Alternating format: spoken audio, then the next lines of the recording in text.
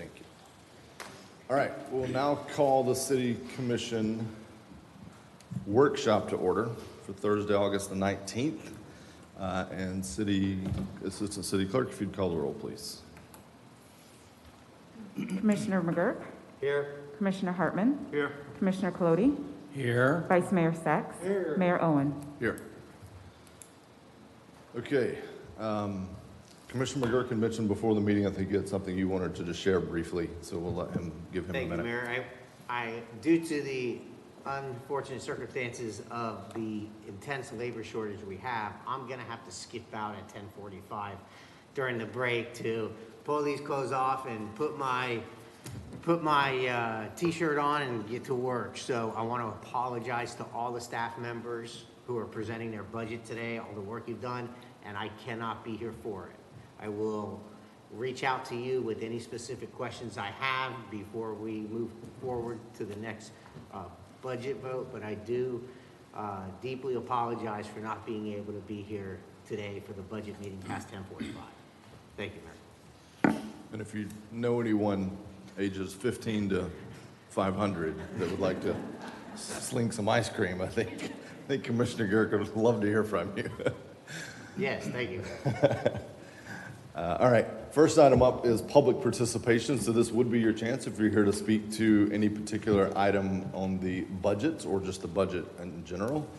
This would be your chance to address staff and commission. You can come right here to the podium, give your name and address, and if you could limit your comments to 3 minutes, just so we have everyone gets a chance to speak. Eugenia Flynn, 108 Ocean Drive. The New Smyrna Beach Residents Coalition is a volunteer organization dedicated to preserving the qualities that make our city unique. Representatives from the coalition attended and have summarized the 3 prior budget workshops. Those summaries and presentations have been posted to our website and announced to our approximately 3,000 members. The leadership of the coalition has received feedback from our subscribers and has asked me, as their president, to speak to you today. Overwhelmingly, feedback from our members centers on concern that the unprecedented growth evident throughout our city is being properly managed so that our current quality of life is maintained or improved for all. We would like to thank all city staff for their dedication and hard work.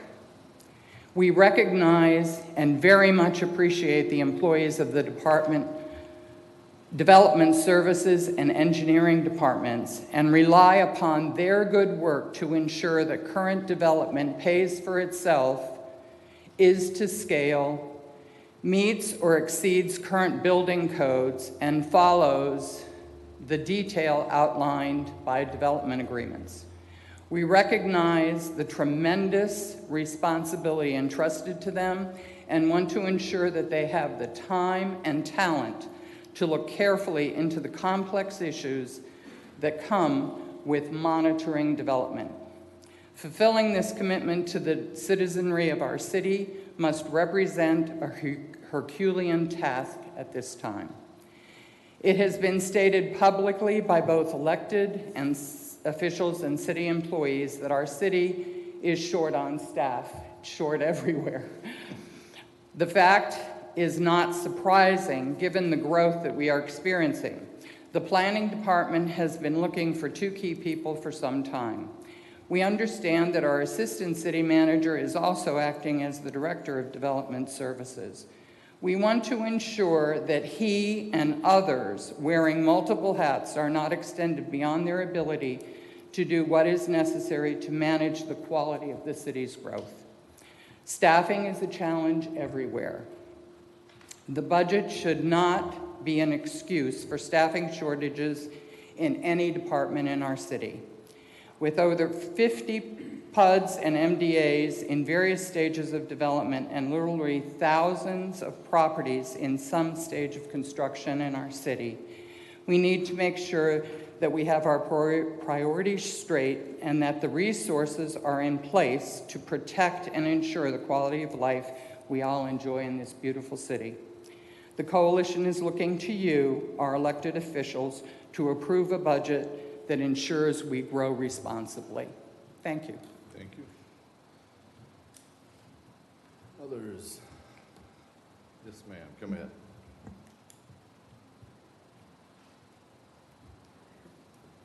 Good morning, everyone. Good morning. My name is Heather Paternoster, representing Atlantic Center for the Arts at 1414 Art Center Avenue.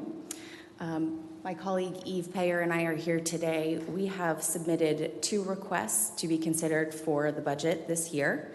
The first one that I'll briefly touch on is for Images, a Festival of the Arts, which we're going to be holding in 2022.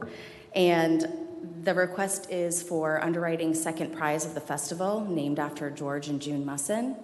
And this year, I'm excited to tell you that in 2020, the last time we held our festival, we were ranked 16 in the nation for Fine Art Festivals. So we're continuing to climb that ladder, and we're able to do so with support from the city and our sponsors and in our community. And as always, we truly appreciate your support and consideration on that.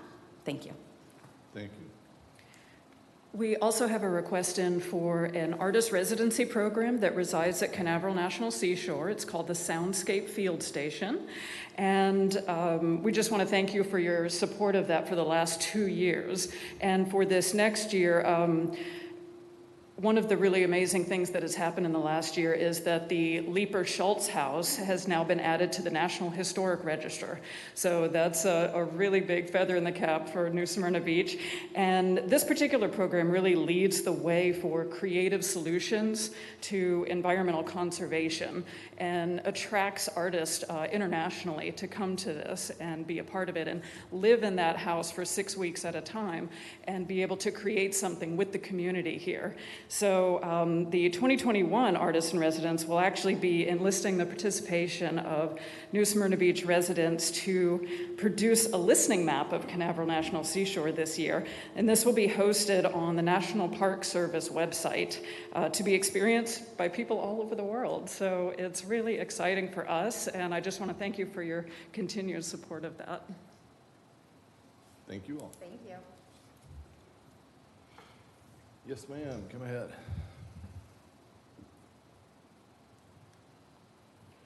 Good morning. Good morning. I'm Liz Jones, and I'm here representing the Canal Street Historic District Association.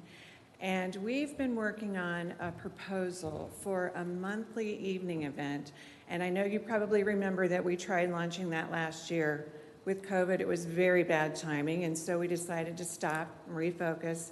But we had a lot of great positive comments from our members that have businesses in the area. And so we want to try to launch it again at the beginning of the year. Hopefully each of you received a packet of information. I believe it was delivered yesterday. But if anyone would like one, I have an extra one here. But we're asking the city to consider helping us with issues such as safety issues like better lighting in the evening, overall appeal issues like landscaping, and it's all detailed in here, so I don't want to take too much of your time. But if you could just look at it, if you want to meet with us, we'd be happy to meet with you and talk more about it, but we would really appreciate your consideration on these issues. Thank you. Liz, quick question. I think I received that. I definitely got a packet that looked a lot like that, but it was dated July 14th. Do you think that's the same thing, or was there something new? This may be new. Yeah, can I just... Thank you. All right. Any others? Yes, come ahead.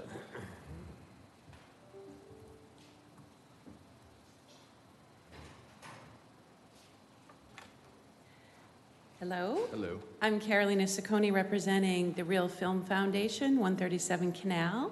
And I'm Hyacinth Morgan. I'm a member of the board of the Mary S. Harrow Black Heritage Museum. Okay. Good morning. Good morning. we sent everybody electronically a one-sheet on something that we're introducing called the Bridge Builder Series, which is a collaboration. And we proposed support for 2 different film programs that have to do with exposing people in our community to new voices, directing and writing stories of relevance to Black heritage, and Black History Month would be the period of time when we would have these events. And the second is we would like to have a documentary on some of the little lesser known figures in Black history. And one is that we have talked about is C.J. Walker, and who was the first African-American multimillionaire.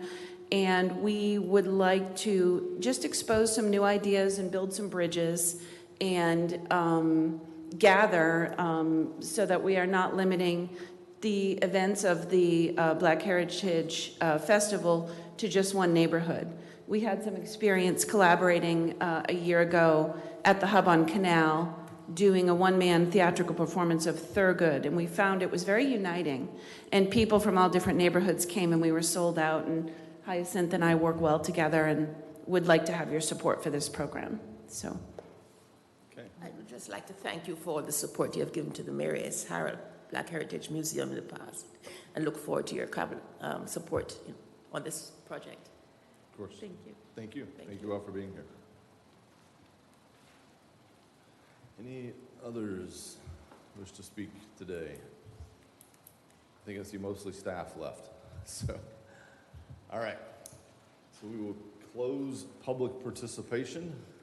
Thank you all for coming, and as your different items come up throughout the day, we'll make sure to keep your comments in mind.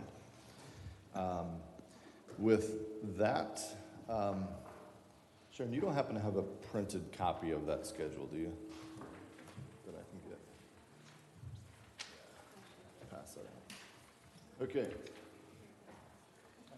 So, I believe, gentlemen, if you all agree, the way we'll do this is have staff give their presentations. Now, this is kind of a second through on this, so I want to remind everyone, they have presented before. So, to me, this is more a chance for them to tell us if they've made any tweaks or changes based on feedback we gave them, but not to go through everything that we talked through last time.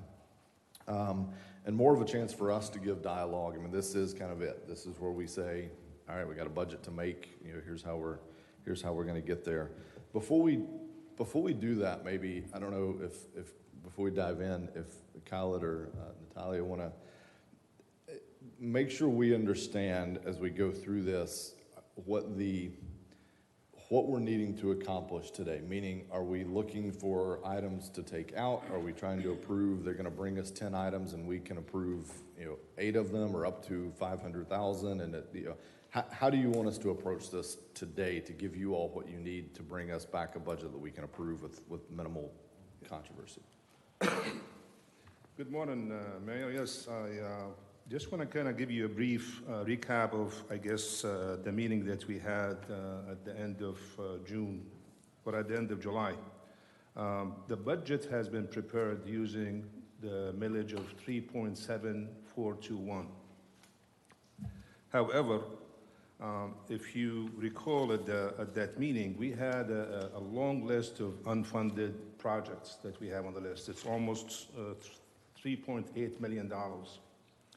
And we asked the commission at the time to give us a priority on this list.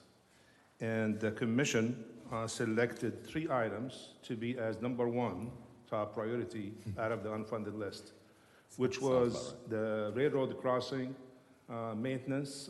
Unfortunately, the FEC, they don't give us their maintenance schedule until after the budget is prepared. That amounts to about $265,000. Then we had, the commission has asked to add police officers. So we have 4.5 police officers at a cost of $360,000. And then we have additional 3 firefighters, and that amounts to about $190,000. However, after that meeting, we were able to accommodate for 2 of the 3 items, which was the 3 firefighters and railroad crossing maintenance. The only item left that we couldn't find any more funding available for it at the time was the 4.5 police officers, which is $360,000. So at the tentative millage meeting, we suggested to add the .0778 mil to the current millage to accommodate for the 4.5 police officers. However, the commission has approved as a tentative millage of 3.7421. So the unfunded item at the table right now is the 4.5 police officers. I have looked at the police department budgets at this point. Obviously, you could cut anything you want, but the point is, what impact does it have on the operation of the police department? Right now, we're struggling with even finding police officers, number one. And number two, I don't want to cut anything out of their budget to impact the services that they're trying to provide. What we're trying to get out of this meeting is where the commission give us directions. We have funded projects, quite a bit of funded project that it's in the list included already. The unfunded list, when the finance department will present their PowerPoint, will show you the unfunded projects on that list.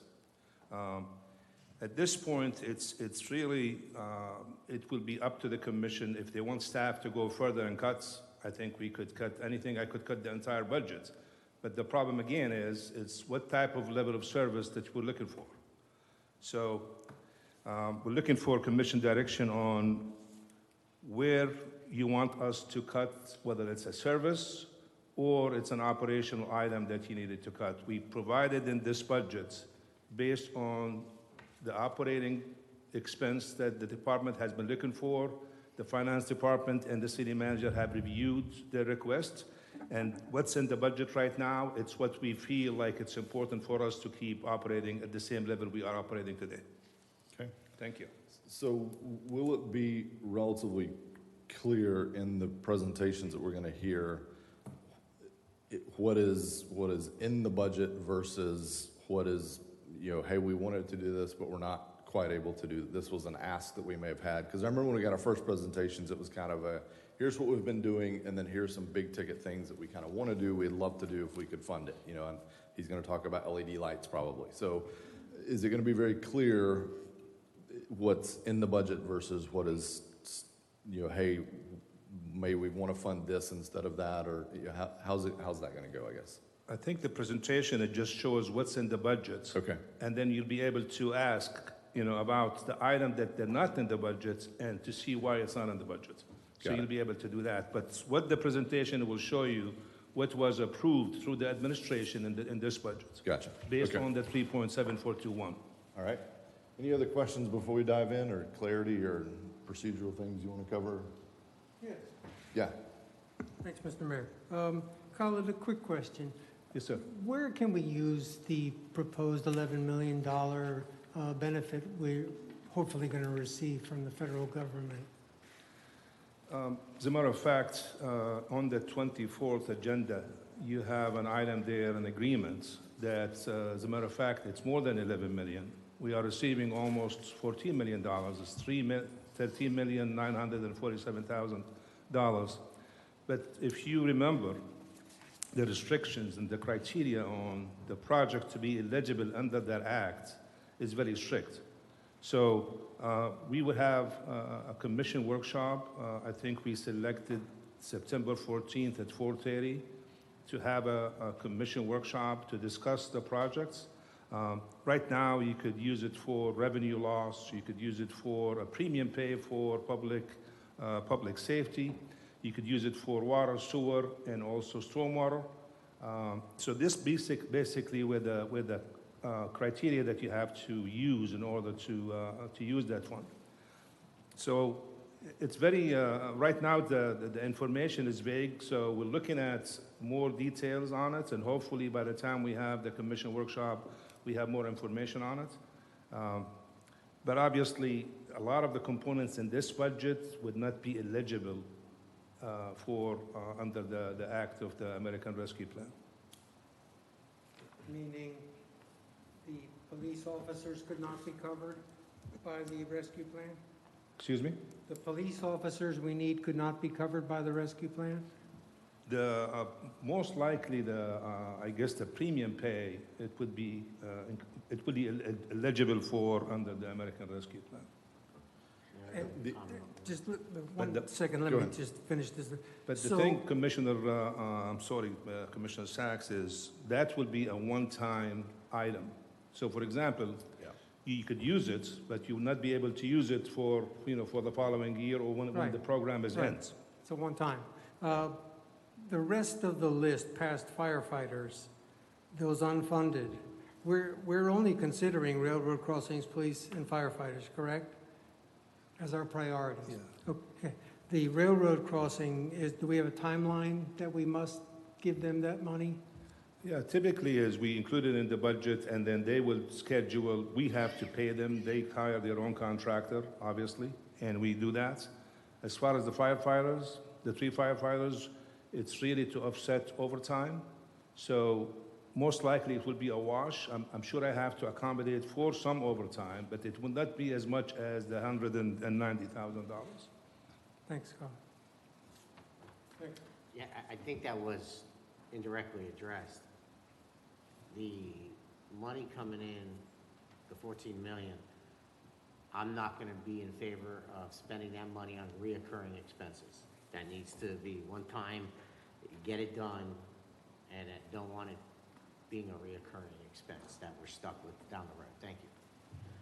Yeah, I literally was going to make the same comment, that my concern would be that if we spend that money on recurring expenses, we've just passed that buck rather far down the line. The only way we could get there, this may not be allowed in the program, and may not be the commission's pleasure, but you take 14 million, you invest it at 4%, that's 560 grand a year that you've generated. So in recurring revenue now at that point. So that's I another would way you oppose could get that thought and get our foot in the door and use that money for the police officers if we needed to. Having police and fire at the top of that list, they are the biggest part of our budget. They're the most essential part of our budget. So it's something that I would consider. You guys oppose. I just want to go on record that I would propose that and support that. Yeah, and again, I don't even know if that's allowed, and Well, there's yeah. a million other, I'm just saying that would be the only way that I could think of to turn that into a recurring revenue source versus a one-time revenue source, but that's a whole different school of thought, so. All right, look, with that, we'll dive in, and so what we'll do is we'll allow each presenter to kind of go through, and then if we have questions or comments afterwards for the presenter or staff, we can go through those. All right, it's our first time using all these systems, so David gets to be the guinea pig here.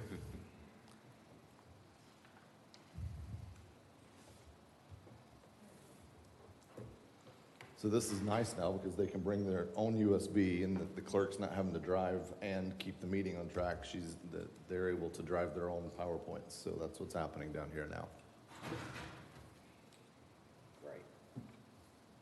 Who checks those to make sure there's nothing on them other than what would be allowed?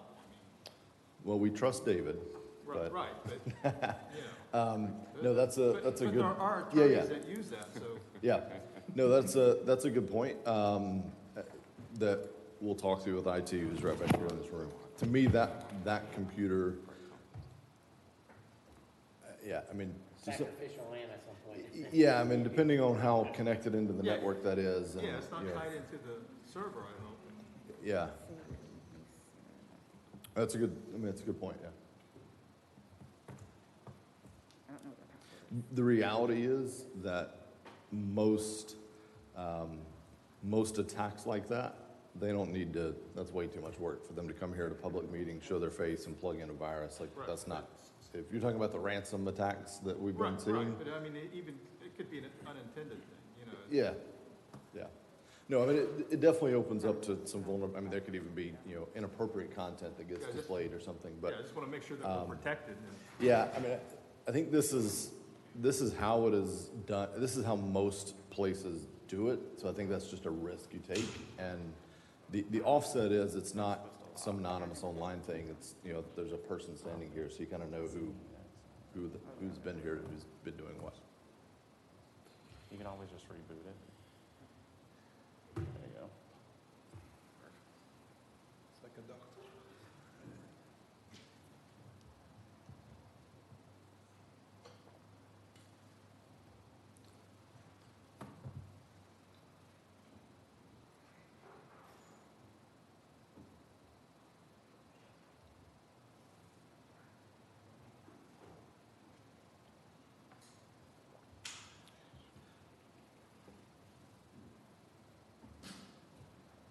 Gentlemen, there's coffee and donuts in that room right there as well, in case y'all missed it. Members of staff or public even, there's coffee and donuts in this room right off the chamber here.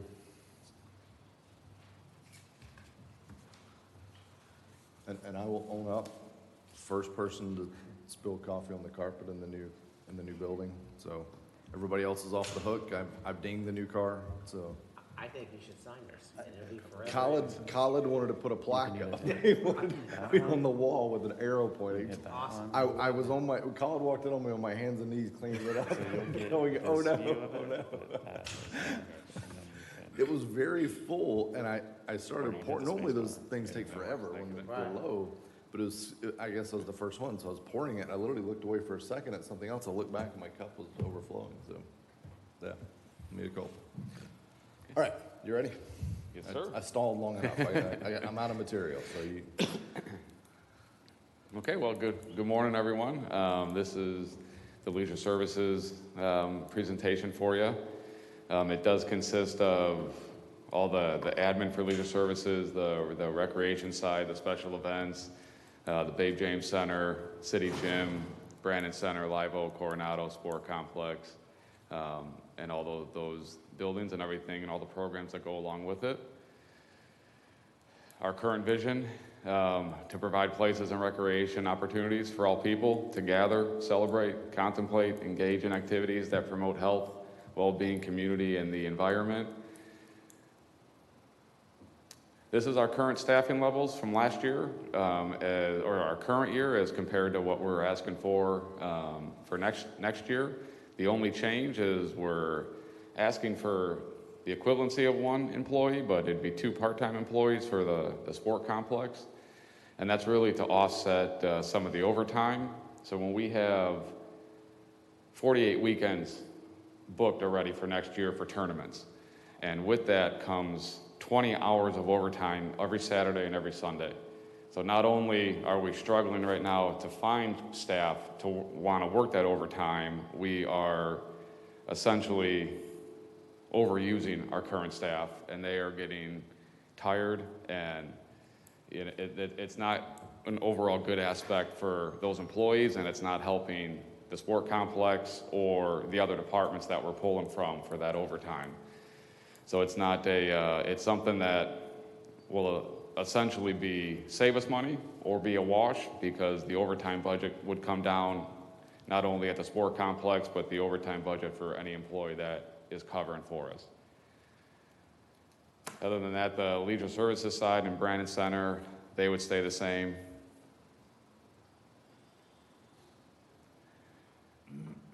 This is the comparison for our current year to next year for the Leisure Services side. We are going down, and you'll see it on the next slide. Part of the variance that you're going to see on this slide and the next slide is we're putting everything where it needs to be put. And in essence, you're going to see the personnel services, even though the staffing's staying the same, it's still going down to $85,000. And part of that reason you'll see on the next slide is we're moving it over to the Brandon Center and Live Oak Center and Coronado Civic Center. So overall, Leisure Services is going down 6.6%.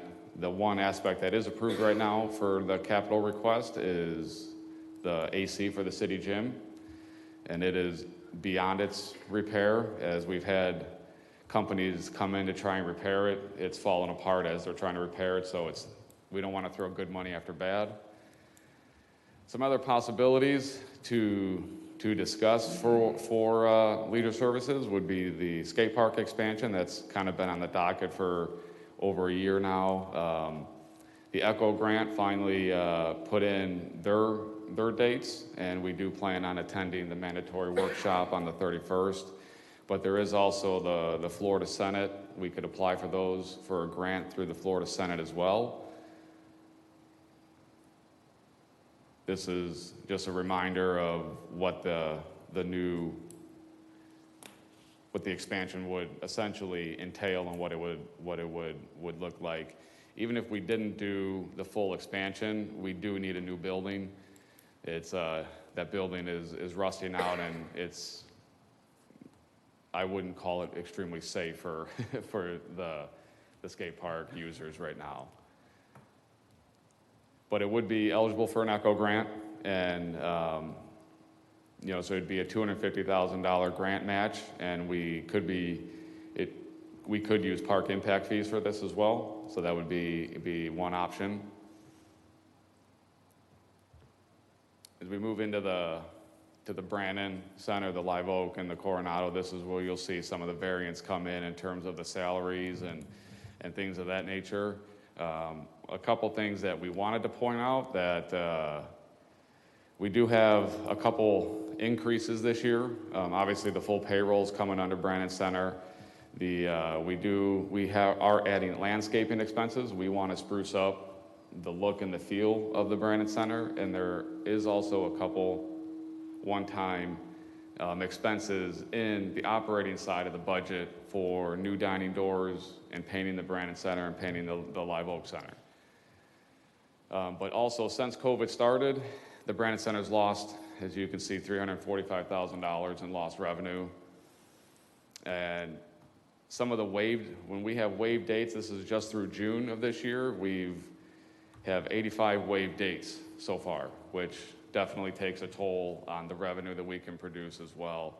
I mean, you can see under the revenues, if you take the 97,000 that we have brought in through June and add the 122, and we're pretty close to hitting our mark for coverage on that.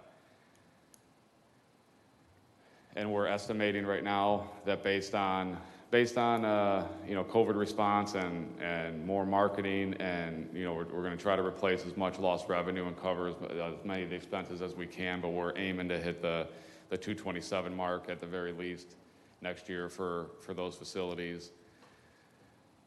We're starting to see with the promo rate that you all approved previously, we've definitely seen an increase in rentals.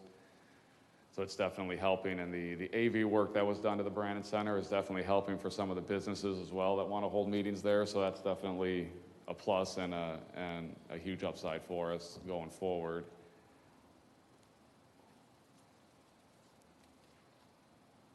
As we move over to the sport complex, something that we heard back in our first presentation wanted to see where the money was coming from for savings for the field turf. So we tried to put that here. So we were able to lower every year the $31,850 just based on putting the field turf in at the football stadium, and that's a minimum, and we're going to be able to cut more and more every year as we go along.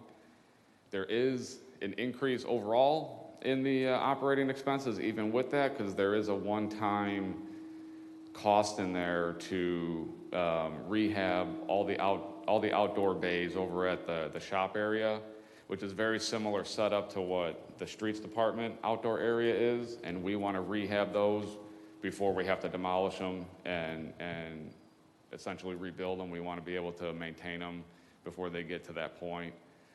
The other increase is due to the 2 part-time employees. The one thing that is not approved in the budget currently is the need for the pump station. It's a big cost. It's $142,000. It's something that the current pump station is over 20 years old. All the piping is starting to erode and it's starting to disintegrate. And again, kind of similar to what we were saying earlier with the AC unit at the city gym. We just don't want to throw good money after bad, and we don't want to continue to band-aid something that is going to need a lot of band-aids. But some of the other future potential, whether it be ECHO grants or the Florida Senate grant responsibilities or possibilities, is the track surface and component replacement, LED field lights, and turfing the baseball stadium would be 3 major projects that we can go for a couple different grants on those. A little more. One of the other aspects that we were asked to do as well from the previous meeting is break it down maybe to a monthly payment. So this is what this slide does. There's essentially three different options for LED lights. You have option 1, which is the outright purchase. You have option 2, which would be a phased approach. And then option 3 is actually a couple different options within the option to do a 3-year lease to own. And all those are lease to owns, whether it be a 3-year or 5-year. You know, it just essentially breaks it down per, you know, what the down payment is, whether you wanted a down payment, if you didn't. If you wanted to go this route, we definitely can.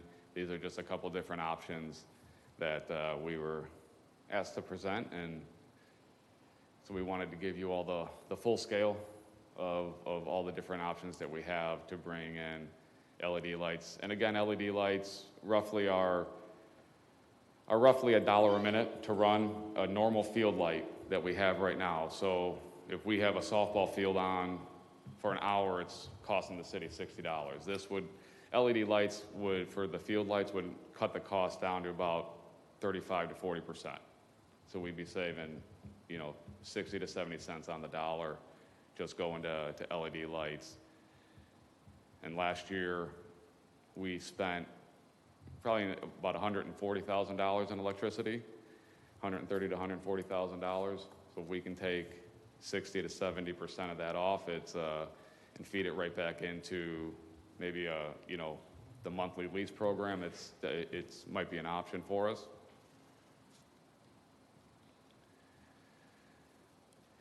These are just some of the things that we were able to accomplish all throughout Leisure Services and all the different departments within Leisure Services last year.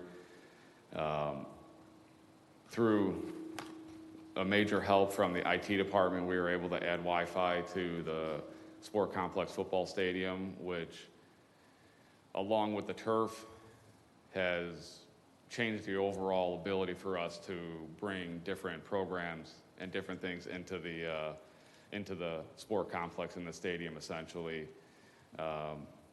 Like this year, we were able to bring in, especially with the turf and adding the Wi-Fi, where we were able to bring in the Women's Football League, and hopefully they seem to have a great time, and it was a great atmosphere for them, so hopefully we're in talks to potentially have them come back next year.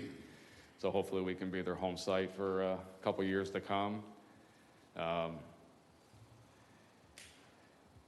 Still made some adjustments because of COVID to a lot of the special events, and some of those are gonna be staying, with numbers potentially, you know, it's still on the rise. So we're looking at keeping some of the alterations that we did going forward, unless you all ask us to change them in a different format. We started our own Little League chapter. We're bringing in new programs to the Leisure Services Department. Something that we want to do every year is to continually bring in new programs and new areas, and, you know, any program that's kind of brought to us, whether it be from the public, we want to be able to try it and let the public decide if they want to run that program or not. They'll be able to tell us by their registrations. So in terms of going through everything, you all can read everything. I don't want to take up all the time and read through every little thing there. Some of the goals that we have for next year, some of them are bigger goals than you know, than others, and, you know, we want to be able to attain every goal that's on there for us. But with that, if there's any questions, be more than happy to. All right, let's just come down the line. We'll go Commissioner Harmon. So in my book, you added an assistant leisure service director. So you're saying now that's added a what? An assistant leisure service director was a new position for next year's budget. Could you speak to the microphone? So in the book that I was presented, Okay. it says Assistant Leisure Service Director, one new position in this year's budget. So you're saying now that that's not the case, or? We had that last year. You have the assistant? Yeah. What do you have? Yeah. Kimlin. Yeah, we. Okay. All right. Just telling you what I'm reading. I guess I didn't see that. I apologize. That's not something I saw. Is that the 2021, 2022? Are you in this book, Yes, Commissioner Hartman? yeah. So, on the leisure services tab? It's there. I saw it.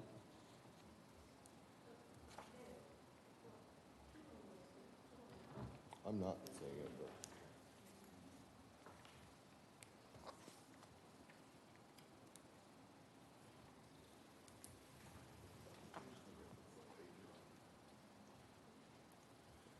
Mr. Mayor? In the budget book, it has an item directly underneath it I where see they're it, yeah. taking a position away. So it's really a net Yeah. change. Yeah, I think that's it. Yeah, David, I think there's an assistant leisure services director, but then there's a rec and events supervisor. Yeah. That's a negative, So so it's not the title changed, It's a but title change, the yeah. overall staffing didn't change. Got it, yeah. Okay. So then we've added the building maintenance worker, and you're saying that those are the two part-time positions? The building and maintenance worker for, I'm just reading out of the budget, so.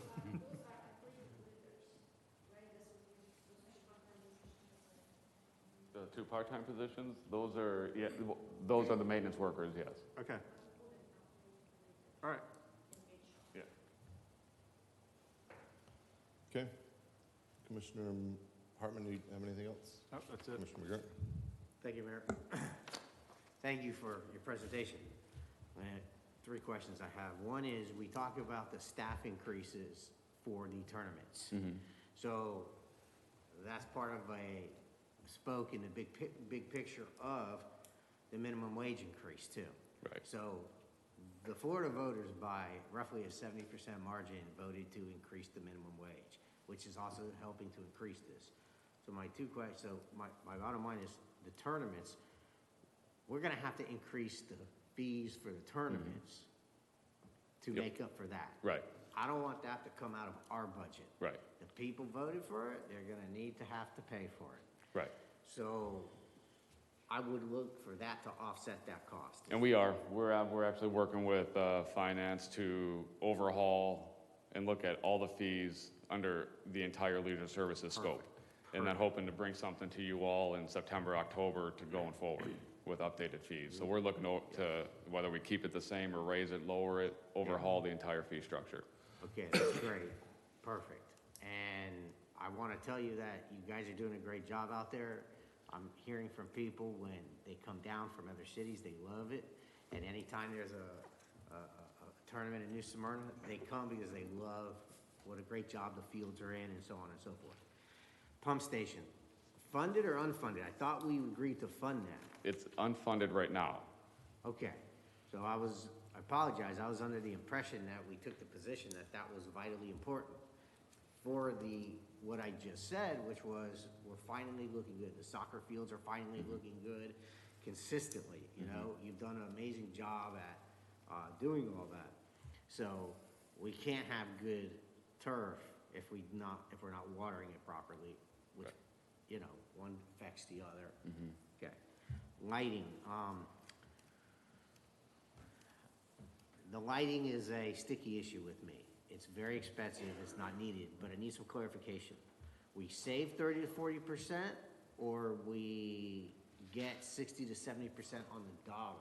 We would save, the light fees, the cost would go down roughly 60%, so we would save 60%. Okay, so the reduction is 60%? Yes, yes, sir. Okay, great. So my question, in which you started to get into, but I didn't want to do my math real quick, is I'd love to see what the lease cost is, how that is offset by the savings of the 60% savings in the Sure. per minute bill. Does that make sense? Yep. Okay, good. That's all I had. Thank you, and you guys are doing a great job. Commissioner Sacks, any questions or comments? David, if you purchase the LEDs outright, that saves in all the interest costs and everything? Yes. Is that pretty significant? It's not- Yeah, overall, it'd be a significant savings if it was, but it's a large one-time purchase. Unfortunately, admittedly, I haven't been out to the track. It's been years. Currently, is the track a gravel? The track is asphalt, And there, but there's no, the track's unusable for what a true track should be used for. We're not able to patches, hold. if I may, there are patches of asphalt that has become gravel just as the roads do. Yeah. And so when you think about putting a student athlete on it at the beginning of potentially a career, and it's literally, I wouldn't let my kid run on it. I don't run. I mean, I'm nervous walking across it. So it is unusable as its function, which is a track surface. And one of the things we did with the field turf project was we set up for the future use of the track. So the high jump pit, all the runways were all redone along with the field turf while they were already had the field torn up. So it's ready to have track material put on.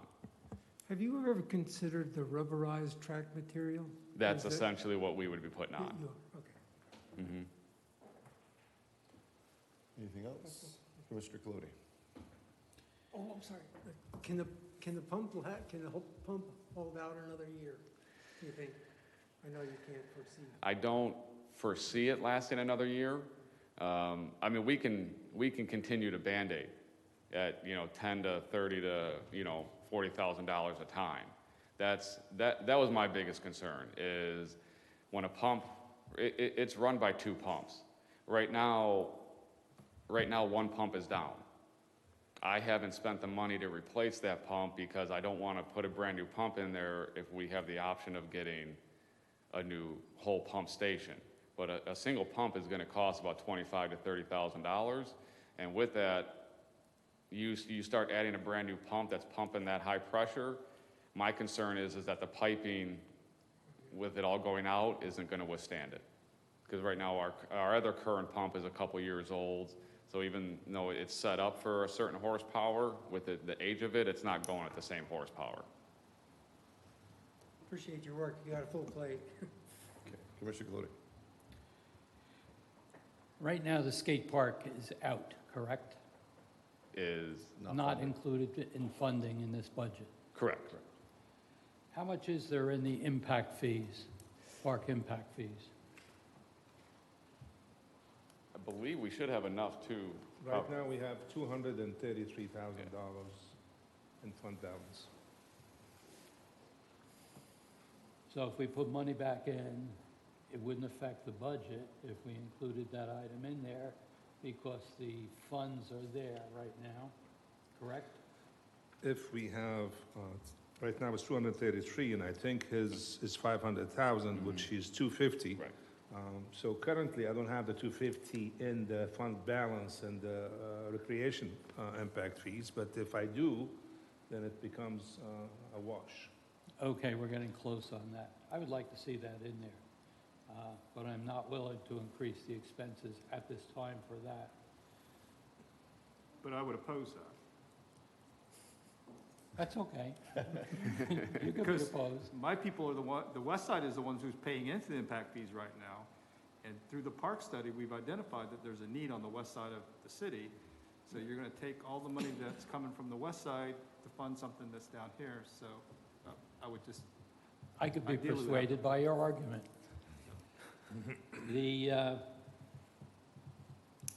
Nothing really specific about your budget, but I look over what we discussed earlier when we wanted to add three particular things, and there's $360,000 for the extra increase in the police budget to create the new service zone. I view that as very important. I also know that we are at our limits right now, and we're talking increases, and there really isn't going to be any real increases for these particular areas now. I would like to concentrate on reducing the budgets by $360,000 so we can implement that additional police zone, because I find that to be more important than almost anything else we have. You just, you look at how our police department runs, run very efficiently, does a very good job. We don't have any of the problems that are associated with police departments nationally. So I think it's very important we keep up with that trend So we're a positive force in this community, not a force that our residents find to be objectionable. So I'm looking for $360,000 reduction in what we have approved in our budget. It's not going to come out of your budget, but it should be spread out throughout the various departments, including some in the police department. If they want this additional zone, then they should share the cost of paying for it, along with the other departments. That's my thoughts. It's too late for this year's budget, but we seem to have the Brannan Center and some of our other centers really at a loss. Markets are changing. We have a building that we don't need it for ourselves anymore. I think we should look for some changes in that area.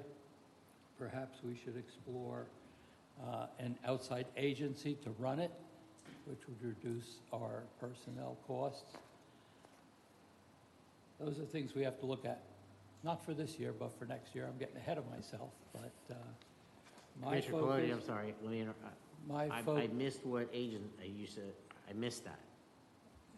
say that Outside again, I didn't agency for- understand you. An outside agency for what department? I missed that. Well, it would be leisure services, and it would conceivably cut down on our personnel costs. Okay, yeah, no, I just didn't hear leisure service. Okay. That was my part. For the Brandon Center, who's. Yeah, making- Brandon so- Center To run the Brandon specifically. Center, who's thinking about changing the model Thank you. That for was next it. year. It's too late to do it for this year because we haven't looked into it sufficiently. But that would free up money for next year's budget conceivably if we could find a firm that thought they could make money on it and give us the level of service we have now. Our personnel provides very good level of service, but it's very expensive to operate a building that isn't being used to its full capacity. Okay. I got a couple of things. I'm going to put us slightly behind schedule here, but I want to get some of the, since he brought some things up, I want to get it out while Commissioner Commissioner McGurk is still here. But first, to some things you mentioned. Did I hear you say paint the Live Oak Center? I thought I heard you say Yes. paint the Brandon Center. The Brandon No. Center, yeah. But you said Brandon and Live Oak. We literally cut the ribbon on that like 3 or 4 years ago. What, are we painting it outdoors, indoors? What is? We were looking to repaint a portion of the inside of it, Okay. just from normal use and abuse of it, you Okay. know. Okay, all right. Seems fast, but I guess, okay. The AV at the Brandon Center, you mentioned that's been a plus. Did we left behind the cameras that are at the Brandon Center, right? Yes. So that you still have that technology there, and it has, you felt like it has helped in It has. marketing the facility, which we thought it may when we approved that, so good job. You covered the operational savings from the turf that we had touted, and I just want to be very clear, without those one-time things that you said, you got that 28,000 increase, but that's because there are other things that came in. Right. If it had been complete steady state, we would have seen a net decrease in operating expenses. Correct. Year over year. Yeah, so which the is what we had said. operating, we have a one-time, on the operating side, to rehab the outdoor steel bays is $95,000. Yeah. So you can take that right off and Right off where that and get- our yeah. operating expense actually goes down Yeah. roughly $60,000. I just want to be clear that it's exciting to see, hey, we said this is what we think may happen. We think if we put cameras in the Brandon Center, it'll enhance the marketability. We think if we replace the turf, we'll save operating expenses. It's just nice to see those things come to fruition. Yeah. And kind of close that loop. So I just wanted to call attention to those things. To Commissioner McGurk's point, I would love to see, I think biting off the investment in the LED lights as a one-time thing is a pipe dream that is going to be, if we can't find a grant or a sponsor, we're not going to fund that anytime soon. But I do think there's a path possibly where you all could bring a proposal that was relatively budget neutral, using the leasing options, maybe staggered or maybe all at once, to get some volume, where it was, pretty close to budget neutral. And so the ask would be for 5, 10 something thousand a month maybe, versus a 1.5 million to be able to say, hey, if we do this, we're gonna save this on electricity, so therefore, we're really only asking you for this, not the whole $7,800 a month, but the net of the savings that we would anticipate. Now, again, just like we just did on those last two items, I want to make sure we can go back and truly document that. Right. And then it's not just, one of those, oh, we're going to save money and we never actually save it. Right. Because we would truly be addressing it as kind of a budget neutral item. With regards to the pump station, I don't want to see us throwing good money after bad. I tend to agree with Commissioner Hartman on, I don't want to keep rating the park impact fee. However, the sports complex services not only all of New Smyrna. I mean, I grew up going to the sports complex, and I live out west. So the sports complex services not only all of New Smyrna, but all of Volusia County, really, and beyond at this point. We're servicing a broad area. So I could support, if it's, I don't know if we can do this, but if we were able to pull $150K out of the impact fee to pay for the pump station, but I don't know if we can do that because it's I'd have to look further R&R into- versus new. Yeah. So if we can't do it, fine, but if we could, I could support that. If we could find a way to do that. If it were new, then there was a way that it were new, I don't know. So I could support that. That's not taking the whole fund, but it would leave some behind, but it would address this, because we're gonna throw some money away on this, honestly. So I'm really disappointed to see that's not included. And that kind of leads me to my last point to address somewhat Commissioner Colodi said. Mea culpa was not able to make the last budget meeting, so what is done is done. I'm a little disappointed with where we landed. We left ourselves no room, and so now we're looking for cuts. And I can tell you, we each have our expertise and specialty up here. I have spent most of my career prior to the past couple of years, literally I was that person sitting down at that table, and I was working with people like David and others, diving deep into budgets, sitting down, going through the paperclip purchases, literally looking at POs, looking at invoices. So I am, sorry, I'm distracted by former Mayor Hathaway back there observing his chambers in motion, I guess. I don't know. Came to check up on us. Only one that cares. It's working as intended, sir.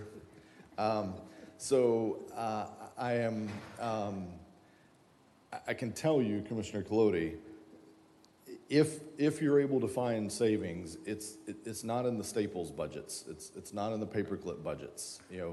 Even if you find it, if you make a 5 or 10% reduction on, you ask for some reduction, you make that, you pay that piper eventually. Yesterday on my way home, I looked down, I had 10 miles till empty. I really wanted to get home. I drove straight home. You know what I had to do this morning? I had to stop and get gas. Like, you got to do it eventually.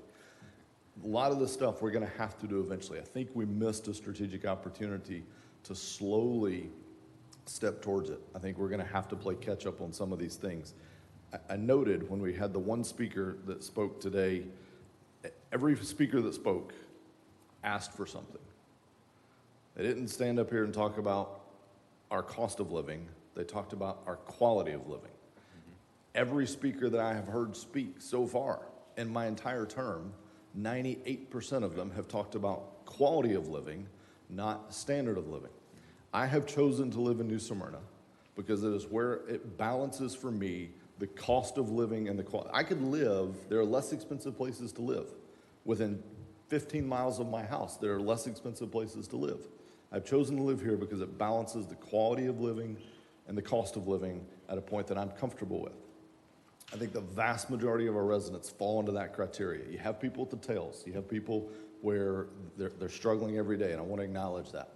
I also point out there are cheaper places to live. I have moved to find cheaper housing before. And then there are people over here that literally this is their 15th home. I mean, they don't care. I mean, the whole thing is a rounding error to them. But for the vast majority of New Smyrna citizens, I feel like are in this, if you look at a bell curve, they're right here in the middle, where this is a good place that balances quality of living, quality of life, quality of living, and cost of living. And they're not so stressed about a $10, $15 increase in the property taxes to keep up with inflation. They expect it. They expect us to have the money in the budget to hire the officers. Because every call that I get is about things that we do. And we sit here at the end of almost every meeting and we wag our finger at staff and we ask them to, put more police on the beach during busy weekends. We ask them to pave the roads faster. We ask them to, add sidewalks here, add traffic lights here. We ask for things 11 and a half months out of the year. And then we get to this point and we want to talk about the reductions. And so that's a little bit frustrating to me. I think we missed an opportunity. We are where we are. I too would like to see us fund the police. I think it is a higher priority than many things. So that was all direct. I was looking at you, but obviously it wasn't really directed at you. So you just happen to be the person standing there. So anyway, I think you've done a fantastic job. I appreciate it. Hope those comments give you something to work with, and we'll go from there. Yes, Colin. Just one more comment before David leaves. I've been talking to David probably for the past month and a half specifically about the Brannan Center.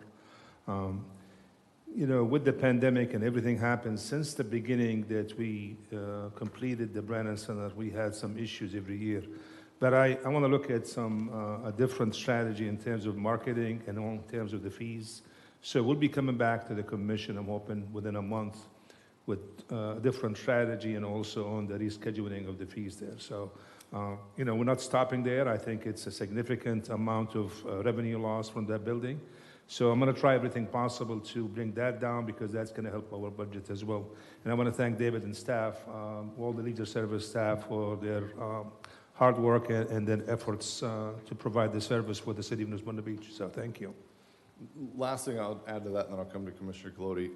So going back to budget reductions that have been talked about, the only way I have ever seen it successful and meaningful, you can spend 100 hours chasing and you find 10 cent saving, right? You go and we're still paying for subscription in this department. It's $19.99 a month. Like I've literally found that kind of stuff and it feels good. It's not effective, right? The only way I've seen meaningful cuts made in budgets is it's the difficult conversations. It is the big ticket things. It's things like you look at, and I'm not supporting this, so please, I don't want this to be the headline of the meeting that the mayor is saying we should do this. I'm saying these are the type of conversations that we have to have. It's easy to sit up here and say, staff, go figure it out. Like, we need to make a reduction. Now you go figure it out, and they're going to find some magic $500,000 in paper clips that we shouldn't buy. But the reality is that it's these five people that have to make the difficult conversations and decisions about things like the Brannan Center, the Live Oak Cultural Center, those big ticket items, and have the difficult conversations to say, are those quality of life measures that our citizens are demanding from us? The city gym, how many people use that? Is that an investment we need? That we need to keep pouring money into, or do we take that offline? The Women's Center, how much money are we pouring into the Women's Center versus the revenue? Like, those are things that don't make sense from a dollars and cents budget standpoint, but we go back to quality of life. That's who we are as a community. That's why people choose to move and live here and stay here and raise their, so anyway, that's my last comment on that. You reminded me. Commissioner Colodi. Just to go back on one thing. One of the costs you had in there was to redo the doors on the storage sheds. Item very similar to that. Oh, at the Brannan Center? Is that what you were? No, I thought there was something at the Sports Center. The maintenance building at the sports complex. Oh, yeah. At the sport complex, the outdoor steel bays. Yes. So we need to have those, all the steel on those steel bays that Parks uses as well as sport complex. We need to have them sandblasted and re-galvanized with galvanized painting, and then basically we want to have them weatherproof so they can withstand another 20 years. Okay, and what's the estimated cost on that? Roughly $90,000. And the cost of the pump station? $142. The bays are in the budget. The bays are currently approved within the budget. Yes, I understand that. Now, to replace the pumps, what was the cost for that estimated? That's not in the budget right now. $142. To me, it's judgment like that we have to look at and see which one are more important that we have to do this year, or we should do this year. Those are things that I would like you to look at. Sure. Whether it's an increase or a decrease, I would rather do it out the doors this year, and maybe some other small items, and then do the pump thing, which would maintain the facility. So that's where and how I would like you to look at it. Obviously, I'm not going to make any decisions on which is the right and wrong, Right. but that's the philosophy I would like you to follow. No problem. All right, we'll go ahead. Thank you, David. Appreciate it. Thanks to all of your team for the hard work out there in the sun and pulling all the tournaments together and all the other behind-the-scenes things that you all do. We really appreciate it. Next up is fire. Commissioner McGirt did just request, he does have a hard stop at 10:45, but he did have some comments he wanted to make kind of before leaving since he won't be here at the end. So as we get to about 10:30-ish, we'll pause wherever we're at and let him make some closing comments. That's fine. I understand that. And for leisure services, they should opt not to be first next year. Yeah, right. Do they draw? Is it a lottery system? Who has to go first? And okay. Well, good morning. If you think that the painting the Live Oak Gym or the Live Oak Center every 3 years is a lot of painting, you should come to my house. My wife has me doing it every 6 months on the inside. I've lost square footage based on all the painting I've done. All right, well, good morning. This presentation is very, very much similar to what we've gone over. Let me grab my folder. I need a folder real quick.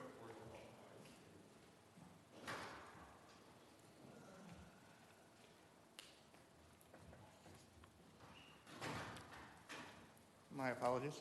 You've already seen this presentation. There's nothing really new in this presentation other than I want to do a couple points as far as funding goes and what kind of income we're bringing in, what we're putting out in the fire department. Got a pretty smart group of firefighters now. We've got 9 associate degrees, 15 bachelor's degrees, 2 master's degrees. We have 4 RNs and 1 nurse practitioner in the fire department. And that might seem, not necessary in some regards, but based on the multidisciplinary role that we take, I think it's pretty significant. And when you have a pandemic like we did, it actually pays off pretty well to have that level of healthcare provider within your fire department. We're broken up into 3 separate divisions. We have our fire and EMS division. That's your first responder part of. And then we have the medical transport, and then emergency management's also run. We broke those up into 3 separate divisions to help track costs better. Instead of everything being in one pool, it actually helps us see what's coming in and what's going out. Out of the 5,900 calls we ran last year, 3,200 of them were EMS calls, house calls, EMS house calls, and traffic accidents. When you get into the transport, the 1,903 transports, that's 58% of the EMS calls and car wrecks that we ran last year. 58% of the time, New Smyrna Beach Fire Department transported somebody to the hospital. The other 42% is evac ambulance at large. So that's significant. With the pandemic being what it is in very recent times, in the last 2 months, ambulance wait times have been significant at the hospital.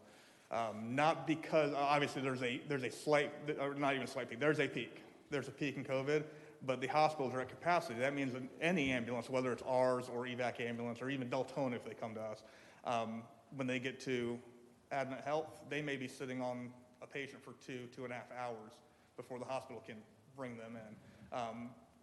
The county council on Tuesday had a meeting. Basically, it was a 12-hour marathon meeting. Basically, they ran 5,000 calls, 5,000 EMS calls between the fire departments and the evac ambulance, 5,000 in 1 month. The norm's about 4,000. So that's kind of where we're at. So the call volume's up. The wait times at the hospital are significantly up.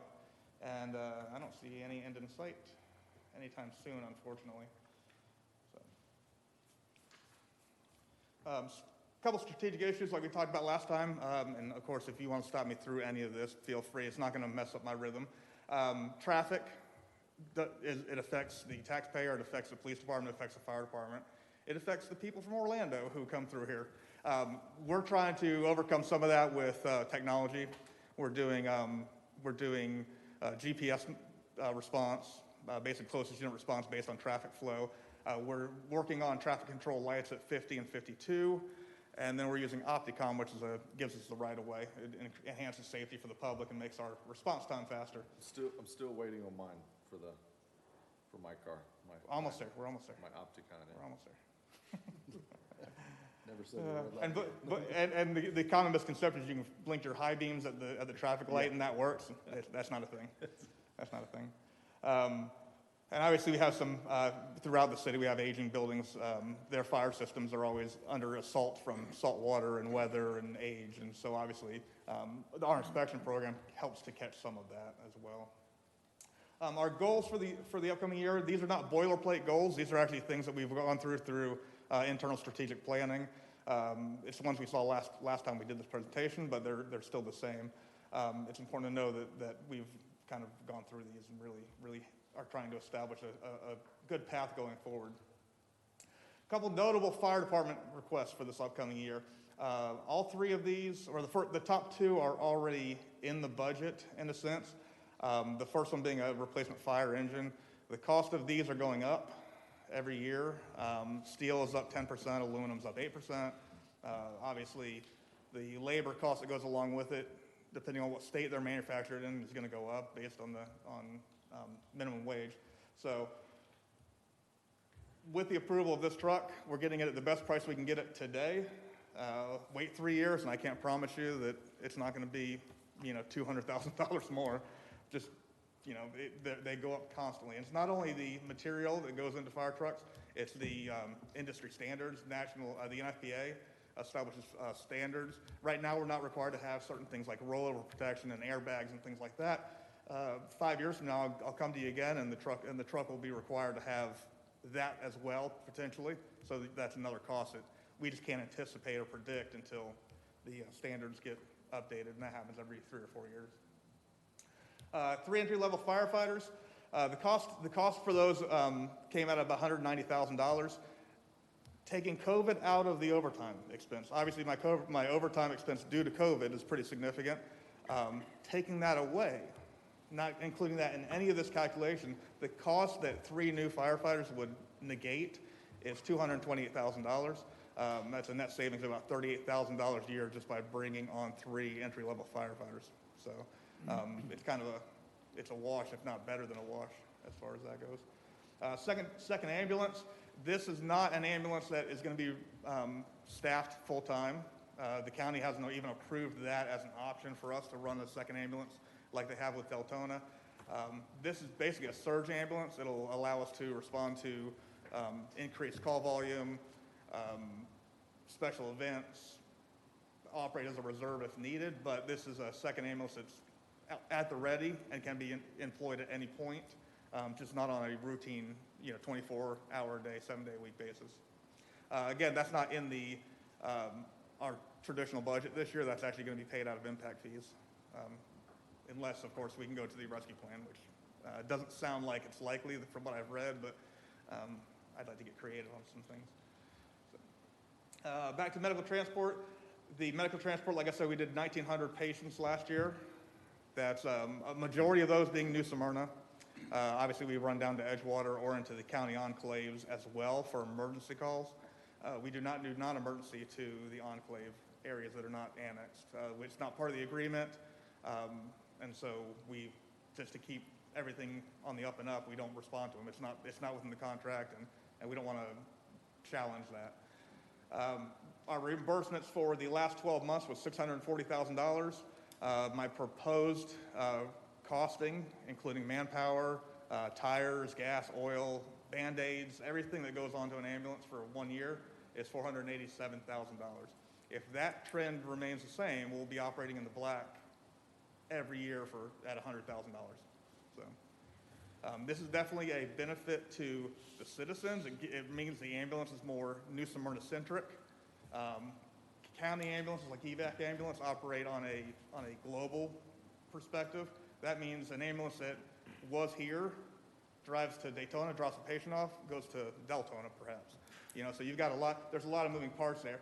Our ambulance picks up a patient, even if they go to Ormond, and come back. They are destined to come back here as quickly as possible. There's none of this moving around, so it's much more New Smyrna centric, which I think is important, and it's a value to the citizens. Our department, we're one of only 42, or our city, I'm sorry, is only one of 42 storm-ready cities in the state of Florida. That's basically, we go through some significant dissecting of our storm readiness. We do some training with National Weather Service and things like that. Every county in the state of Florida is a storm-ready county, but we're one of only 42 cities that is considered storm-ready by the National Weather Service. That's the EOC part of the equation. Some significant capital improvement for the upcoming year, like we mentioned before, $587,000 for a replacement fire engine, replacing a 13-year-old pumper. The hydraulic rescue tools, that would be part 2 of a 2-year program that we wanted to replace and get up-to-date equipment that would cut modern vehicles with boron and other unique metals that make it more difficult. An additional cardiac monitor to bring our tower truck up to an acceptable EMS standard. If they're out in the tower truck, they are not an ALS unit. They don't have any they have some minor oxygen and medical equipment, but they are not an ALS unit. They can't administer drugs, they can't defibrillate, they can't do all that stuff. So that would help get us in the right direction on that. One Ford F-150 for the coming year, 2 thermal imaging cameras at about $7,500 a piece, forcible entry training prop, and the additional ambulance like we talked about a few slides back, again out of impact fees. All right, any questions on that? All right, any questions? We'll come down the line again. Yeah, you want to go back to the last slide? Okay, absolutely. Last slide, guys. So on the fire apparatus, it's still like a 2-year build time. Yeah, about 16 months is what we're looking at. Okay. But as you and I discussed, we have 2 options. We can fund it up front, get a much better price, or look at other financing options, like do a bond, do a loan or something along those lines. Correct. But this would give us the best bang for the buck, is to have the money up front. Yeah, so with fire apparatus, we typically, because the build time is so long, we typically pre-fund it. We actually get discounts for pre-funding, and also we lock in today's pricing, metal costs, and everything else that goes along with that. So pre-funding is usually the best option for fire trucks. We pre-fund it, we get a performance bond. That way, if the company goes bankrupt, which is highly unlikely, we're protected in that regard, and we get it in the best pricing we can. In 2015, it was approved to purchase 3 apparatus out of on a bank loan from TD Bank at under 3% interest. So that, I believe it's under 3%. So that's still ongoing. We're still paying off that debt, but that is another option if you want to pursue long-term funding of this apparatus. But again, we're talking about stacking it on top of an existing loan also. So your debt will obviously increase.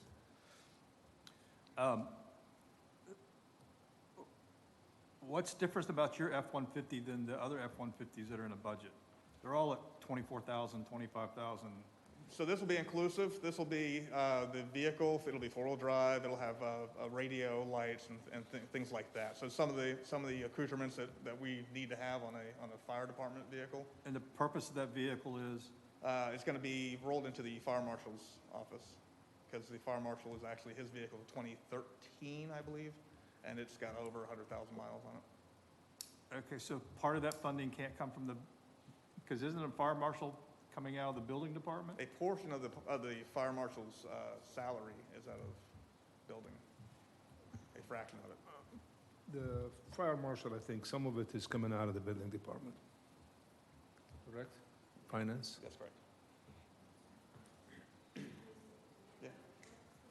So can some of this related expense also come out, I guess, is the question?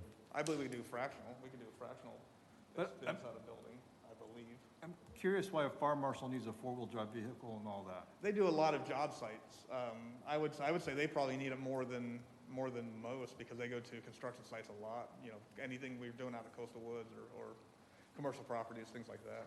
So, and again, when you're looking at a 4-wheel drive vehicle, you're only talking about under $2,000 of increase in a vehicle. So unless you were to go buy it tomorrow, then it's probably about $10,000 if you're paying cash for it. But through the sheriff's office bid contract, it's under $2,000 for a four-wheel drive increase. All right, let's talk transport. How much are we actually collecting on the fees that we actually bill?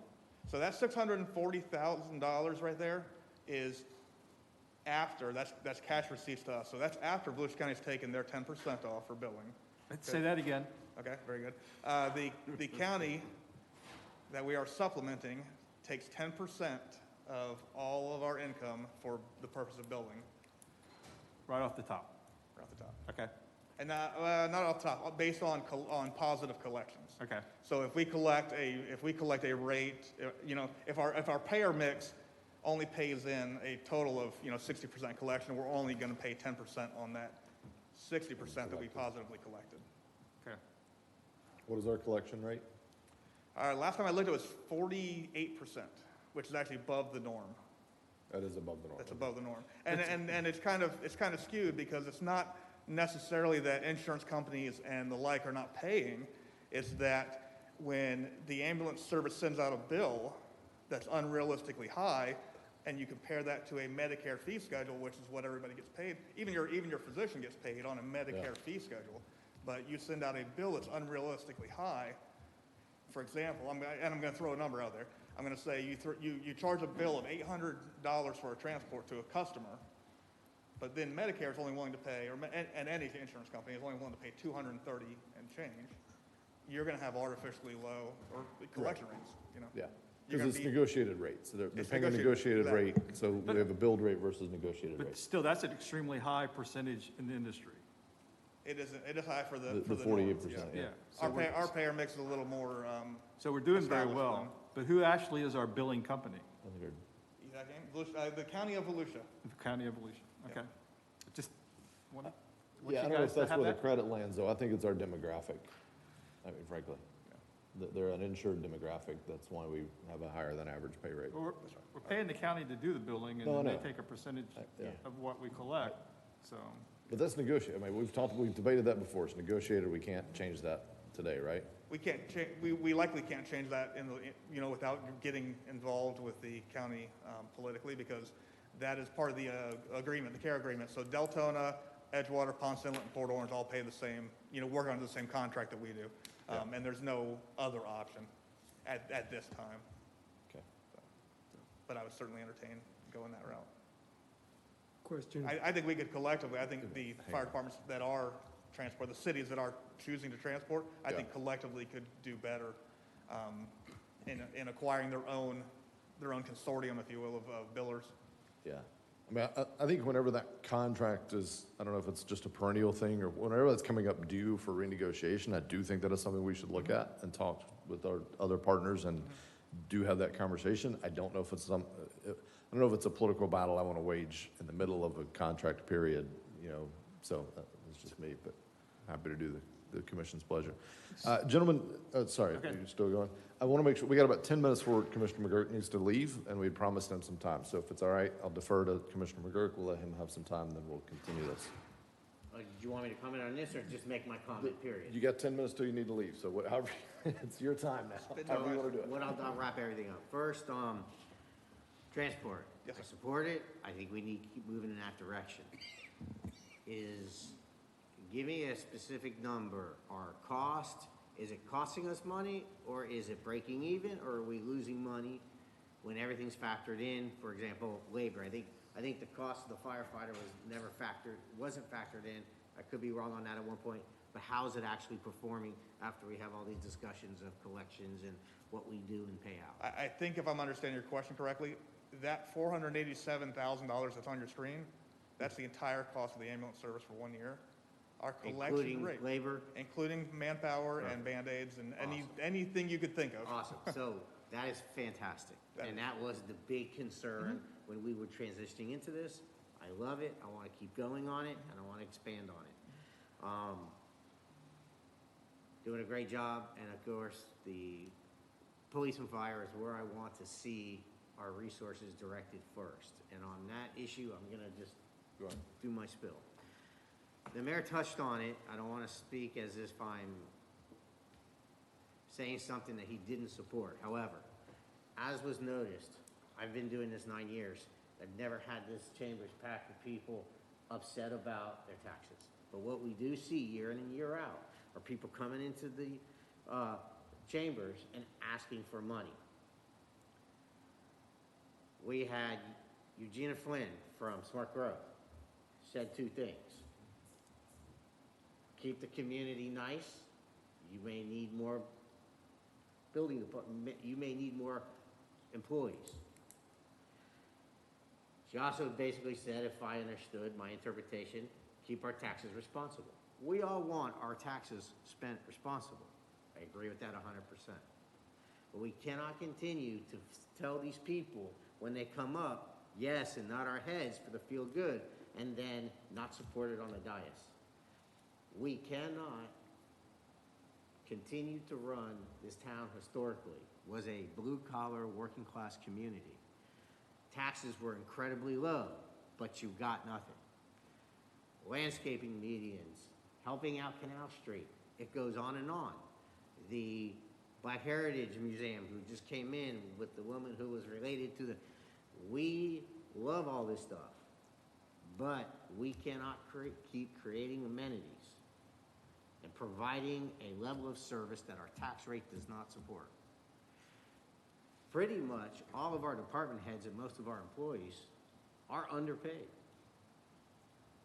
This all has to be addressed. The voters approved by 70% margin an increase in pay of 50% in 5 years. I do not believe 9 out of 10 of them understands financially what that actually means from a private sector perspective. And then here, I'm paying high school kids more than what we're paying people who, adults who are mowing out, doing maintenance operations. So,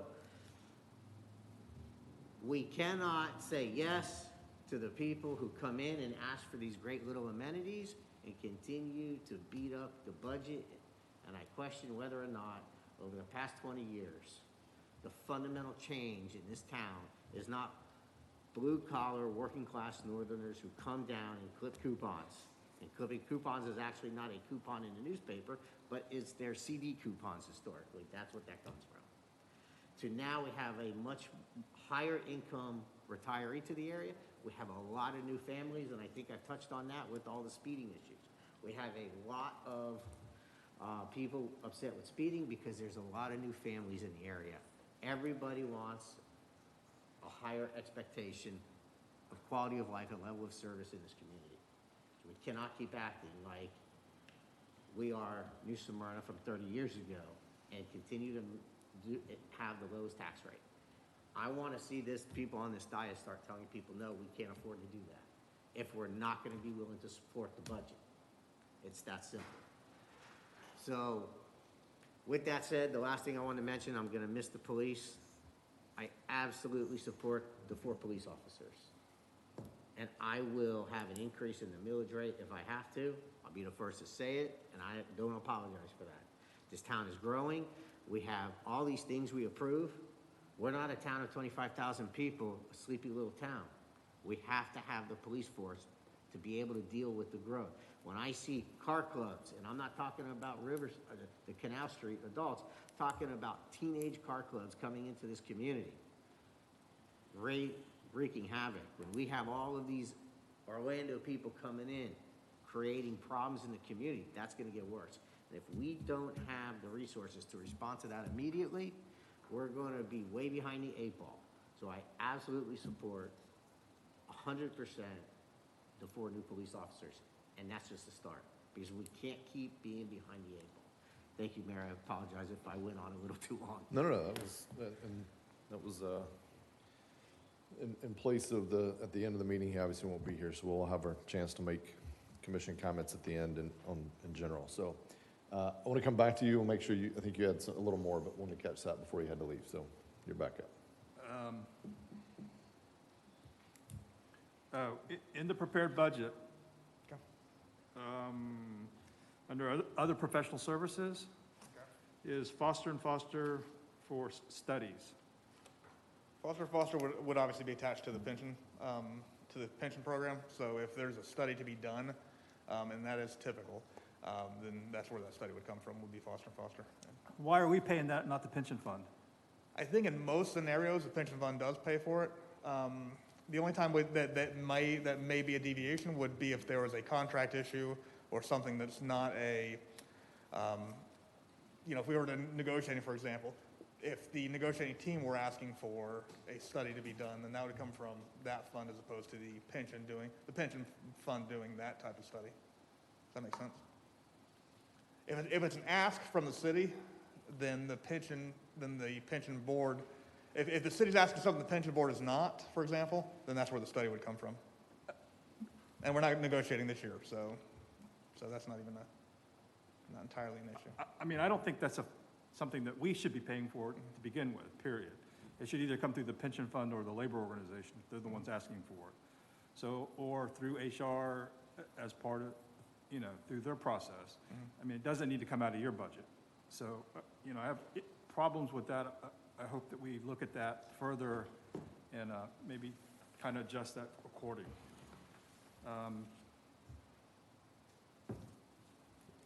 Commissioner, is that the 9,000 you mentioned on other It professionals? says 5,000. Okay. I had another thought, but I can't, All right. it escaped me. If you think of it, we'll come back to you. Commissioner, or Vice Mayor Science. Fire Chief, the total reimbursement of $640,000 is for transports, correct? That is correct. And is that net of the 10% to the county? That's correct. That's Yeah, yeah. the city or the fire Yeah, department? that's our gets final, back. that's our final cash receipt. Am I correct? For a 12-month period. I'm sorry. The proposed budget is 487. That's what it would cost you to run the fire department?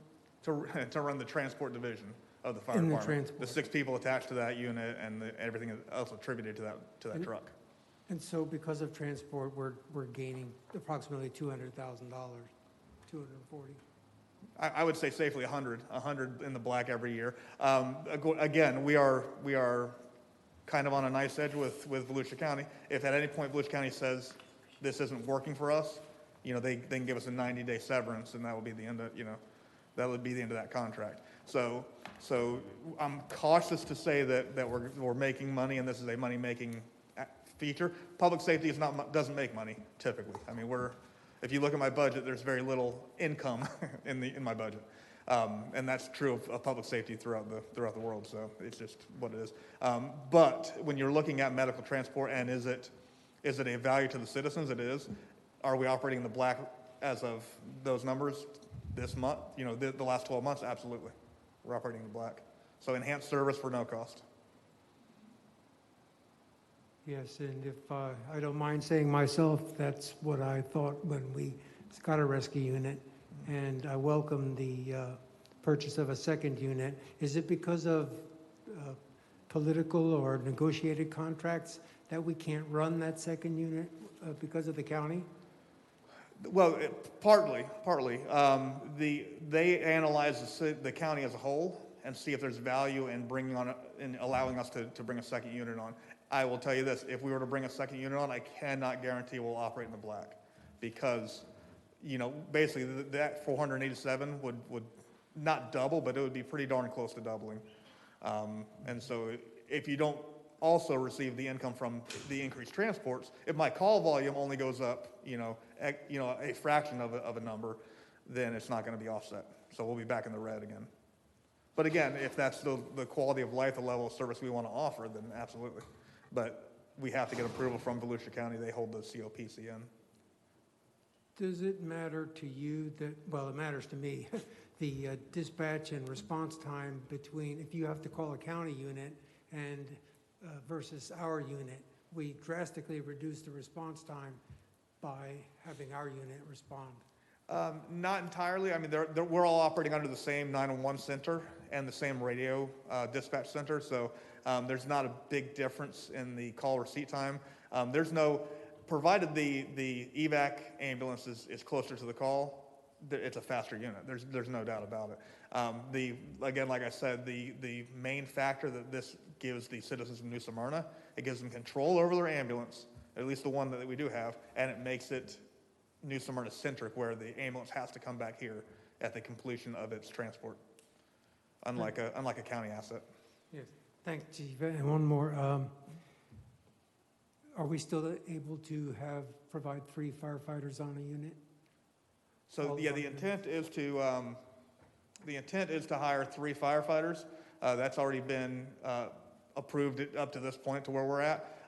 That's actually a cost savings. I'm going to offset the $190,000 it cost me to bring them on is going to be offset from the overtime line. So there's definitely a reduction in overtime to a net of about $38,000. I think the question was about the 3 per truck, like having 3 firefighters. Oh, on a absolutely. truck. I'm sorry. That's okay. Yeah, Oh, three per truck is where we're at. That's our standard for the daily operations, and we're not cutting back on that anytime soon, unless we had a drastic economic downturn.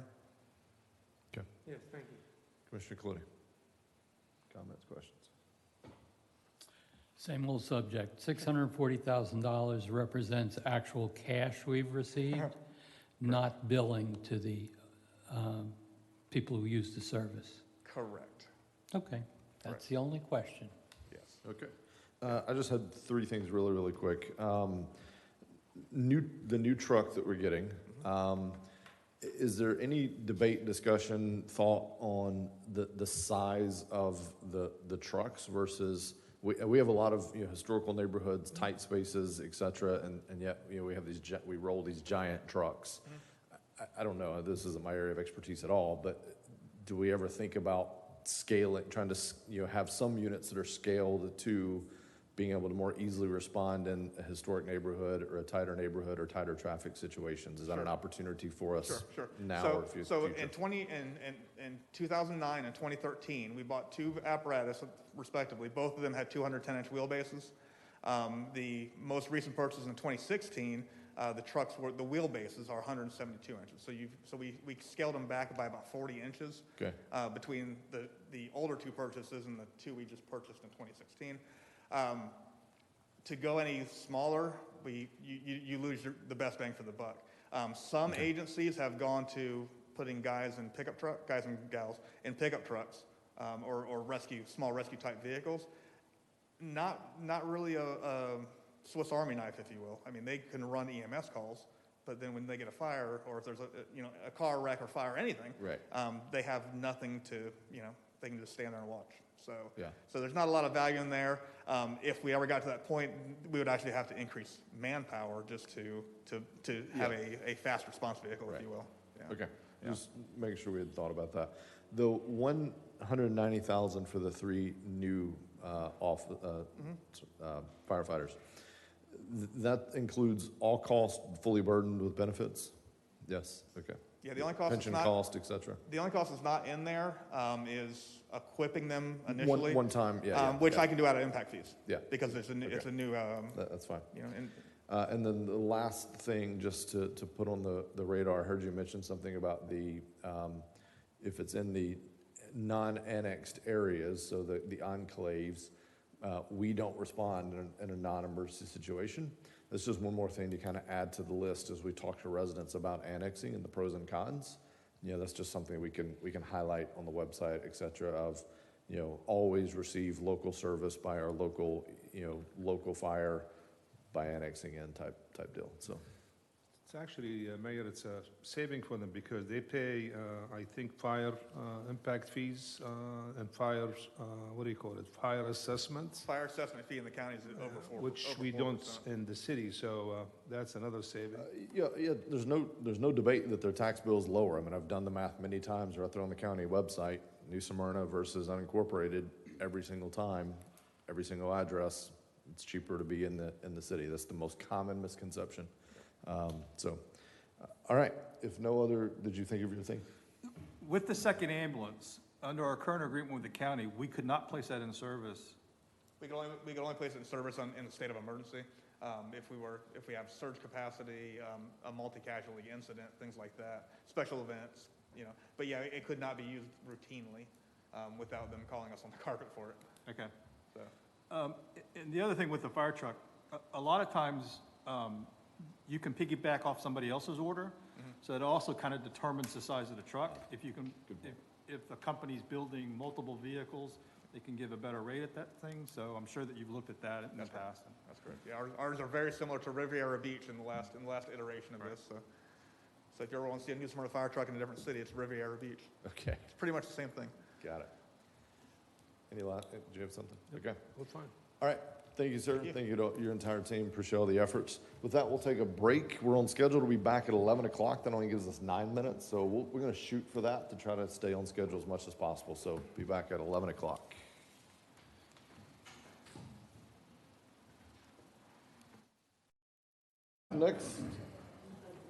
Next presentation is by our police department. We have here our police chief Goffin, so we'll turn it over to him. Morning, Mayor and Commissioners. I appreciate the time this morning. When you look at this first slide, I really aren't going to spend any time on it, but based on the conversation this morning, it says one team, one mission. Our department mission statement is to reduce crime and improve the quality of life through a partnership with all citizens. And the quality of life here has been mentioned multiple times this morning, so I think it's important that our mission statement in the agency aligns with what we're hearing here in the city. So with that said, I just want to go over a couple of, I don't have the pretty slides that the fire chief had, so I'll apologize for that up front. This is just kind of meat and potatoes. When you look at the calls for service, I got here in 2015. You can see the rise in the calls for service. We're right on pace to either stay in that upper 50, lower 60,000 number, or to eclipse it, depending on what happens for the rest of the year. We're sitting here at 8.5 months right now, but we're right on that same pace. When you look at the New Smyrna Beach crime index, the crime index, for people who don't know, it's a nationally recognized standard by which serious crimes are measured. And they're usually 7 or 8 crimes, 4 persons, 4 property, murder, rape, robbery, aggravated assault on the person's side, theft, motor vehicle theft, burglary, and sometimes arson is included in there. That's under the Uniform Crime Reporting Standard that is currently in existence. This year we'll see the transition, probably not for us, but for most of the country, into what is called NIBRS, which is a National Incident-Based Reporting System, which will change these numbers for every agency everywhere. What you will see is some agencies will go up and some agencies will stay the same. I doubt very seriously that those numbers will go down anymore, because what it's going to do is it's going to more accurately measure what crime is. For example, when we go to a neighborhood that was hit by car breaks overnight, there are certain agencies around here that will say they will draw one case number and then use all those different car breaks, if there were 8 of them in a neighborhood, and they'll put them all under that one case number, which when you report that to the UCR will show one car break. We have not done that here. Typically, I believe in reporting what actual crime is. So we will pull 8 case numbers. And so our crime, I think, will not jump up as much as some agencies will. It will also say that if you went to a call where there was multiple crimes that occurred, what we do now under UCR is we take the most serious crime and we label that what the crime is. So if there was a homicide, then we would label that murder. But if there was a homicide and a sexual battery, and you would still only label that at this point in time, the old way of doing it as homicide. But now with NIBRS, that will capture both the homicide, the sexual battery, a motor vehicle theft if a car was stolen from the scene. So you will see those numbers go up. That's just to let you know. But when you see what we have here, the crime index has steadily gone down.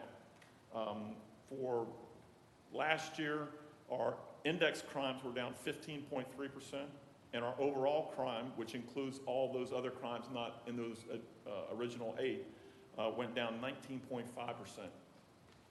That's pretty significant. Pretty proud of that. But what I'm even more proud of with this agency, because it really is a reflection on what we're doing as opposed to what social issues are affecting crime, is our clearance rate. Our clearance rate last year was 48.4%. Out of all the crimes that occurred, we were able to clear almost half them. We have the second highest rate in the county of clearance, only to the sheriff's office, who is at 51.4%. So very, very proud of our officers. That is really due to a couple of things. The dedication of the staff, and the fact that we employ an intelligence-led policing program here in the agency that focuses on our most prolific offenders and the most serious crimes. That's a living, breathing document that is updated, and information is passed out into the field on sometimes an hourly basis. And then that information that people have in the field is fed back into the intelligence-led policing program, and they take that. And so we have daily updates to our intelligence-led policing program, which is in a mobile briefing format. So when the officers go into their cars and they're working on their computers in the cars, they'll be able to see if there was a burglary somewhere that may affect in their zone. And they'll try to identify the most likely offender or the most prolific offender that's in that area, and say, this is who you need to be looking for, as opposed to the traditional police model of just chasing call to call to call and hoping that you get lucky. It's been very effective for us, as you can see on these on the index crimes over the past 6 years, and we will continue to use that to be as efficient and as effective as we can possibly be. To that end, we talked. There's been a lot of talk about our staffing. I have publicly thanked this commission, and I will continue to do so, for making us competitive in wages. It is, to me, the biggest reason why we've been able to get as close as we can to being full as we sit here right now. This time last year, we were multiple vacancies in the agency. Right now, what it says here is that we have 4 sworn and 2 support. That's on paper technically right. I have 2 recruits in Daytona State College Academy right now, and I have 1 person that is indicated to me that he wants to be hired from another agency here on the east side of Volusia County. So technically what we will have, if everybody shows up, everybody does well in school, nobody gets a better offer somewhere else, we will have 1 vacancy by the end of this year. In fact, my deputy chief, who's in his equivalency training over in Lake County right now, has a person that's in that class that he says is a good candidate, and I'm meeting with him this afternoon. So there's a very good chance that we could be full by the end of this year. The full-time support person that's in there, that's actually the animal control position that we absorbed this year from code enforcement. That's Megan Wilk. Megan has just completed the academy and the state test, so she is a sworn police officer now. So what I will be doing sometime in this next budget year is asking for that position to be upgraded from a civilian position to a sworn position, which would put us at 54. That said, she is filling a sworn position right now, which is our second canine position. So that's encompassed in our current budget. When you look at our 53 sworn total, that's the same number of sworn personnel that this agency had from 2005 to 2007. And it went down from there. When you look at the numbers, they go down a little bit and they slowly creep back up. So we're answering calls for service at 60,000 calls plus a year for service with the same number of people that we had back in 2005, 16 years ago. That's very difficult to do unless you are efficient and effective, because those calls are way above now what they were in 05. This department budget graph is a little misleading because these are actuals. I didn't put approved budget on here because I wanted you to know what we were actually spending. The only number that's not actual is in FY 2021, this current year we're in now, because we don't know what the actuals are going to be. I want you to pay particular attention to 2010 and FY 2020. When you look at that, the difference in what we spent 10 years ago is $81,387. That's not a lot when you consider the number of calls that we're now answering are exponentially higher than what we were answering back in 2010. So again, another indication, a numerical indication that we're performing pretty efficiently right now. So that brings us to our budget requests. We have 7 patrol vehicles in there for just over $400,000. The number in your packets is probably a little less than that, but it doesn't include all the other things that we put into a patrol vehicle. There's some other things, in particular, where we had some problems with Ford's SUVs before we switched to the hybrids, where we were equipping them with oxygen or CO2 meters in there. There's a lot of little things that we put in a vehicle that will then bring that number to the true number, which is just over $400,000. Mobile radio P25 compliance, we have been picking away at this over the last few years. The radios that we've had and that the fire department has are becoming obsolete. They're not supported anymore, and they don't comply with the P25 that is a national standard that's coming up here. So what we've done is we've picked at it a little bit last year, a little bit this year. We're upgrading radios that are currently available to be upgraded to P25 in phase 1 and 2, and then there's another phase that goes beyond that, and we're buying radios that are going to be compliant with that to try to minimize the cost. So I don't have to come back to you next year and say I need $250,000 to be compliant and be able to talk on the radio. These are costs that are passed on to us that there's nothing we can do. The AC refurbish and repair, it's been quoted at $90,000. This system has been a problem since I've been here.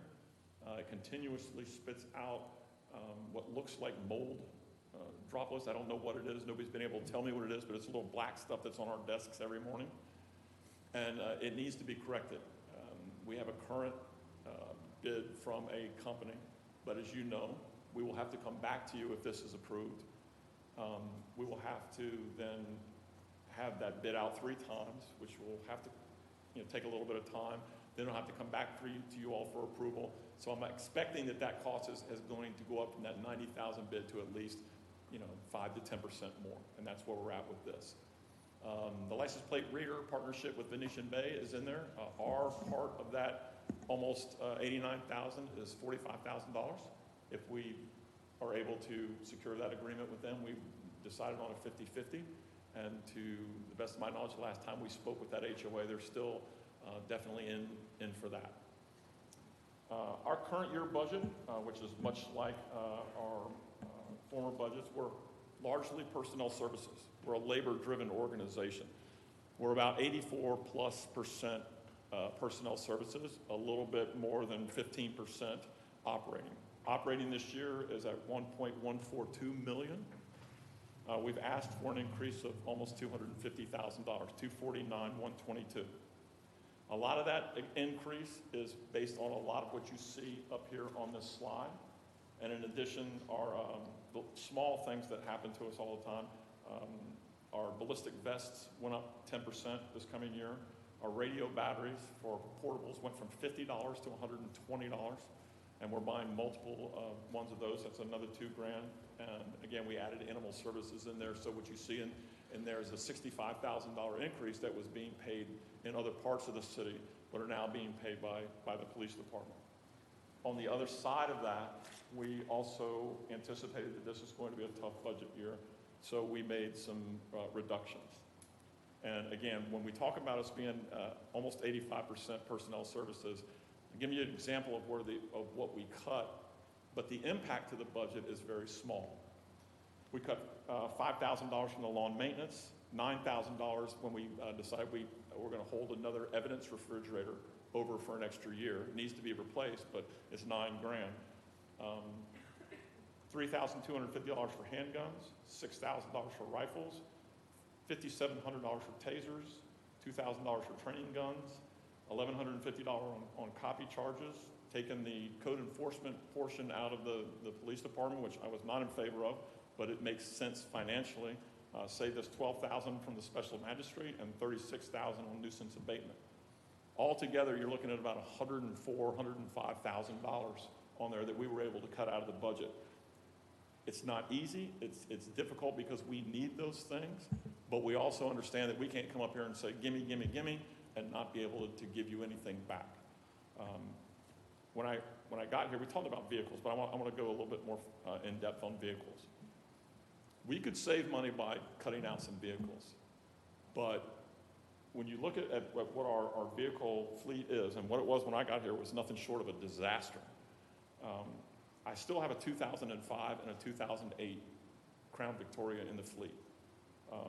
One of those vehicles up to today has cost us $29,000 in maintenance, and the other one is $26,000 in maintenance. I could have bought those vehicles twice over for those cars. They don't even make them anymore. I've got 1, 2, 3, 4, 5. I've got 6 Chevy Caprices. One of them currently has a motor that's blown. And for all of those, we've probably spent close to $140,000. I have 9 2015 police interceptors, and we spent $175,000 on maintenance on those. Bottom line is if we don't buy new vehicles, more fuel-efficient vehicles that we have now, the hybrids that we're buying, then the maintenance line will go up. We can go down in capital on one side, but then the maintenance line will go sky high through the roof. Our fuel economy right now is really, really good. To date, we've only spent $78,000 out of the budgeted $152,000 because we bought hybrid vehicles. They're much more fuel efficient. We buy very few V8 vehicles. They're mostly V6, and they're hybrid vehicles. They pull up to an intersection. If you sit there for longer than about 10 seconds, it shuts off. The air conditioner runs on electrical, and the cars are very, very fuel efficient. The other thing in utilities, we've done some things at the PD in the building. We've only spent $54,000 out of $117,600 this year so far on utilities at the PD. We're doing as much as we can to try to be helpful and to understand that our role, particularly as the highest department in the city, that we're just not spending money without being cognizant of the people's money. So with that, I have the line-by-line budget. If anybody wants to look at individual lines, I will tell you that some of the lines that went way up and some went way down because we moved things from one line to the other.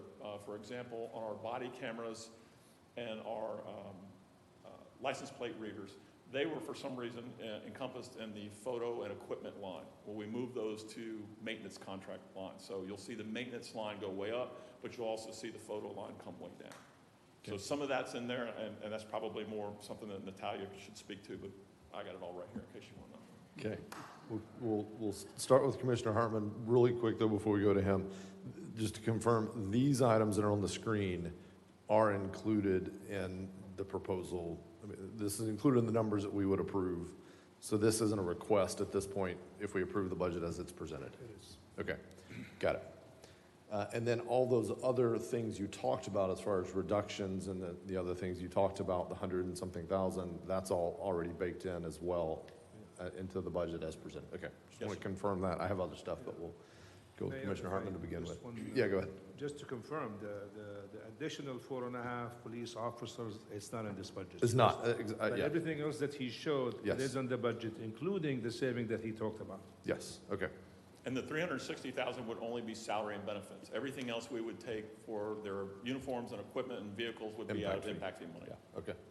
Commissioner Hartman. Well, first let me say that I also support hiring the 4 officers, and I voted for the millage not in disrespect to you or your people. Say that again, I'm sorry. I did not vote the current millage rate in out of disrespect to your office or your staff. I do support them. I do support the additional people. I just think that it can be found elsewhere in the budget. So you have my support on the additional staff. In terms of us being able to support the extra staff, we looked at this, and you and I have talked about this. I'm not a big fan of satellite offices. Right. They're, for me, places where officers can camp out. We're a mobile department. Our job is to go. We don't sit in stations and answer calls. We're out and about doing some proactive work and stuff. So I'm not a big fan of that. I'm open to the idea if we want to add that, a small satellite office in the Venetian Bay place. But in terms of support for the personnel, I've talked with the staff and we can handle this. We've been handling what we have now with a deputy chief short now for several months, and with my administrative assistant out on medical for a little bit. So I feel confident that we can support what we have there as long as we don't lose anything. Okay. That's all I had. Okay. Vice Mayor? Comments? Thanks, Mayor. Thanks for all you do, Chief, and all the officers and support staff. Of course, I would not want to reduce our budget and affect the police department. In fact, I encourage you to hire as many people as you can get. Just a quick question. I was thinking about the AC, and you mentioned you'd been saving money in other ways. can that offset the cost of AC for you? If you save money on one side, can you use it? Because it sounds like a bad problem having black mold if it sounds like black mold. We have been putting tens of thousands of dollars in this AC for the last 3 years.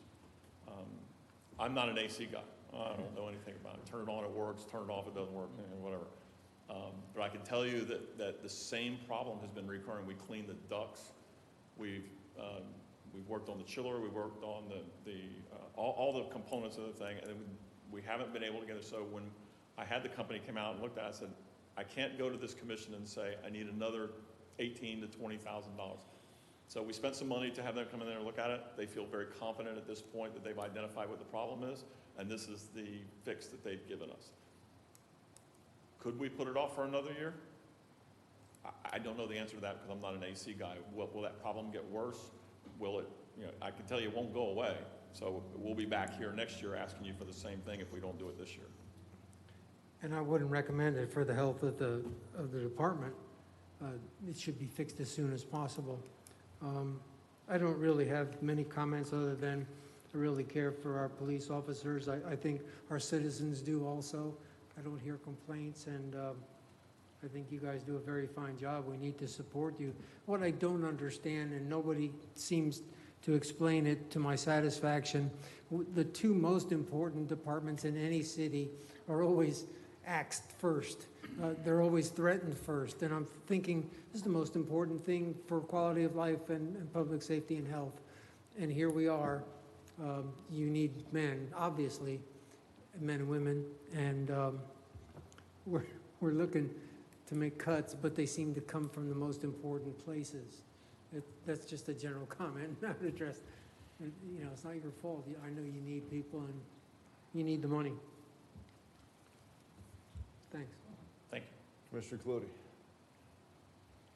You got to bring that mic closer. Nobody's going to hear you. Me? Yeah. I lean over. All right. I like the direction our police department is going. We've seen through this past year or year and a half or whatever, all the public strife that's gone on directed towards police departments one way or the other. I'm really pleased that that has not come into our community, in spite of the fact we've had some outside the city group come in and voice their overall dissatisfaction with the police. Was handled very well through our own people we have here, as well as some mutual aid people. Our community is growing. We really need to have those additional people in an additional zone out west. You don't necessarily have to have the sub-zone, although I think at some point we're going to come out there, satellite station. I think by creating the zone, we can handle it out of our own headquarters. I like your budget. I know you've, as I've implored upon you, cut everything out that you can cut out, except the essentials. I got a suggestion, and this came out of listening to your presentation, how you've done such a good job this year, and you've used much less of the money in your budget. I would fully approve a budget transfer to replace the air conditioner this year. That's a $95,000 savings that we've already thought about for next year. And that would go a long way to paying for the additional officers. So I look to our manager to see if that's a possibility. Takes it out of our expenses that we've already considered. Solve the problem, the environmental problem in that building, which should be addressed and shouldn't be cut out. So I like the way it's going. I have no problem maintaining the millage rate. I voted for it. I suggested it not be raised because I thought we could handle it with all the increase in development, the increase in fees, the increase in property values that have the base where we collect money from. Our budget's much higher because of those people, just to start off with. So we got to provide service to them. I want to see our budget amended within the limits that we've set, to include those in there.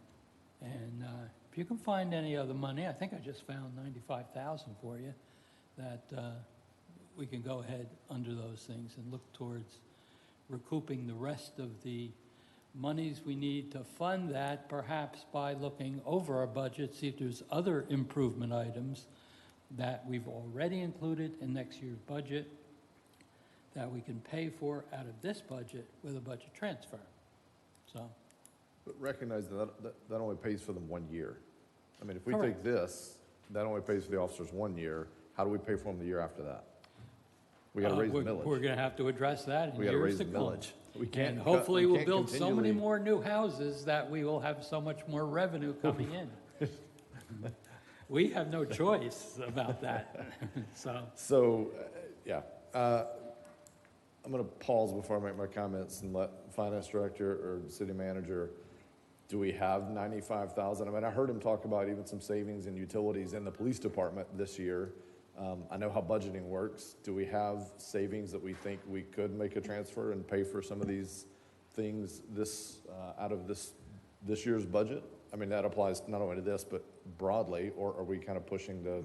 Are we talking about all of the items that we mentioned, or just the $95,000? No, just this 95. Like, are there budget transfers we can make to possibly basically pay for some expenses we had budgeted for next year out of this year's budget with remaining funds? I think we'll be able to do that. I think I need to get with the finance, but I'm sure we'll be able to do that. Yeah. I mean, it's very common in budgeting. You get towards the end of the year, you have revenues that you may not have anticipated. You also may have revenue shortages you may not have anticipated. And you also may have expense savings that you can then transfer to pay for some other things. It may be budget relieving for a future year, or maybe addressing something that wasn't in the budget but's always been on a wish list. So, yeah, I think we would all support that if we could do it. My argument would be it doesn't solve any long-term problems. No. And it doesn't, it's all the same money. Chief, I'd have to check with Natalia first, but even if we had the money in the budget, we wouldn't be able to get this done in this budget year unless there was a carryover. Okay. That would be the only problem, I think. Yeah, that's a good point. All right, we'll let you guys work on that. So a couple of things I wanted to call out, some just for my talking purposes. You mentioned that the crime index is down, calls for service are continue to climb. So when I put those two together, does that mean that the calls for service are just not things that fall into that crime index? It's the loitering, the homeless, the minor car accidents, things like that. So our overall safety measure as a community of murder, rape, pillaging, those kind of things is down, but we definitely are dealing with more incidences where we interact with the general public for some reasons. Is that what I can correlate with those? Right, so when we talk about the mission statement, it's really two parts. It's reduce crime, which is the UCR index, the index crimes, what we look at, our serious crimes, and improve the quality of life. And the quality of life crimes that we deal with every day, well, the quality of life issues really are, your mental health, your homeless issues, minor crimes like retail theft, which is shoplifting, common thing that, and any of the other little crimes that are around here that are really that degrade our quality of life in any city. Yeah. That's what we're looking at. So those are the calls that we keep up here. The reason that we keep those index crimes down is the first four are crimes of passion: murder, rape, robbery, aggravated assault. Those are the ones that when people are arguing or fighting or whatever, that's what those calls are. It's very difficult to control those, but I think that what we can do, we are doing it between enforcement and education. On the other side of life, those quality of life crimes, we have a very strict policy, and I mentioned retail theft, so I will use that as an example right now. In most jurisdictions where there's a retail theft, someone goes out to Walmart and steals something off the shelf and walks away. Most of those people get a notice to appear. And they're issued that, they pay $100 and some fine, and off they go. It's important to us for me, that person understands what it is that they've done, so they go to jail here in New Smyrna. Every retail theft case here, unless there's extenuating circumstances, that person takes the ride out to jail. I want to make it very clear to them that in New Smyrna Beach, it's not okay to steal from whether it's Walmart or it's some shop over here on Flagler. So we have a very low instance of retail theft as compared to some of our partner agencies. I think that makes a difference. So when we look at we pick these little crimes apart little by little and say, what is it that we need to do, particularly when it comes to vandalism, tagging businesses and stuff like that. We've gone out to, and I'll use an example of the 7-Eleven at Wayne and Dixie. That got tagged regularly. We went out there, and as soon as it got tagged, we would wash it off. We'd get rid of it. Because we believe that if you let that sit there, it invites other tagging going on. So all those little things that we're doing there, yes, those calls for service go way up, and the other ones we hope will stay way down. Yeah, okay. Sounds a lot like the famous broken windows theory of if you keep a neighborhood looking nice, it actually discourages crime, so yeah. Kind of in the same vein, perception versus reality. The reality is we see crimes, especially major crimes, are down. The data says that. Yet, you get on Facebook, you get on Nextdoor, and I think the perception is that we're dealing with more than ever.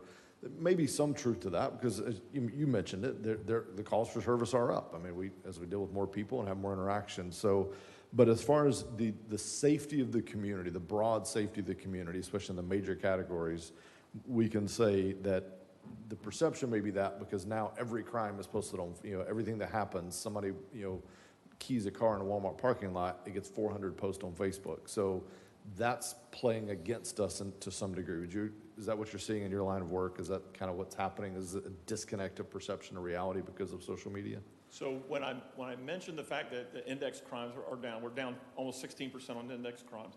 And then almost 19% is where we're at on all the other crimes, quality of life crimes. So we're down numbers-wise all over the place. But social media is a great thing. We use it to inform people all over the city and people that are coming in here, what our traffic issues are and everything. But it's also what people can use to amplify their voices. So when you hear that someone got their bicycle stolen and then you have 95 comments on there about what a bad place is you can't leave your bicycle unlocked, or you can't leave a gun in your car without locking it, or you can't leave your purse in the car without somebody stealing it, that's what you're seeing on there. Yeah. And that's exactly, and that's what I wanted to call out, is that sometimes we feel this pressure and we get this perception because somebody, posts about their bike missing, you get 3 other comments, oh, my bike went missing too, this place is going to pot, and yet the data says crimes are down. Those things are happening less frequently. There's also another problem with underreporting of crimes. We hear this a lot here in New Smyrna where people say, oh, somebody took some change out of my car, but it wasn't a big deal, so I didn't report it. So when that doesn't get reported, but it's on social media, then it hits us twice. Right. Because we really need to be able to capture that crime. And what may not be important for someone that had, a couple dollars worth of change taken out of their car, that may have been the case where we could have gotten a fingerprint off of one because they broke into a car 2 or 3 houses down there, and we could have solved that crime. So what we ask for people to do, and we tell them all the time, please don't, we're here 24/7, call us, report your crimes. Yeah. That's what we want. Yeah. If you're going to post it on Facebook or Nextdoor, at least give us a chance to also work the crime, right? Right. Okay, a couple more. So did I hear you, Megan went to a sworn officer in the animal control role, or is she now literally on patrol and we're going to have to rehire the animal control role? Like a lot of us, she's handling double duty right now. Okay. So her primary focus is animal control, and she does all the animal investigations and handles all those calls there. But in a little bit of downtime that she has, we found that it would help us that if she could get out there and work police calls as well. So she'll work some minor calls like minor traffic accidents and things like that. So she's staying in animal control though? Yes, she is. Long term, but it just gives her some more flexibility and, okay, good. So the graph you showed, actually let me go to one other question, then I'll come to this. So you mentioned about the vehicles and the maintenance expense and, keeping these vehicles long-term, it doesn't pay off. You have 7 vehicles in the budget. Does that clear up all of those, the Crown Vics and the Capris that are costing us money right now? Does that clear it up, or is that just staying status quo? No, that will allow us to take those high maintenance vehicles out of the fleet. Some of those, definitely the 2 Crown Victorias, the 2005 and 2008, and it'll also allow us to take some 2013 Caprices out of the fleet. So once that happens, then we can put the newer cars in. I don't have to pay for those anymore. I can get them off there. I don't have to put an engine in that one Caprice. Yeah. And that will help us to keep our maintenance costs down. Okay. So The plan has always been is between 6 and 8 cars a year. A couple of years we've come short of that one where we bought 5, and 1 year we bought 8. So we're kind of trying to stay in that number there. If we continue to do that, then we have a regular replacement cycle that'll keep us from having high maintenance costs. So, to my colleagues, the theme we keep hearing, I told you the story. I should have stopped and got gas last night. I still had to get gas this morning. I ultimately needed gas in my car to get to work. That's what we keep hearing. We can make cuts, and I'm going to talk about that in a minute. We can make these little cuts here and there, and I'm all for efficiency and effectiveness and being as cost conscious as we possibly can. And I think there's possibly some opportunities. But things like delaying a car, being thrifty and buying 5 cars versus really the 7 or 8 we should, you have to get gas eventually. So in this case, we're now paying more for these cars because we, whenever time it was, but this commissioner, some previous, we bought 5 instead of the 7 or 8 that we should have probably bought if we had just stayed on schedule. So, if we want to address our budget issues, the theme I want to keep bringing to this table is, if we want to address some of these budget issues, that's not the way to do it. Delaying things like the pump house, delaying things like purchasing some cars is not where we get there. Delaying things like hiring these officers is not how we get there, because that will lead to other things eventually. So my last couple points, the 2010 to 2020 slide, that's great. I'm proud of that. It also is worrisome because I know how many other things have changed in that 10 years. I mean, just the cost of staffing. How many pay raises have we had? How much is the cost of gasoline and all these other things, all these other operational costs? Ammunition costs have gone up considerably in that time frame. So how many other costs have gone up, which means something else had to give for this to stay flat. And so it's great if we've been able to do it through efficiencies, but my worry is if we peel back the layer that we just didn't get gas last night, but we're eventually going to have to do that. So I'm proud of this in some ways, but I'm a little worried about it also. So that leads me to, I heard you give this great list of things that we're saving on. A few of them, efficiencies in our utilities, there's some things like that, fantastic. I heard other things like pistols and shotguns that we're not purchasing. Those concern me. I mean, the minute, we had an incident in 2020 over on Turnbull Road, and I've watched the body cam numerous times. And, the minute someone pulls out a pistol that should have been replaced 2 years ago and it misfires in the moment they need it, that it's a life or death situation, I don't want that on my conscience. I don't want to go to sleep with that. So I don't think those are things, I don't think that's where we should be looking for efficiencies. Lawn maintenance, great. However you saved $1,100 on lawn maintenance, I don't want to know, but great, that's fine. If the chief's out there mowing on the weekends, whatever's happening. But I don't think we should be, that's not worth the minor 7,000, 8,000, whatever it was we're saving on those kind of items. And I heard I think every one of us said we supported the additional officers. We all know the need is there. Every person up here, I believe, said it. My colleague, Vice Mayor, said, I encourage you to hire as many as you can get. That's not his choice. He's going to hire as many as we fund. He's going to hire as many as we approve in this budget by either cutting somewhere else or, which the opportunity has passed, but adopting a millage rate that would have allowed us to fund this. So making comments that we support the hiring of the officers and we encourage you to hire as many as you can, but then not doing the corresponding work that we required to do, which is voting accordingly to fund those items, that's just not connecting for me. So I think we should look at some of the cuts that we made, make sure that we're very, very comfortable with those, and that's not things that are operationally going to hurt us in the long run or catch up to us in the long run, or even worse, put our officers in any kind of harm's way. So, which I know you would never do, but I just want to make sure we're very, very clear on that. And I do think we have to fund these officers. And so as we go through the rest of these, maintenance op, development, IT, airport, as we go through the rest of these, I challenge my colleagues. We have $190,000 to find, not one-time expenses, recurring expenses. We have $190,000 to find. So we haven't found it so far. We've heard from leisure and fire. I don't think we've cut anything out of those two yet. So we haven't funded it yet, but by 5:30 p.m., 5:30, really? Man, by 5:30 tonight, we got $190,000 to find, because we have all said we support it. We've said all year that we need it. We've challenged the chief to go find the officers. We've done a few great things, which is funding the salary levels to the point where we can actually get them now. So we have to finish this job. We have to, I agree with you, hire as many as we can get, but we've got to find the budget to do that. That's not his job, that's our job. So those are my last comments on that. Yes, Commissioner Colodi, we'll come back real quick. Just a question. The 7 vehicles are replacement vehicles, correct? Yes, sir. Why do we call that, this is not for you, why do we call that a capital improvement thing? Shouldn't that just be a line item in the budget? It's a maintenance item. It gives the impression that we are buying 7 new vehicles. You asked a question, I asked a question, Yeah. and I'm sure everybody out there is saying, why are we buying 7 new vehicles? It just it should be in a line item, Yeah, in my opinion. There probably is, for the finance team, there probably is some clarity that we could have I mean, it's a capital expense. So any one-time item above a certain dollar threshold qualifies in accounting as a capital expense. Correct. So that's why we that's why it's there. We probably should call that out somehow as something. I know deep in the heart of the budget, it'll be what it is, but.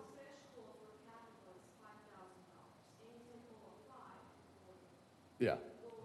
Well, then our list is really short of a lot of things because we buy many things over 5,000. Yeah, it has to have more than a 1 year or 3 years. There are different categories, but yeah, it has to have a certain useful life as well.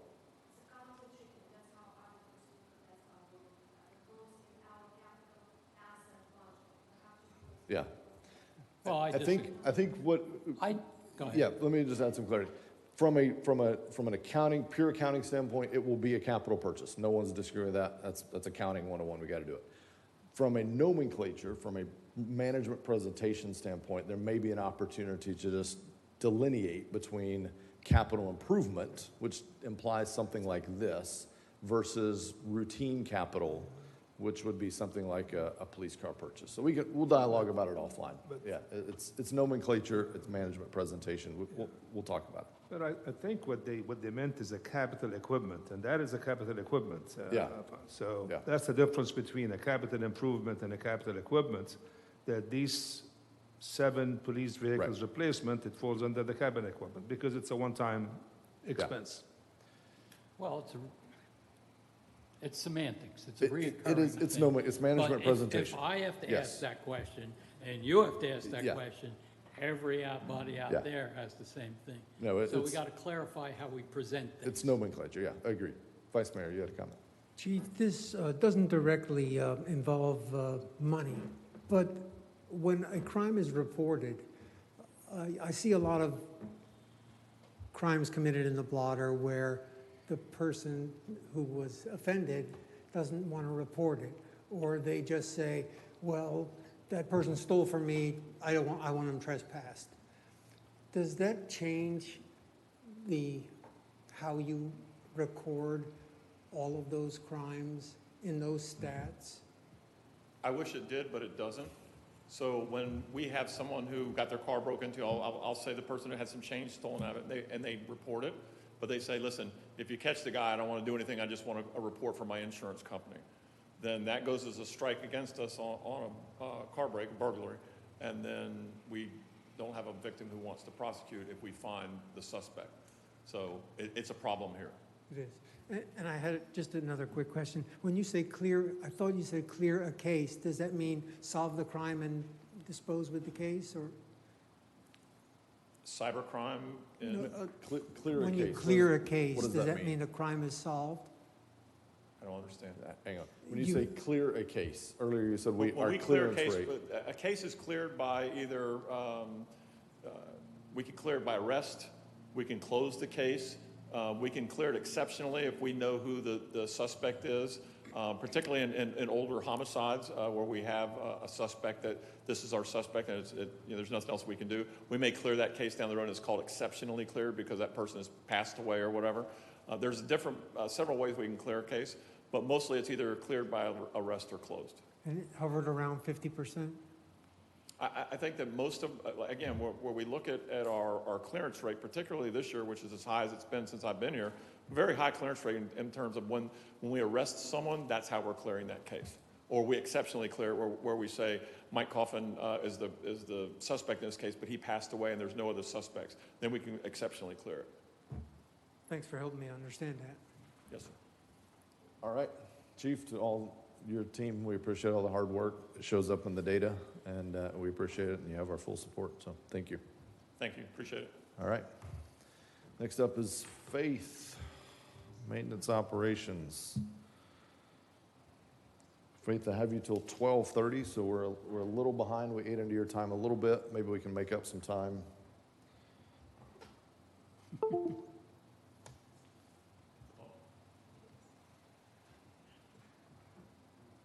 know, I saw they gave me an hour, maybe I don't need an hour. Yeah.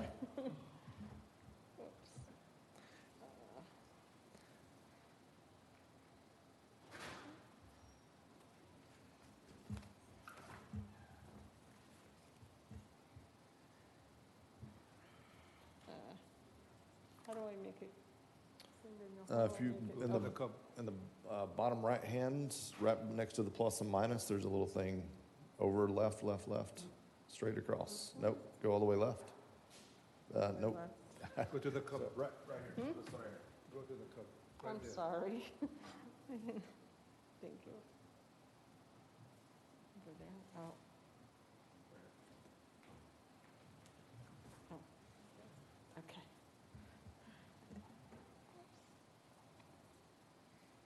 Okay.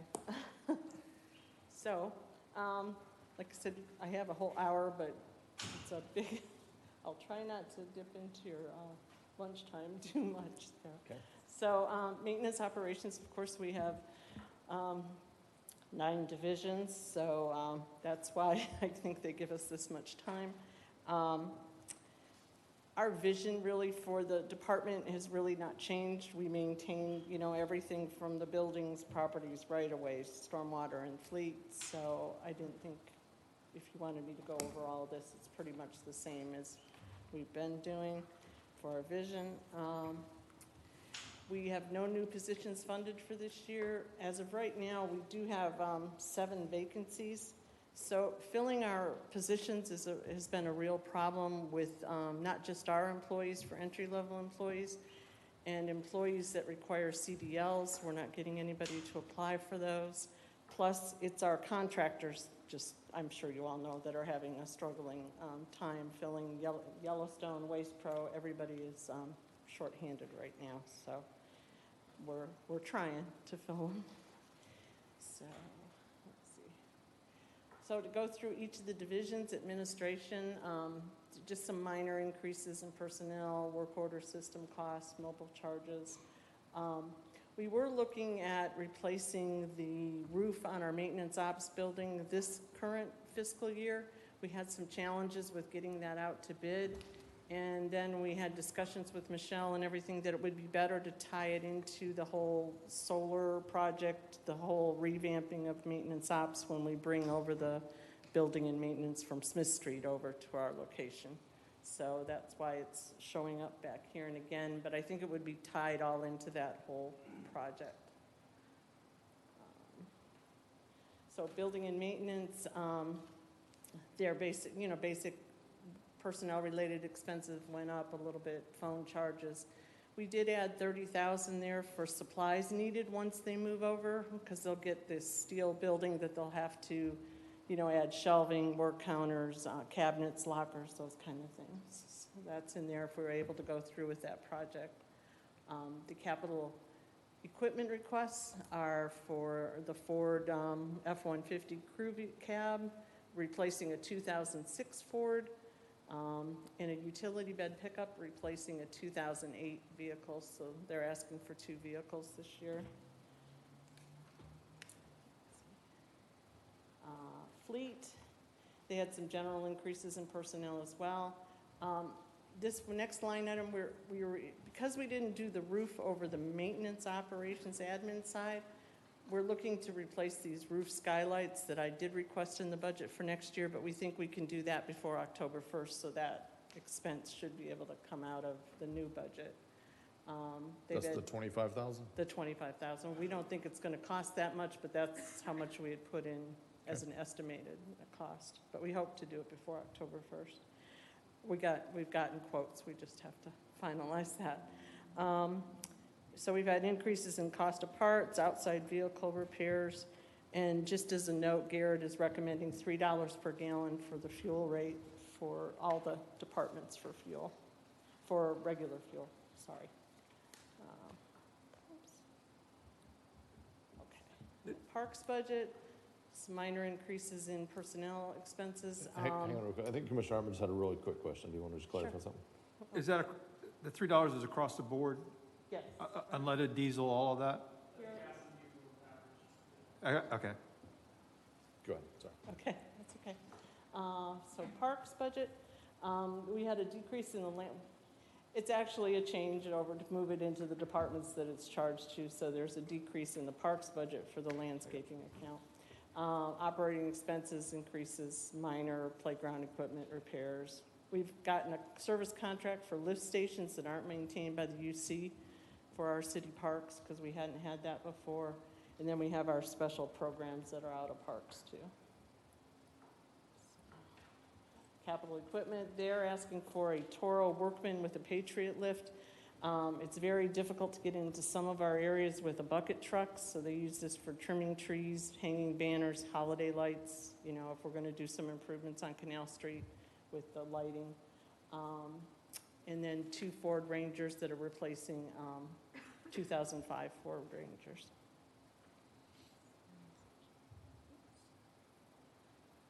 Streets Division, increase in additional streetlight cost as we add new subdivisions. Those charges for the streetlights eventually flow through us. We currently lease, we had a 5-year lease for a grader, and we didn't have a trade-in allowance this time, so the new lease term is $30,000 compared to $11,800 this year. But the cost to purchase a new grader is probably over $300,000, so we prefer the lease version so that it's all covered for repairs and maintenance. One of the main things, we get quite a number of sidewalk repair requests from Trippin Falls and just people noticing raised sidewalks because of all the live oaks that are planted between the road and the sidewalk. So we'd like to increase that line item to use in-house crews plus an outside company that comes in and grinds down the sidewalks for safety. And the signal maintenance for the railroad, we don't really have much of a choice of that. They decide which crossings they're going to do each year, so that's a big expense in streets. And of course, I believe the resurfacing shows up in the capital outlay, but we were asking for $700,000 again, if possible, for this year, or this coming year, sorry. Capital equipment, same kind of things.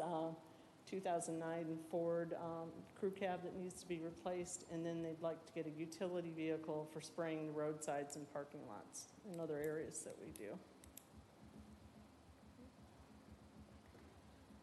Stormwater,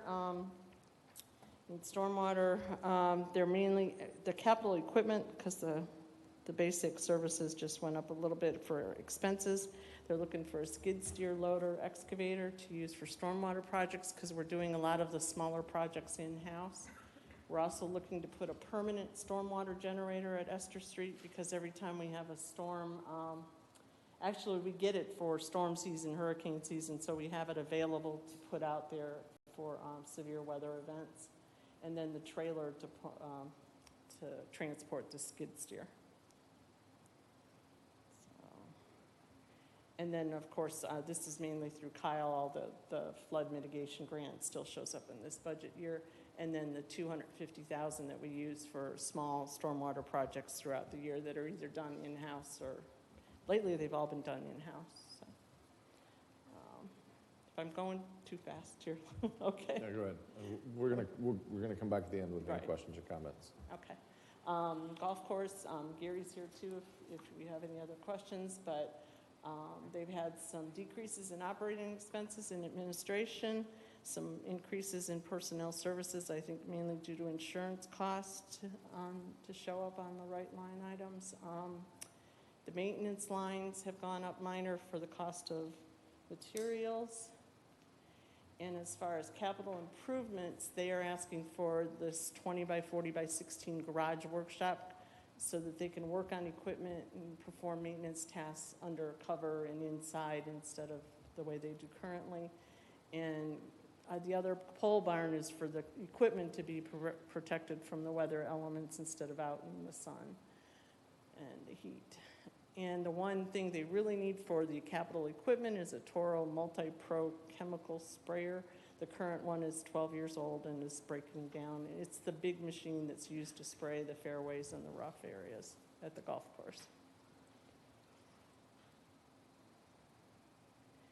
And our marina budget we've gone over some facts here Tracy put in. We've got 2 to 3 vessels turnover on our annual leases. The transient boaters rate us with 5 stars. We have over 500 names on a wait list. Revenue opportunities, the Marina Reserve Fund is quite healthy, but we do have some big expenses coming up. We're looking at an engineering firm that's looking at all the repairs that are needed for the floating and the fixed stocks. They're going to come back with a proposal, and that would come before you for a bid award in that.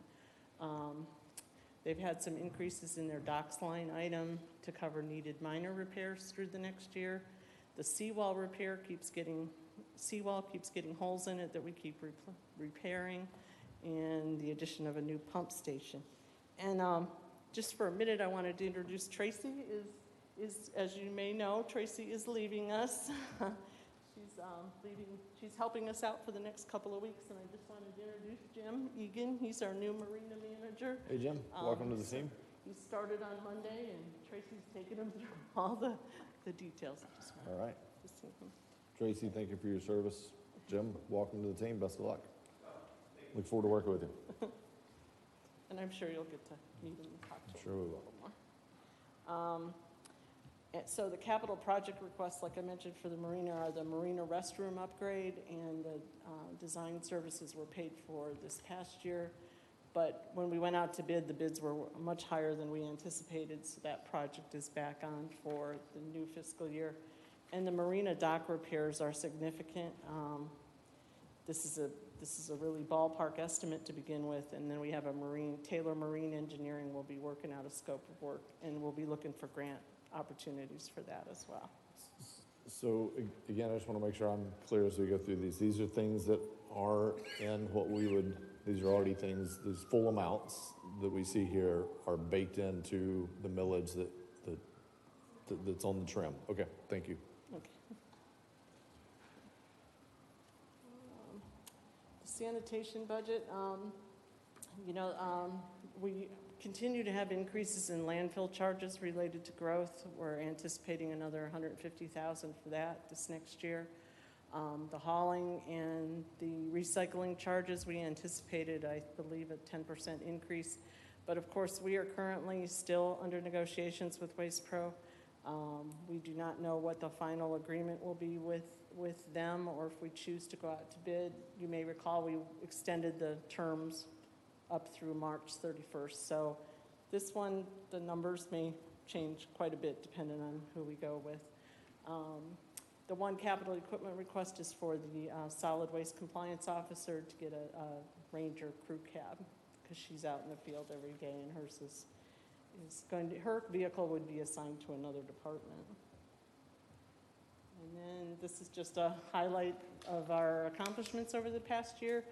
The 5.52 miles of city streets we resurfaced. We also did the multi-use bike trail along the North Causeway, the new dog park, replacement of the Buena Vista fishing pier is ongoing, under construction. We hope to have that completed by the end of this year. And then our standard managing the contracts, oversight of the golf course and the marina, those kind of things. And then next year, a lot of those are the same goals. Filling employee vacancies within the divisions would really, really help us. Coordinate the plans. I know Michelle and Rhonda are working on the FAA approval to add the other building to our location, and that'll be a big project for next year, and possibly the solar panel installation, marina restrooms. I pretty much went over all that. So I did that awfully quick, so that's a lot of divisions. Do you have any questions? Yeah, no, we appreciate it, because we can always go back then and just Yeah. drill into what we want to focus on. So we'll begin with Commissioner Hartman. So my first question was under the streets department. Uh-huh. We did 5.57 or 5.52 miles this year. We're only projected to do 4 miles next year. We'd hoped, it depends on which streets are, if we get the full 700,000. I don't, Yeah, I mean, the commission took steps several years ago to increase that budget to up to 700,000 for those resurfacing, but we're getting less and less each year as we go along for that same amount of money. So I think going forward, that's certainly something that we need to consider.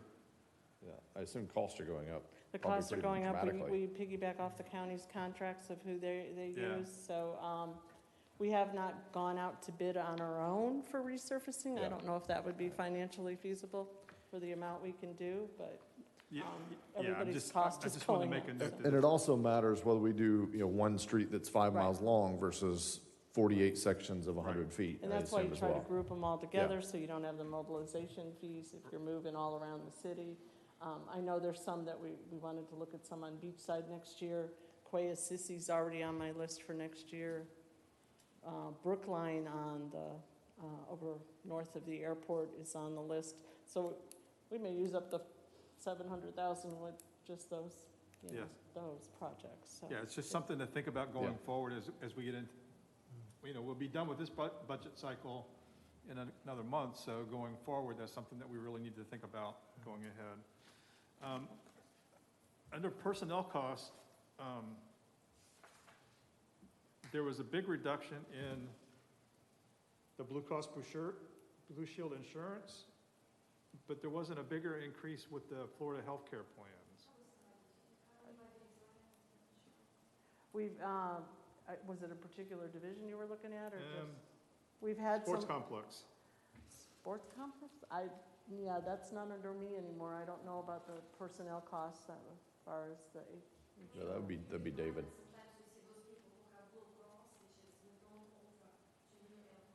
Yeah, we had a long-term person from streets and parks, but I don't know, the sports complex is David, so I'm But not I sure. would have thought that the Florida healthcare plan would have gone up a little bit. It actually went down also, so it's just, I,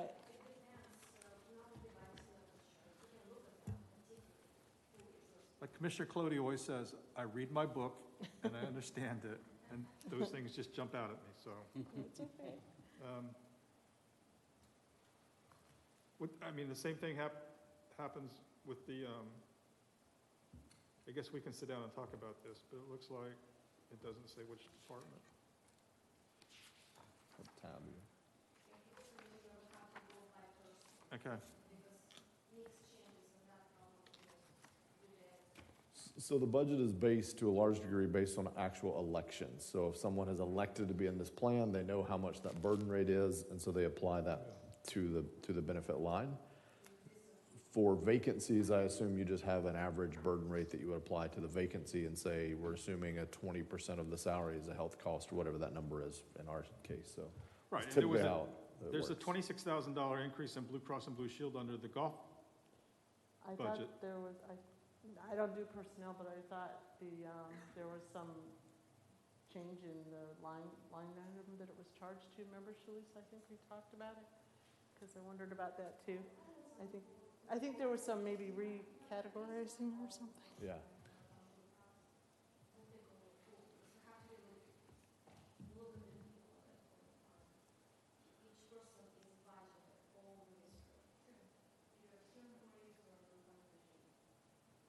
In the admin, because the golf course has admin and the maintenance, I don't know which.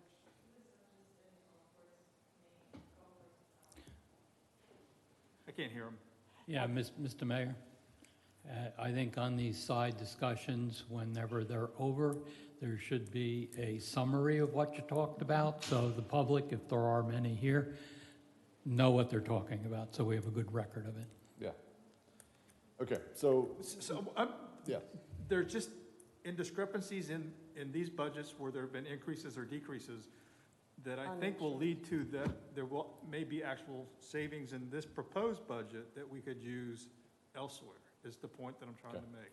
So we'll ask the finance staff to just, if you can provide some clarity, especially around those health benefit. It sounds like there were some questions, particularly in this division, but if you can just kind of summarize that at a high level and send it out to the commission, and then include the clerk's office so they can put that in the meeting minutes. Yeah.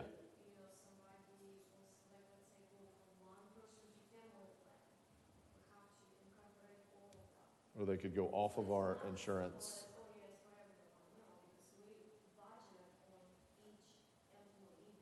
Yeah.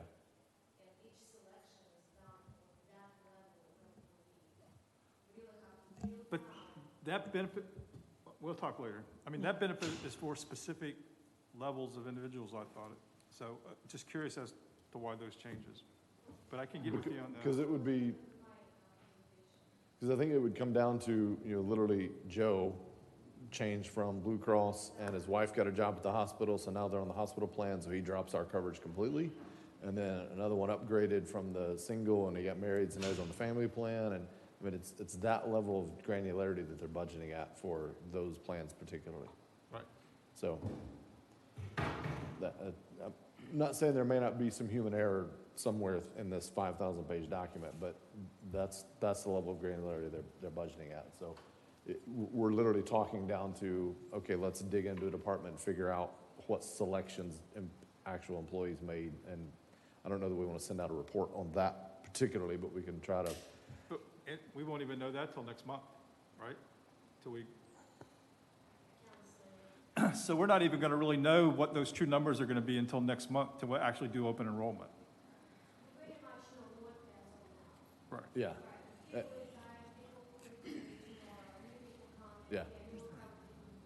Yeah. So we'll know better at the end of the month. We used to always say the budget is right exactly 1 second in time. That is the minute it is completed. print Yeah, and then it's wrong after that because again, somebody walks off the job literally as you're writing the budget. Somebody's leaving, so that kind of stuff happens. But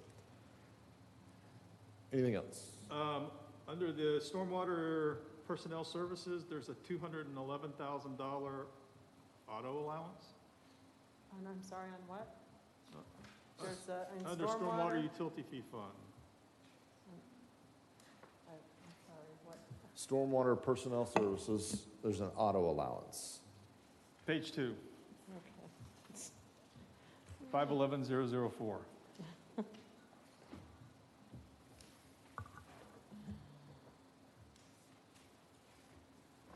I don't think I'm looking at the same thing you're looking at. So- No, I'm looking at the big budget book. Okay, well, I don't have that. Okay. I just see a $211,000 auto allowance. And I'm curious as to exactly I what believe that, that's under regular salary, so I think you're on the wrong line. You go across, it's the auto allowance is 0 all the way across. yeah. The 211 is the regular salary. You're looking at the regular salary from it was this year 210, Yeah, 211? that's line 300? 512001. Is that? Yeah, I think he was seeing that under auto allowance. So the first line is 8,700, that's executive sal. Yeah, when I line it up, yeah, okay. Yeah, It's the Scribner. Right. it's okay. All right. Anything else, Commissioner? I'm looking at my tabs. I see multiple tabs, so buckle up.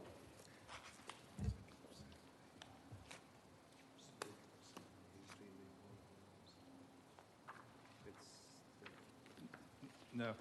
And several places in here where we have bank charges, and I'm assuming that's for credit card use. So I complained about this last year also. These seem extraordinarily high to me. Is there anything, is that a contract that we go through with the credit card companies, or is there any way that we can look at kind of lowering those costs somehow, other way? We're trying, we have a contract and several locations we have with new one. That contract was done before my arrival, but overall charges do increase. There is interchange fee which we have no control over at all. Overall, it's very high and it's continuing to go higher. I don't know. Do we also have the option of charging that to the user? No, we don't. Well, don't. we can add a service, I mean, the county does. If I want to pay my property But taxes, they charge It has me. to be approved by the commission. It has to be approved by you. All right, I'm okay with it. It's so- something we can Yeah, consider. bring it to us. I think we could. And actually now it's a big move around the county because we have our bi-weekly meetings with finance directors. And currently there is a really big interest to it because it's Merchant fees are high going up. cost yeah. of doing business. The only one they don't touch now is utility billing customers, which we don't Yeah, have. which is, yeah. Definitely we can I sure agree with the consider commissioner, that. if you wanted to bring a proposal that passed those charges, or, had some kind of a service fee, a 1%, $1.50, something like that, I would be okay with that. Absolutely, we can consider, definitely we can look at that. Because I'll be honest, I've gone to pay my property taxes, and I would normally put that on my credit card, but because they want to charge me, because they passed the fee, I pay with my debit card, so, or send a check. So it helps defray the cost. The consumer either pays it or, which is Right. fair, because it's their expense. And it's definitely going high. It's Yeah. Yeah, they seem every year we extremely- see increase. Well, because all the rewards cards, those are all just passed on to merchants. I mean, American Express reward, all those things. So, anyway, Right. Go ahead, So- still your time.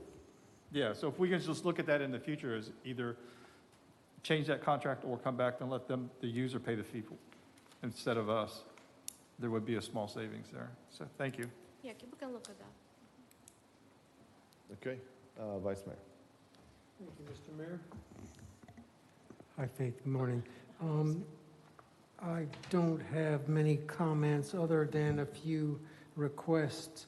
Do we have continued vandalism in the bathrooms? I noticed some photographs of broken porcelain.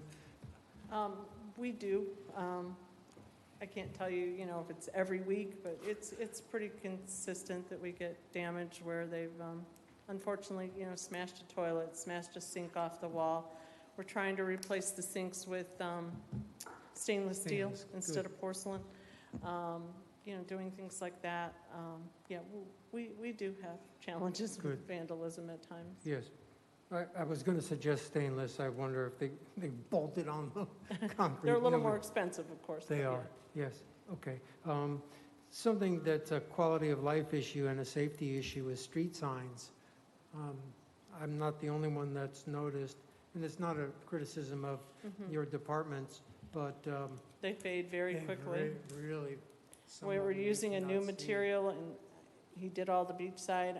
He's still on the mainland, but I think we're trying to get as many replaced as we can. good. Well, that is on our radar, definitely, Okay, yeah, good. I think throughout the whole city, it Right. depends where the sun is shining and right. how close you are to the. One side looks good, the other side is all Yeah. faded.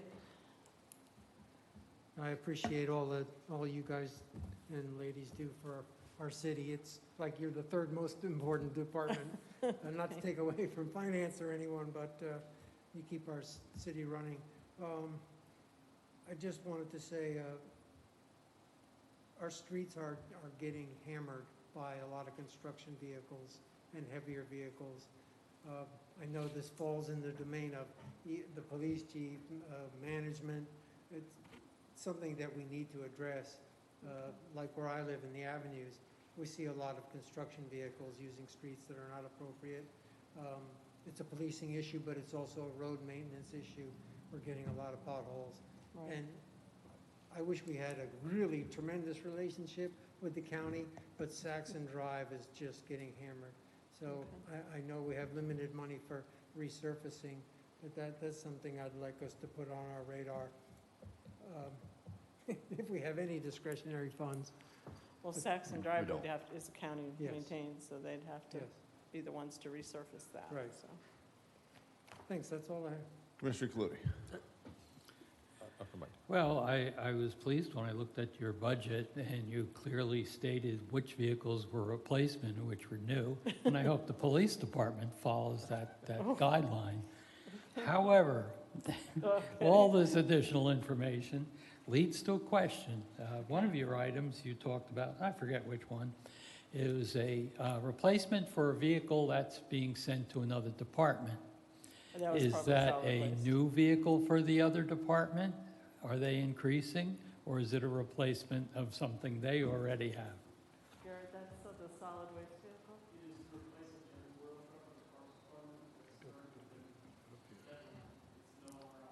Can you just repeat what he said? Yes. To replace a vehicle that's been deadlined for, it's no longer operational in parks. So we're cascading It's a down, true basically. replacement. It's like Yeah. giving to your younger sister, Exactly. younger brother. It's a hand-me-down, right? So that works fine for me. I just want to, I like your budget.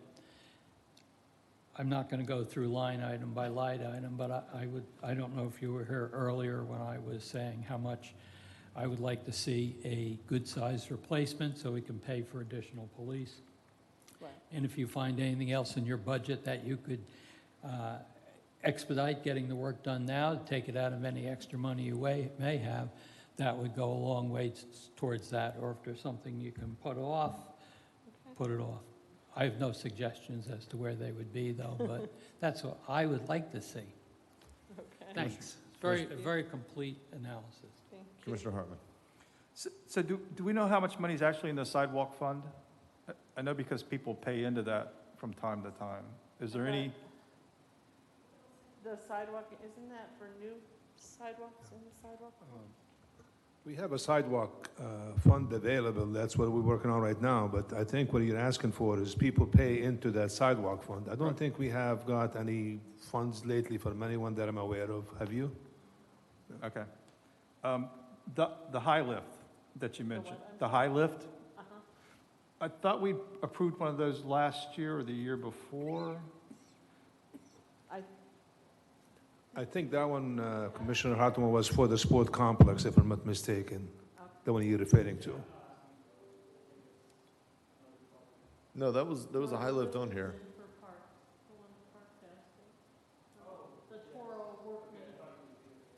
Right, you don't mean a vehicle lift? No, yeah, I No, mean the the high lift lift. for the banners and. Last year was for the sports complex?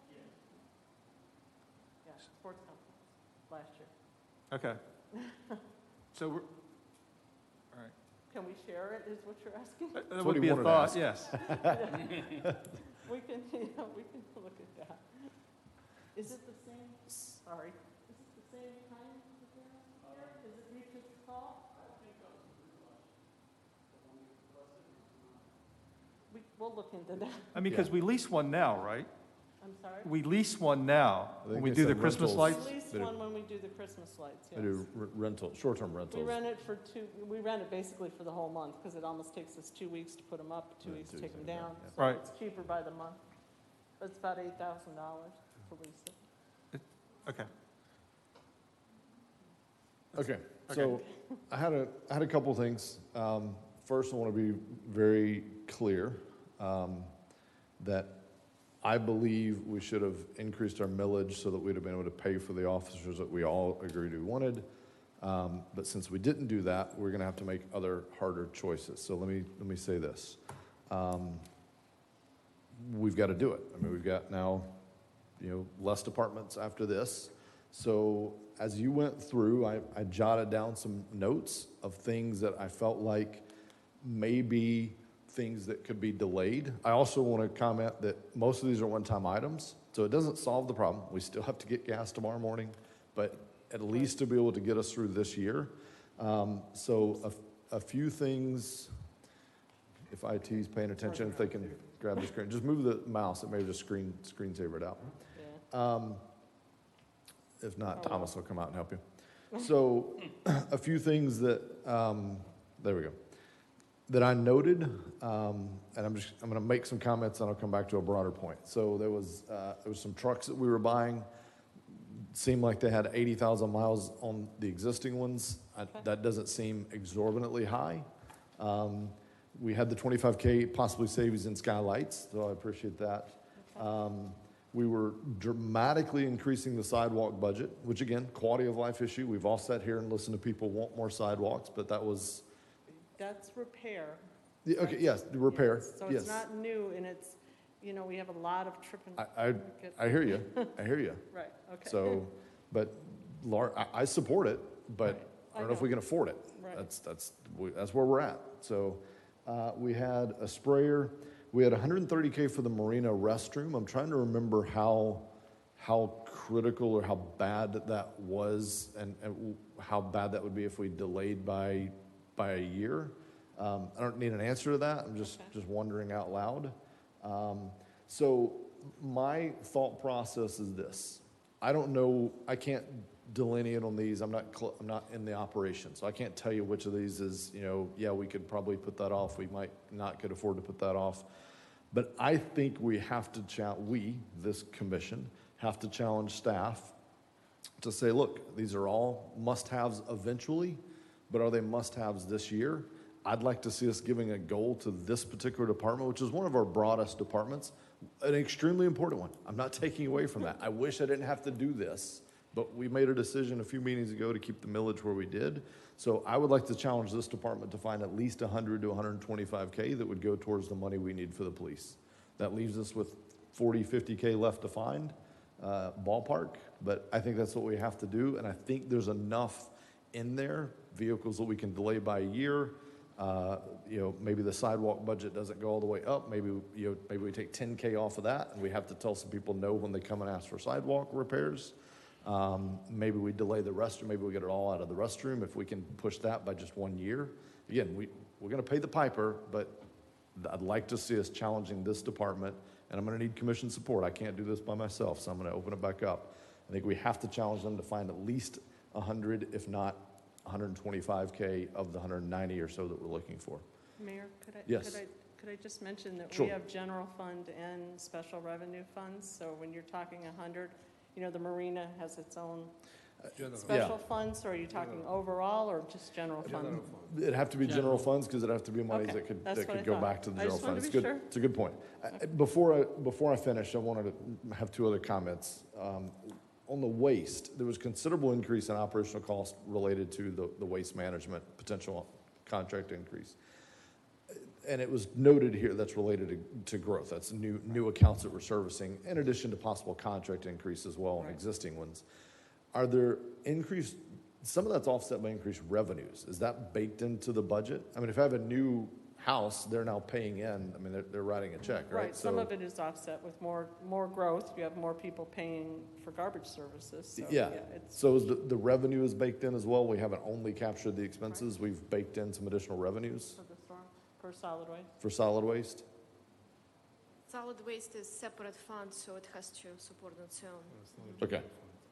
I know it doesn't solve my police problem, but I just want to make sure we're But the budgeting. growth should be in the Yeah. revenue side as well as the Okay. expense side. And when we did analysis, right, we did incorporate new housing in it. Right. I remember those we did. And the estimated 500 new houses for the new Right. fiscal year. So when that we do kind of this thing. analysis, FACE usually incorporates new communities in it. Yeah, It's okay. just a challenge because it's still under. Yeah, I got it. The negotiation part, we Right. don't know what the rate's going to be, but as far as we have baked in some new housing. All right, and the last one is, and I've said this before, it may be in the works, but I just want to reiterate, 500 folks on a waiting list for Marina that hasn't raised the rates in my lifetime, I don't think.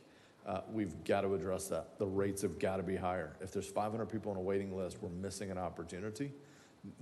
I'm even okay if we don't want to cause mass chaos. We can even grandfather and say, look, if you're a longtime tenant, you're grandfathered to this rate, but those 1 and 2 that we have turning over, they're going to come in at a new rate. We're going to adjust and change that rate moving forward. That'll create revenue. Again, it doesn't solve my police problem, but that'll at least give us more money in that Marina fund. And it's just common economics 101. So Do you want Tracy if you want to speak address to it briefly now, yeah, sure, go ahead. Come on up to the mic so everyone can hear you. Okay. That was a typo on my part.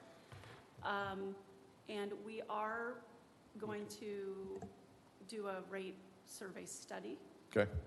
But we want to look at all of the pieces and parts of the marinas that we're comparing to. Yeah. So it's not just the base rate, it's services, it's amenities, so that we can do an apples-to-apples comparison. But yes, indeed, an increase is there, but how much it is and how we do it and where we apply it is in the detail. Agreed. And I want to do it intelligently, and I'm even okay if we step into it so we never outkick the coverage and end up with an empty marina. I don't want to do that either.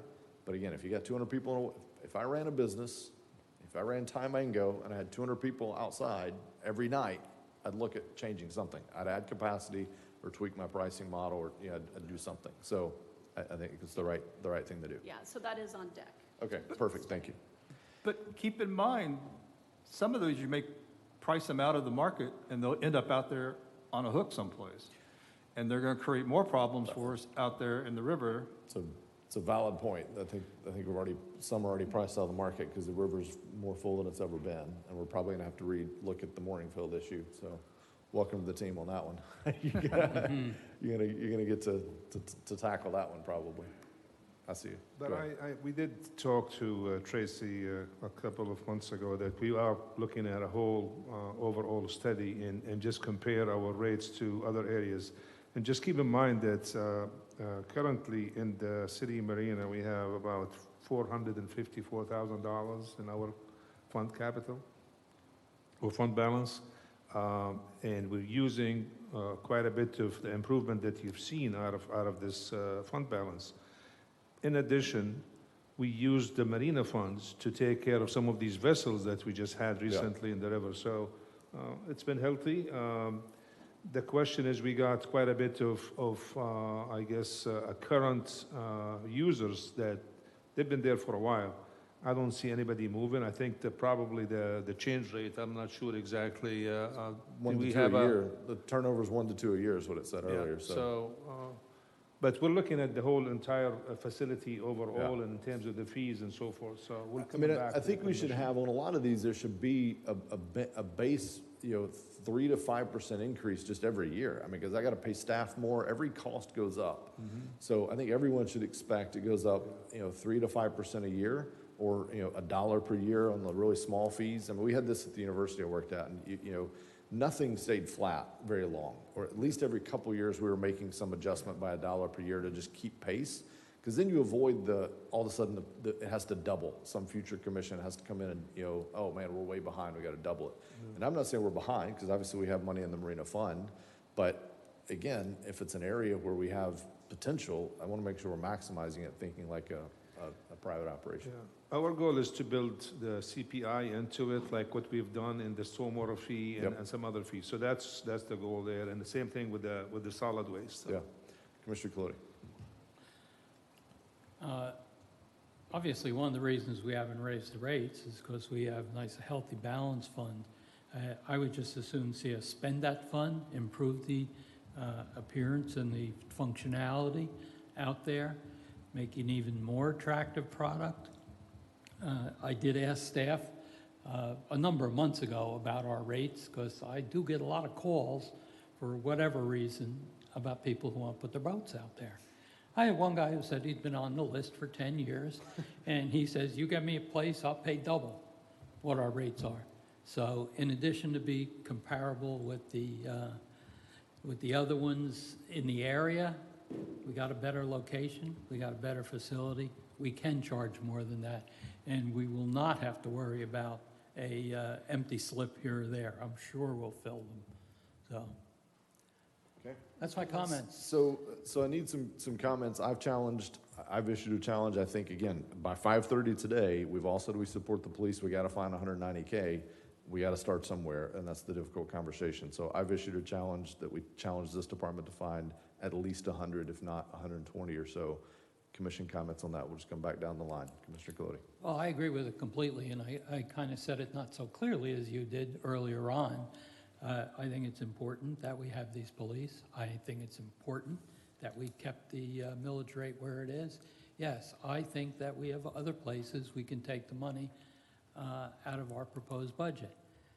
I'm not an expert on every one of these various divisions. I'll leave it up to them. I just want to see the net result being we can fund those police and carry forth from there. Okay. Vice Mayor. I had a question about 3 vessels that appeared to have run aground on the North Causeway, 3 sailboats I saw yesterday. Colin, how much does it cost to remove those vessels? Does it cost the city? On the North Causeway? About 6,000 apiece? So if they're floating? Come up to the mic so we can. Oh, sorry. It was low tide, but they were aground. Yes, if the vessels are floating, it costs us on average about $600 to tow them to a different location. If they're underwater, it costs us $6,000. So, and again, that's just general Yeah. Again, size will come into play, but that's the basics on that. Okay. Did you happen to notice them? I notice them every day, so. Yes, I What do. did we end up paying, Tracy, on the one that sunk at the fishing pier over there? Yeah, 60? just within the last 6 weeks, 2 vessels broke loose. They were at-risk vessels. They weren't quite declared derelict, but at risk. Tied to each other, broke loose, jammed under the Manatee Park Pier. And in the time that we were trying to find a tow service to take care of them and get all of our I's dotted and T's crossed, one of them sank. And that one went from $600 to $6,000 to remove it. And then we subsequently destroyed it with ownership transferred to the city from the owner of that vessel. As a marine expert, I would qualify you as one. Who has jurisdiction outside of the intercoastal waterway within our city's limits? It's a very complicated question. It depends on if they're in the channel, out of the channel, near the marina, near the islands. So the right answer is we all should, being Coast Guard, FWC, city, county, state. It's really everyone's responsibility, and it's how we get to it from our different perspectives in handling abandoned, at-risk, and derelict vessels. And there's different levels of what can be done at each of those stages and points of contact. And that's why it's so time consuming. Right, it is Because complicated. when multiple people own an issue, no one owns an issue. That's Yeah, fundamental yes, and management. it is. So the things that we can do when we see a vessel that has clearly come loose from its anchorage and it's in the channel, I will call Coast Guard or FWC. They can both act on that. If it's a vessel that we're concerned about, we have to take into consideration, is there, life on board?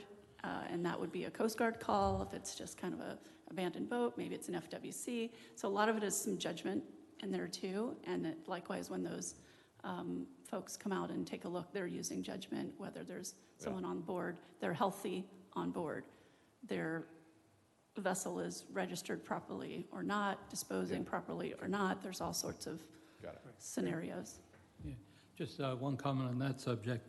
Legislature passed regulations or passed legislation that allows counties to have regulations in the waterway area for both environmental reasons and all safety reasons.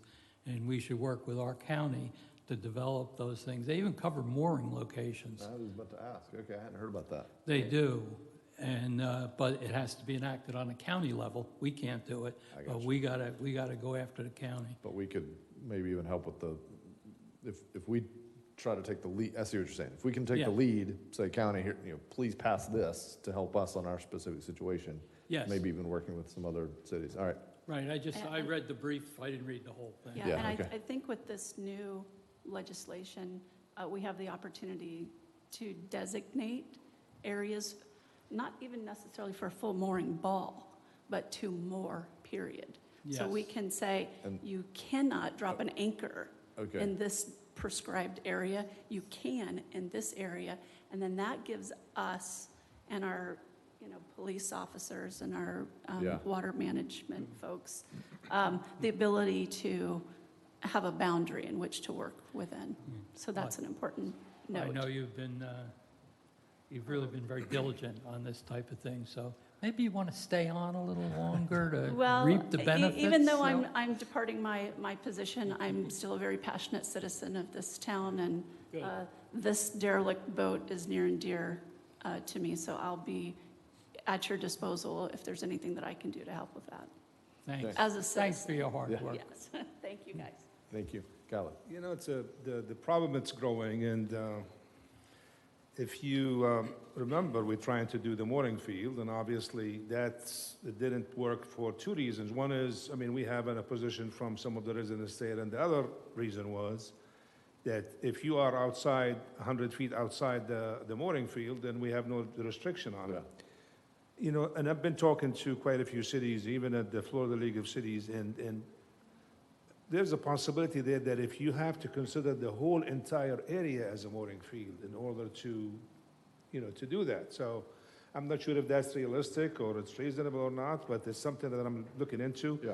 And then we are going to meet with the FWC and the Coast Guard because, again, you look at the responsibility and the jurisdiction. I mean, they list us as a hub jurisdiction, and I'm not sure where our responsibility is. Yeah. I mean, the taking care of the 2 vessels the last time, I mean, we took care of it because it's close to our fishing pier, it's close, to our facilities, but I'm not sure, how far does it extend? So that's what I'm gonna try to establish, that responsibility area, so. Yeah. So it sounds like there may be an opportunity, maybe as a legacy project or as a hit the ground running project, to see how far we can go with this, make sure Khaled and Carrie are up to speed on all of your knowledge about the issue, and then certainly if there's a push needed at the county to try to have the county, if they have to be the lead agent on this, I can, certainly work with the commission's blessing on trying to get that support. I believe we would be able to get that support from the county, especially if this is an issue that we could even, if there's other cities along the coast that would also benefit, we could help bring them up to speed. So I don't know if you probably have a network with other marina managers in Volusia County along the coast that, may, actually, are there other marinas in Volusia County? There's one in Daytona, I know. Edgewater doesn't have one, but anyway, so it's an opportunity for us. I wanted to come back. I'd posed a very pointed question. I want to clarify. There's 2 ways we can address this. We can just give Khaled a directive and say, Khaled, we want to fund the police officers. Throughout this entire budget, you got to find $190K, you figure it out. Or we can do what I'm proposing, which is say, hey, maintenance ops, I want to find at least $100K out of here, and then as we keep going down the line, find the rest. I'm okay either way, but we have to leave here with given that clarity, or we can't pretend to have funded the police officers. So however the commission wants to address it. Well, I think I voiced it. I would leave it up to Khaled to go through the Just line overall. items Okay. and come back. We do have 2 scheduled budget hearings coming up next month, and we can then go into that, hopefully without going into the details as to Yeah. exactly where it comes from. And I'm okay with that. That's probably the right way to do it. I just want it to be very clear to the commission that we don't just magically create 190K. It's going to be literally items that show up on this list that we then have to look staff in the eye and say, you don't get that vehicle this year, you got to make it last another year. You don't get that sign hanging equipment, you got to make it last another year. And so I just want to make that very real for all of us here. So, but I'm okay if that's the approach we take, because at the end of the day, we just say we want to fund this, find it somewhere in the broad budget. So is everyone okay with that approach, if that's where we land? Yes. Okay. Go ahead. But I want to point out that at the very first meeting the police chief came to, he didn't propose those 4 people. We proposed adding staff. It came from us, not him. So that wasn't on his original radar, original agenda.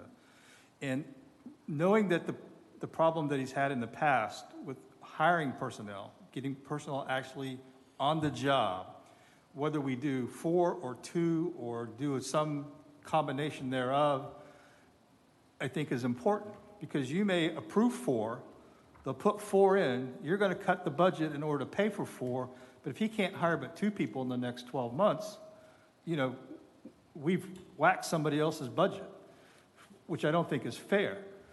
The other thing is, last year's budget we were fairly conservative when we did that budget, because we knew COVID was going to affect us. We knew it was going to affect tax revenues. We knew it was going to affect our funding source. So we were pretty conservative with that budget, and the economy did much better than anybody expected. The state is millions of dollars ahead of where they thought they were going to be. We're millions, or the county's millions ahead. So I think at the end of this year, there should be some rollover money that traditionally has gone into the general fund, reserves, or whatever. But I think there's still, unless we just go out on a mass spending spree in the next 30 days, because your budget's going to have to be closed by September 30th. So, that's 6 weeks away. So I think there is a possibility that there will be funding there to offset some of these costs. So I agree with you that I think it's up to I'll leave it up to Khaled, the city manager, and his staff to kind of figure out, to get a better projection of where we're going to be at the end of the year, if we're going to have reserve excess funds or not, where those funds could come from, or if there's something else. But, gentlemen, there were only 3 of us here at the meeting, and to get a consensus and to adopt the millage, we all had to be in agreement, and that's what we did to move the process forward. I'm tired of hearing about we did that, and now we have to pay for it. You've said that several times, and that really bothers me. I think you're personally attacking the other 3 of us that were here and made that decision. That was a call that we had to make, and we made it at that time, based on the information that we have.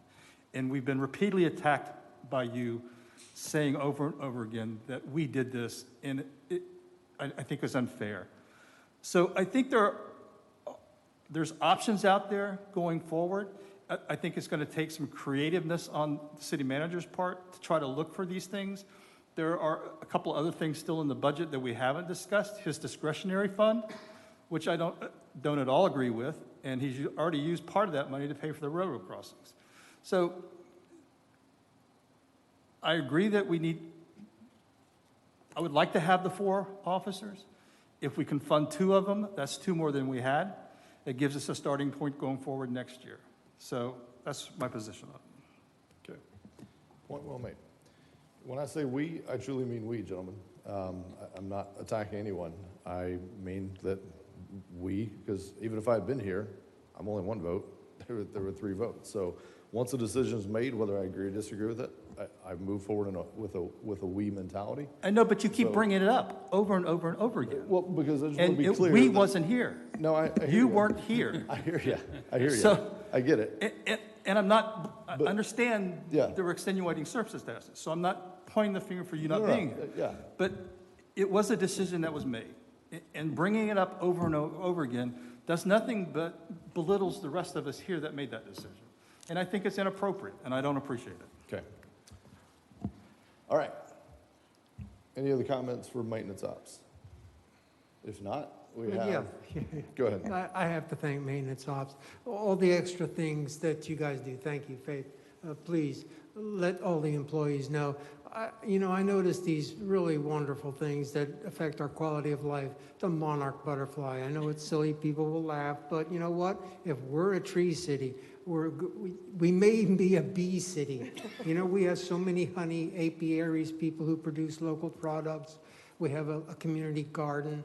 I know that our employees worked hard and helped people, and that's what makes us a great city. Thank you. I appreciate that so much. Appreciate you noticing that, too. And we'll do our best to Agreed. use a red pen again. I've said to. I hate to ask you to sharpen your pencil, but everybody. I've said to your team directly many times, and I think we all feel this way, that you all truly do work that is it's reflective of us. And as we're out in the community, the work that your teams do is what what the citizens observe, and so it's reflective of all of us and all of staff really as a city, and I think overall the team does a really fantastic job, often in difficult circumstances and with a high degree of things that have to get done. We have a lot of events, a lot of things that occur, and then pile onto that, random hurricanes that plow through, and so we have a lot that goes on, and I think the team performs really well, so we really appreciate it. All right, thank you. Gentlemen, with that, we are queued up for lunch. I believe for the commission and staff, we have lunch right here in the room off to the side, and then we're scheduled to be back between 1:30 and 1:45, so if you can kind of start heading back this direction at 1:30, we'll restart by 1:45. We'll have development services up. So thank you all. Meeting is paused.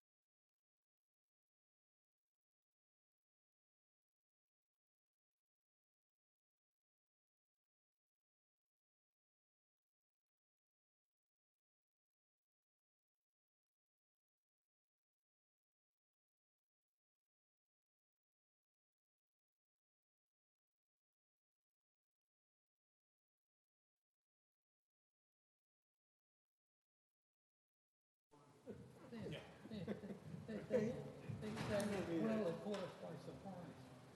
For 20 years, looking at all of those Mideastern countries and how they operate, how could it be a surprise? Or as somebody said on the news, they got surveillance planes flying over every hour watching what's going on.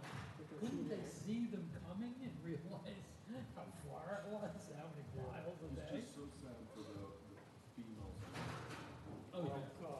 There was an elected mayor who was a female. She basically said, I'm waiting to be arrested. I think she's actually now been arrested, but she was just waiting.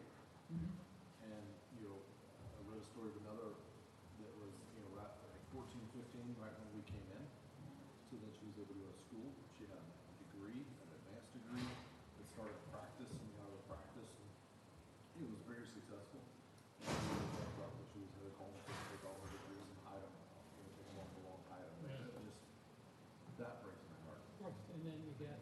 It's not a problem we can solve, but it's. Yeah, no, we can't solve it. And you need 600 people stuffed into a commercial or cargo plane. Yeah. There's no Americans in there. There be some control and some priority. Well, I think they're ready to do it now.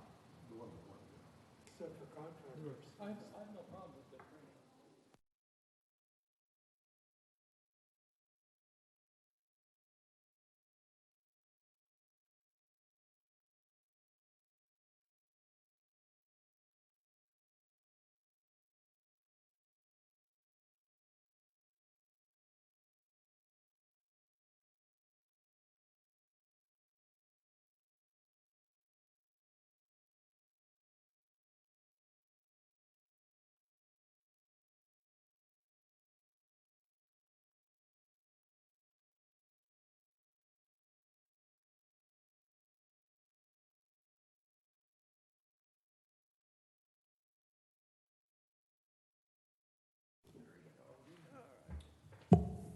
Oh, somebody's got a gift basket out there. He has no clue where to go. As long as it's less than $100. We'll bring the meeting back to order. The next order of, thank you for lunch. The next order of business, development services.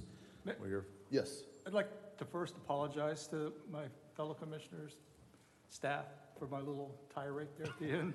I apologize for that. It probably wasn't the time or the place, so. Apology accepted. Your apology is not accepted, because I think everything you said, we're here to say what's on our minds, and that's it. But if you don't talk on that mic, nobody's going to hear what's on your mind, so. I think that's a good thing. That's a good thing. No, Commissioner, I think you made some valid points. I'll be very careful, but I genuinely meant what I said, which is, when I say we, I mean we. I own every decision made by this commission. I've defended things I didn't vote for on television, so, All right, we all have to know, who's the gift basket for? Come on, we gotta, for me? Gee, All right, Sam. we'll get, it's from Commissioner Hartman. Is that his apology? Is that? That was fast. All right. I have no idea what is happening right now. You're being Okay. set. We're doing things right. All right. We appreciate it. Try. Okay. That was a twist I was not expecting. All right. Brian, please save me. Development Services. I have a brief presentation. We did a mini budget workshop in March. There's not a lot of changes. I do not have any special requests. There are no unfunded items that need to be decided on. So I will do a brief overview. Development Services, we have 4 divisions: building and inspections, code enforcement, planning, and engineering. Just as a reminder, there's 2 kind of major funding sources. We have the building fund, which covers building and inspections and code enforcement. And then we have planning and engineering, which is substantially a general fund, but is also supplemented by stormwater and building as well. Let's see, go into the next slide. Current staff is 33. In that group, we are adding some positions that are part of this budget. Nothing general fund, though, in any of the positions that we're proposing to add. All are funded by building. This is some of our recent accomplishments. These are repeats again for that mini budget workshop. Some regulations that have come in and been very well received, the floodplain ordinance, the CCSL regulations. You don't see a whole lot of the benefit from when citizens are served by that. They're not coming back to you. They've been given relief and clarity in some cases, and I can tell you that is appreciated. Current priorities, I cut this off at one page because there's a lot going on. The office move has been fantastic. We are moving in this week, and I can't tell you how nice the new office is. The change in environment to just being close by to City Hall, I think it's going to have a bigger impact than we thought as staff. I'm really looking forward to the benefits of being close by to everybody. It's a little tight. Everybody's office is a little smaller, so we're adjusting to that, but that's going well.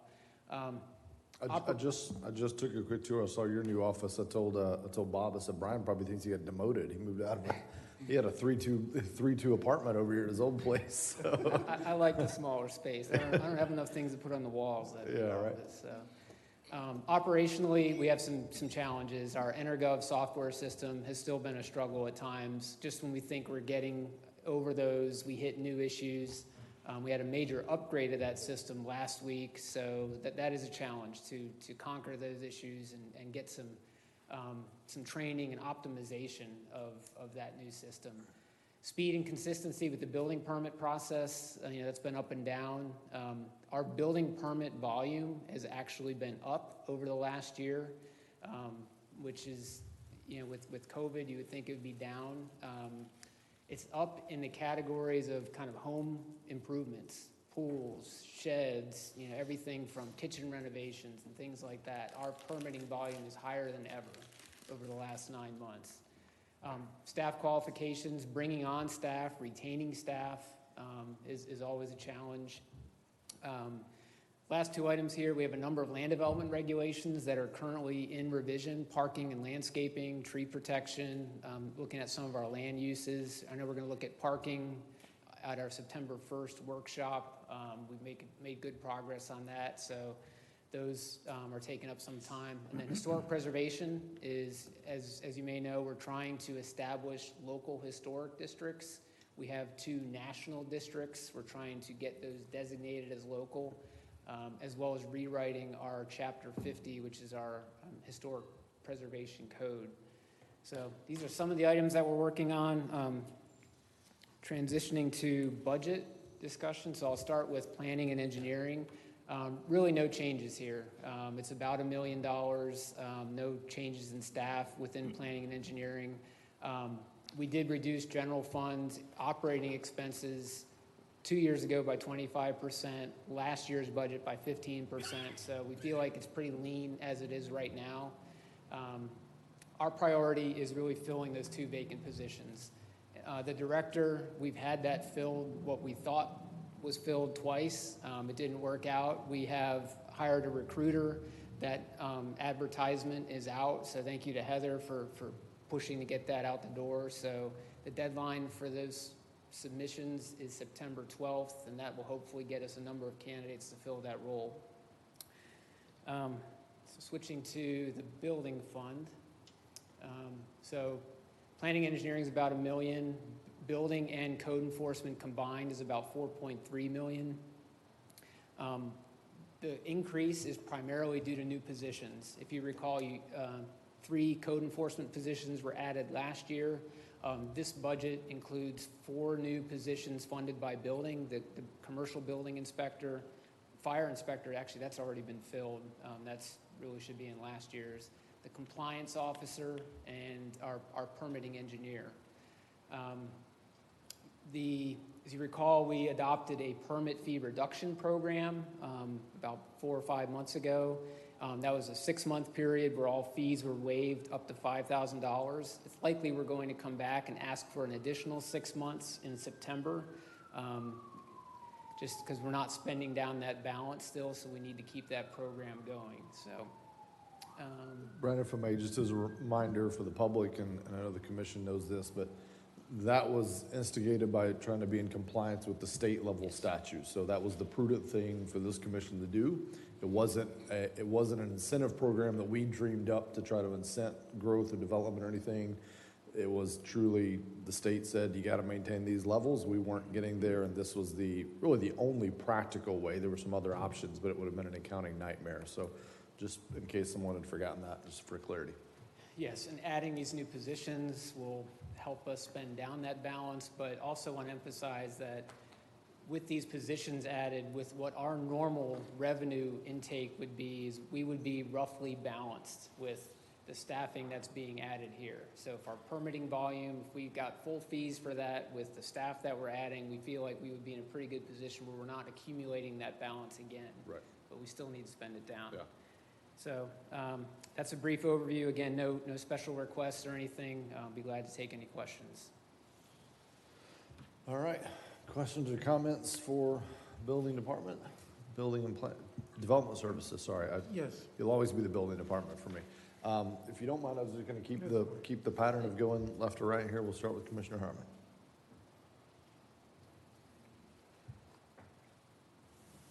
Code enforcement. One of the lines is performance bonuses. Can you tell me what that is? Pull that up here. It's 21, page 9. Performance bonus. Is that under, Commissioner, is that under Yeah, I building see that. inspection tab? What I have tab it is zeroed out. I don't know if that's, Well,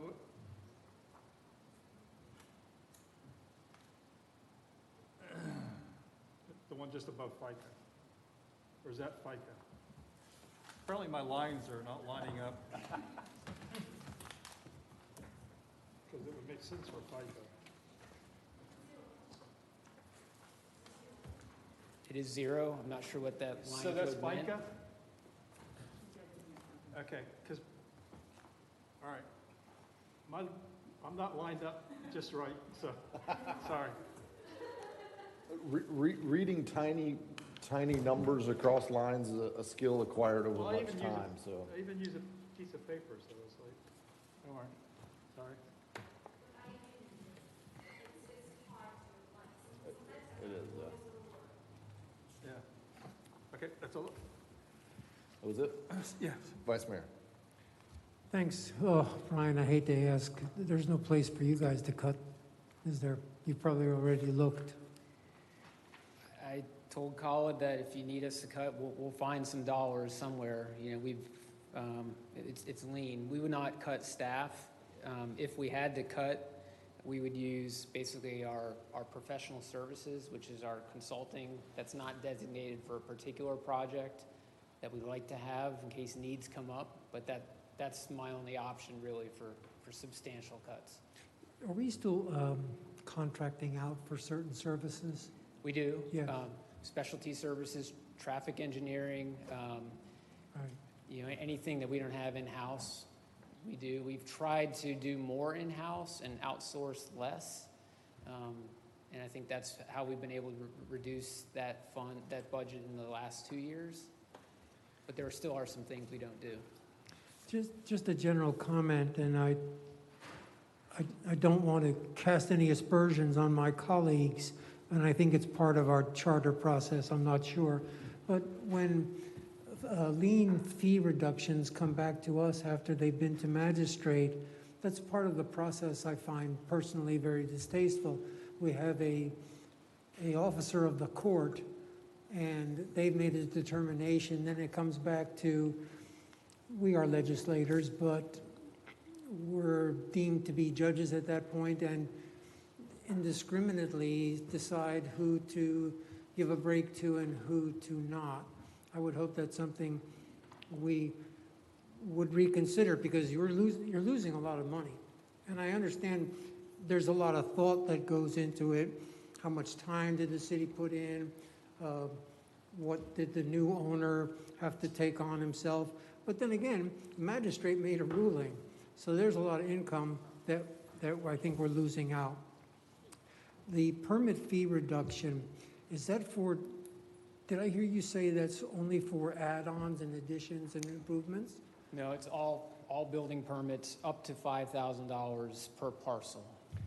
So I don't know if it's a good recommendation, but I would say maybe not continue that permit fee reduction.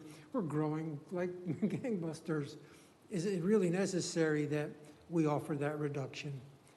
Because there's a lot of revenue lost there. Yeah, so if I may remember, this is the one, we debated this extensively or covered it extensively. So the state legislature has put ruling in place where the building fund Right, has to that's be at a right. certain level. Yes. And if we are in excess of that, which we are at the moment, and we're making literally no provisions to come in alignment, then we open ourselves up to potential lawsuits from builders suing to get that money back, because they could say, hey, you haven't been spending it, and the legislators basically paved the way for them to come in and recoup that, which would be a nightmare, because then we're trying to figure out, well, this builder paid this much, so they get, $20 back here and there. So is this a recurring thing? So that it's Brian not, has to I mean, the consider? legislation that was passed is in place, in perpetuity until it would be repealed or revised. So we have to now figure out how to get and stay in compliance. What I think I heard from Brian is, we're now at a point, once we get fully staffed, where our revenues and expenses, our projected revenue, assuming we had no waivers, and our expenses would keep us basically where we're bringing in about the amount we need, so we wouldn't deal with this growing fund, because we just had a growing building fund. And the legislator saw that not just with us, but with everybody around, and the builders are saying, wait a minute, this money is specifically supposed to be used to offset the cost of building services in these towns, and they're not using it for that. So they lobbied the legislator, they got that passed. So what we're doing is this one-time program for however long it takes, nobody really knows, but we're gonna look at it every 6 months is the current plan. Have this ongoing program to bring that revenue, that fund balance down, and then once we get to a certain point, we can discontinue that and then begin collecting fees and maintain that fund balance. It was something that didn't sit, none of us were excited about this, because this wasn't something, again, very clear. None of us initiated this. It wasn't an incentive program that we put in place at a local level. This was purely us being compliant with state level things as the passed and recent legislation. So we really don't have a lot of other options. I couldn't find one, and I pushed really hard to find some other things, because I didn't like this at all. But we really didn't have a lot of choices. And just one question, Brian, off topic. Will there, since that catastrophe in Surfside where the building collapsed, will we have to institute a program of inspections in this city for taller buildings? As far as at the city, likely no. What we did in response to Surfside is several weeks ago, we sent a letter out to all condominium building owners that were 6 stories and higher, recommending that they hire, just as a precautionary measure, hire a structural engineer to come out and do a visual inspection for signs of distress in those buildings. We provided them a list of firms who provide that service. That was just, hey, if you have concerns or just for peace of mind, here's what you can do to get a checkup of your building to see if there's any just major indicators. There is talk at the state level about regulating more frequent inspections and things like that, but we don't have the capability in-house to go do building inspections on these high-rise structures, and nor would we want that responsibility to say, yeah, this is good or this has an issue. We want to stay out of that. I'm going to bet the insurance industry is going to respond to that, and they're going to require it, because that's a massive insurance liability and bill, and so they're going to step up and require it, would be my guess. That's just my anticipation. Appreciate your efforts. Real quick, back to your previous point, just to emphasize on the fee reduction programs, we still collect full impact fees, all land development fees. And in fact, the commission did recently raise impact fees especially on parks. So we are still collecting all of that revenue from new development. Thanks. Commissioner Colodi, you're up. Well, Brian, most of your fees are all tied into the special funds. So I realize it's going to be kind of hard for you to find places where you can cut, so we can include the police in our budget. But just look carefully and see what you come up with. On the issue that Commissioner Sachs has come up with the larger buildings. I know all the homeowners associations all have provisions in there where they require inspections. Their insurance companies require it also. Unfortunately, the homeowners association, even though they have these reports, the members don't always agree to fund them. So I don't think it's our responsibility to come up with any additional things, but the state should and probably will do that. I had owned a timeshare unit, and I know we had an inspection, and it said, got to replace all your balconies because they're all rusting and they're all falling off. And we paid a pretty healthy extra fee for it and did it. So most of them are pretty responsible, but they're not all. So I would welcome the state coming up with some time frame of inspections. That's it? Okay. I like what you got proposed. So, yeah, on my behalf, again, kudos to you and your team. Something you said early on really struck, and I want to make sure we all acknowledge that a lot of the things, proposals that your team has worked on, brought forward, that we've all blessed, have unseen benefits. We got the phone calls, or we were getting the emails and phone calls saying there was an issue or problem, or we had people coming before us with issues or problems, and now we don't. They're not necessarily calling us to tell us, hey, we really appreciate that the coastal construction setback line is now not, doing this all the way down the coast. And they're not calling us with that, but I certainly believe that we, collective body and staff, have made a lot of really good progress on some issues to just clean up some things, make things easier. And that's going to allow us to focus on that list of priorities. I mean, there's still a lot to do. Felt like we were kind of behind on some of those things. So, hopefully those efforts plus some of the technology efforts, which, as we said all along, and Brian and Colin and I have talked about this, technology is always slows you down before it speeds you up. And so we're in that slows you down phase where it's dragging us down a little bit.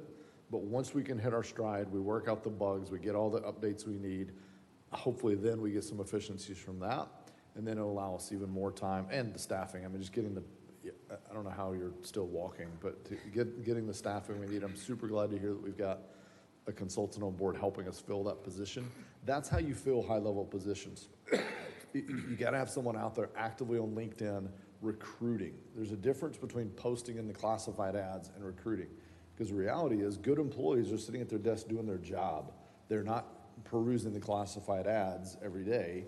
So the way you find them is you hire a firm that specifically goes out and literally emails them at their desk or LinkedIn messages them at their desk and say, hey, have you ever thought about moving to sunny Florida?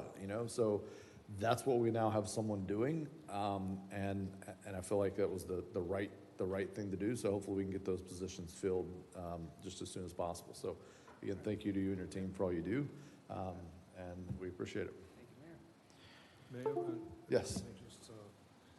Some of the challenges that Brian has mentioned, some of the challenges, and then one of the challenges is just replacing employees, after they leave.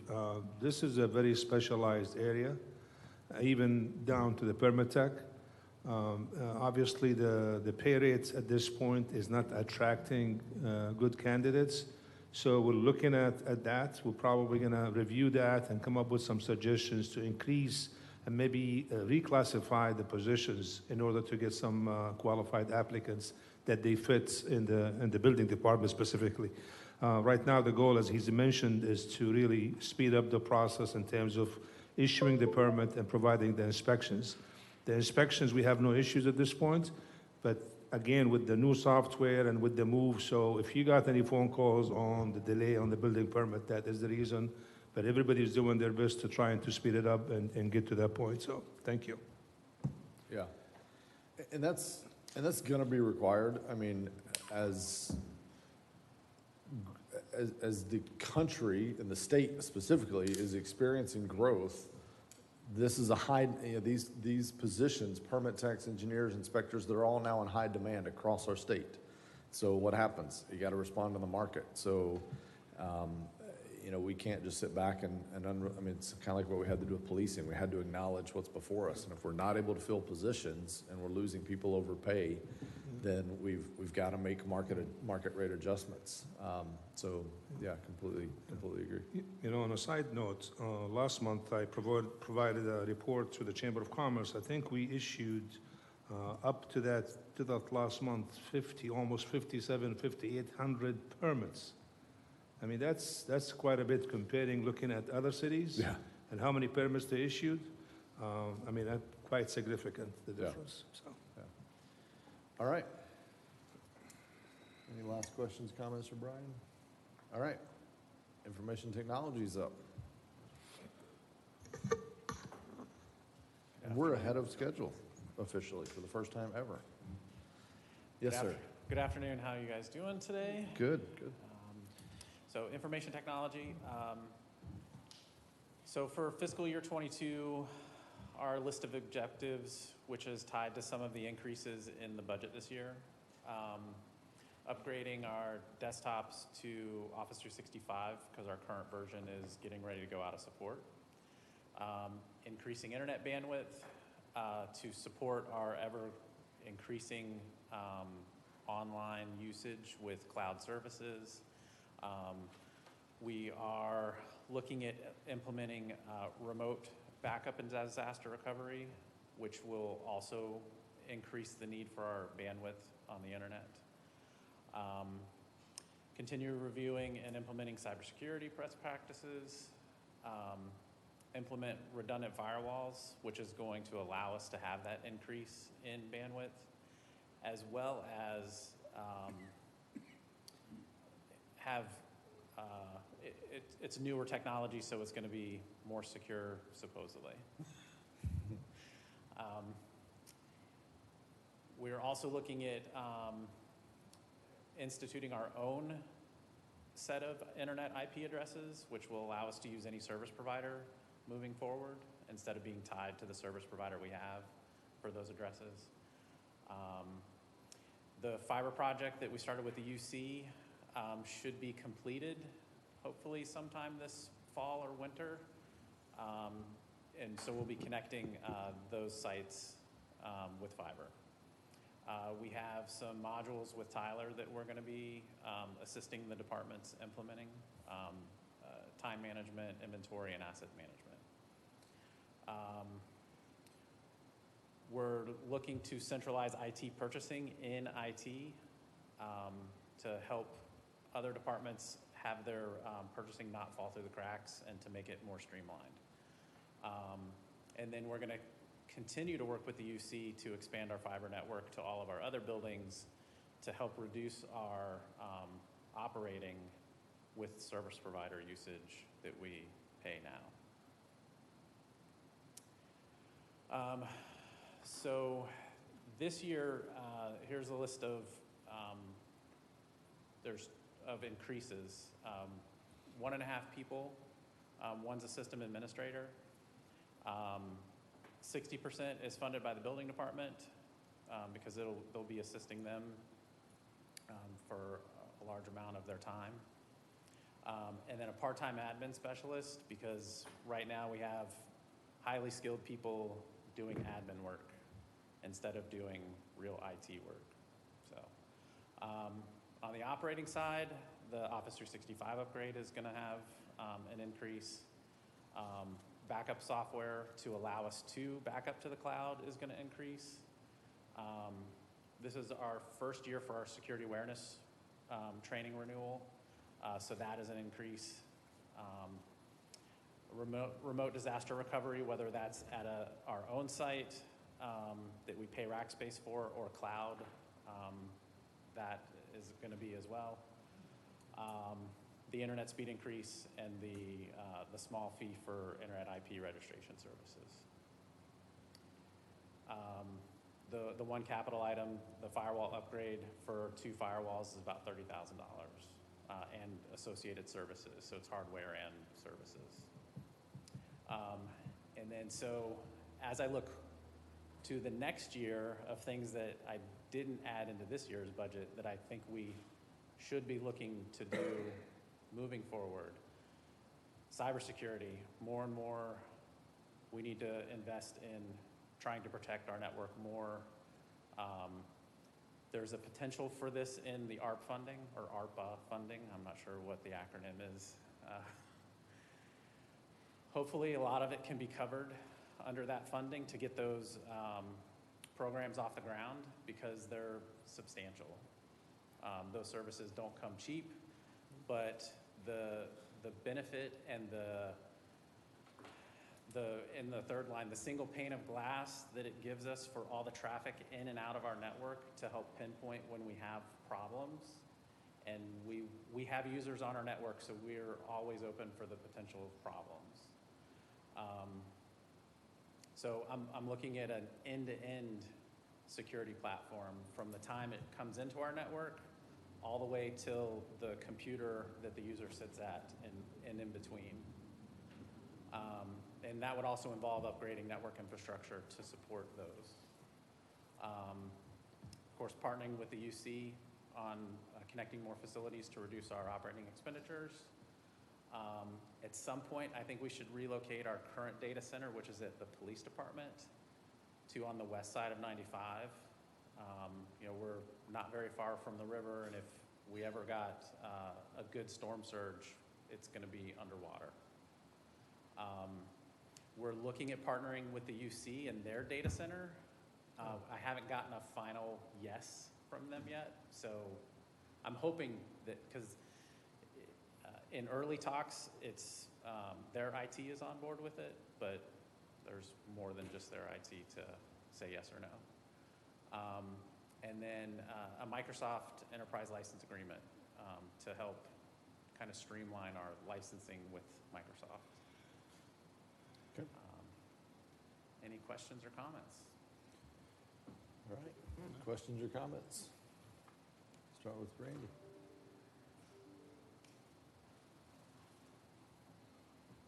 Do you want me to start on this end for a little while and give you a chance to? No, I'm good. No, I have no questions. Okay. Vice Mayor. Thomas, maybe from this point on, I'll be asking every department head, is there anything that can wait? I don't really think so. Everything that we have in our budget is to help maintain the infrastructure we have. And, you know, if we're not replacing something, then that's just something that's that much older and that much less secure.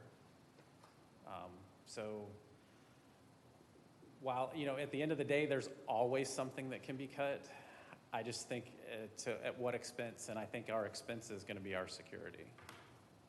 Yeah, that's a big one that I wouldn't cut. Thanks.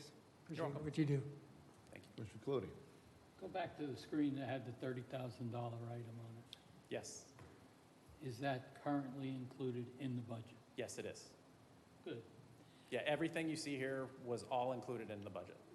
Okay, now, I agree we should move our data collections and records and everything west of 95 or above an elevation where it can't be affected. Yes.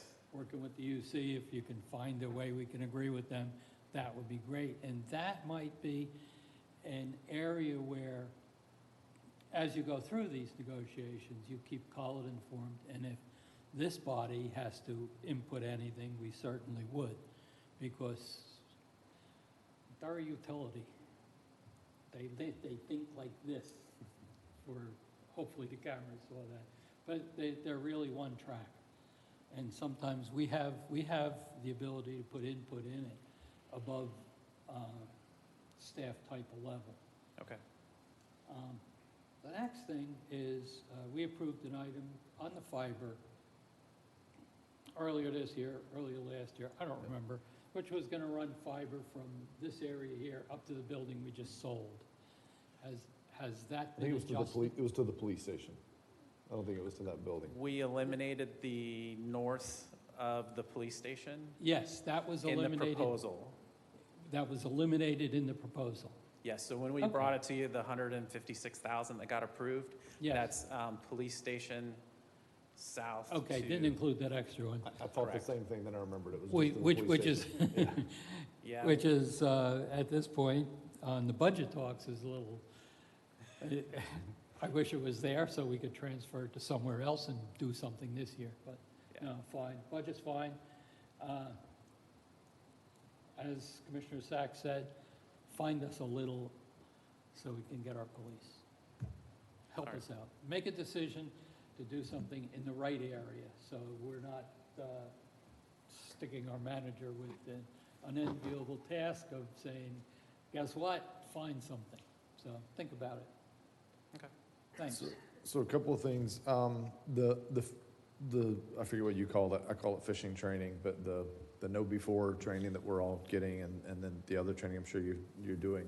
Are we seeing the right metrics on that? Are we seeing heightened awareness and lower click-through on those as we repeat those training exercises? Yes, and one of the other services that you don't kind of see in behind is we're seeing more people alert us of real phishing emails, and because they're alerting us, we're able to see if anybody else has a similar email and remove it. Gotcha.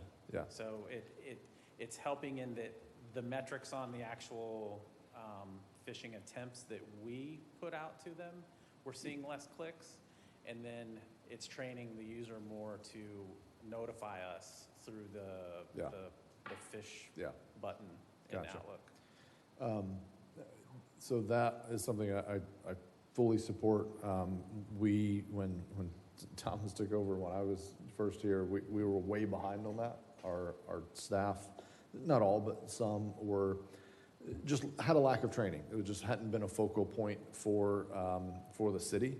And so we had a real vulnerability there. And so those emails that we probably all get, I know I get reminded a million times to go do the training, but the know before training and other things that the team is doing, basically it enhances your awareness of people when they're trying to steal data, information, whatever it may be. So I appreciate that. The remote backup and the things that you've talked about, those are things to help protect us in the case of these hacks that we see with the pipelines and the different companies. Those are the things that would give us ability to kind of continuity of service if something like that were to happen. Is that a correct statement? Yeah, it'll allow us to recover. The initial will be more recovery, and then we'll build upon that to where if something does happen, it will lessen the time to recovery. Maybe it'll only be a couple hours instead of maybe a day, depending upon what's impacted by it. It's kind of like initial phases, but yes. Yeah. So we had talked about this early on. We're in a unique spot because many times the private companies, when they have one of those hacks, they're worried about protecting sensitive, confidential, proprietary information. And I was like, hey, what do we have to protect? Like everything we do is out in the public. You can get every email I've ever sent. There's nothing kind of proprietary outside of HR. You get some, social security numbers and bank numbers and stuff. But so we have a kind of a different thing, but it's more the systems being locked up and us not being able to use our systems. That's the real risk that we run. So I'm glad to see that in place. The last thing, just an observation for the commission to understand, I think you're starting to see it with that Office 365. In the good old days of IT, and this has happened over the past 5 years really, in the good old days of IT, you made these massive infrastructure investments, capital purchases one time, and then you didn't have that expense again. It was like buying a car, and then you kept it for 15 years. You bought the new software and you kept it. There's been this huge shift now to everything's cloud-based, so it's a subscription model. So you don't have the huge upfront cost, you're basically leasing almost everything. So even the hardware cost, like you used to, they would come and install the servers and all that, and you're kind of getting away from that now. So just be alert that for this and future commissions, I think we'll continue to see lower and lower upfront huge capital requests, but the operating budget will creep up as you have things like Office 365. You used to go buy Windows off a shelf and then you owned it until you bought the next version of Windows.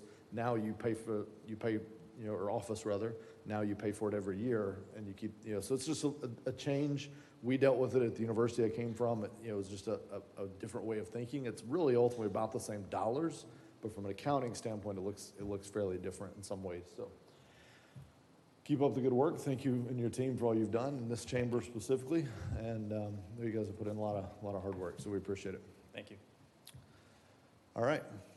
Next up, as we get even further ahead of schedule, have you got, the next is administration, so we're good. All right.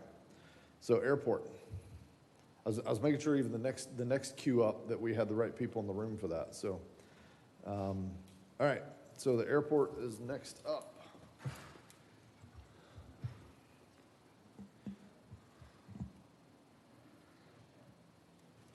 Oh, I meant to ask your question about the computer right here while we had him, I forgot. Stays on the laptop and only has access to the internet, nothing else internal. Okay, you already asked, good.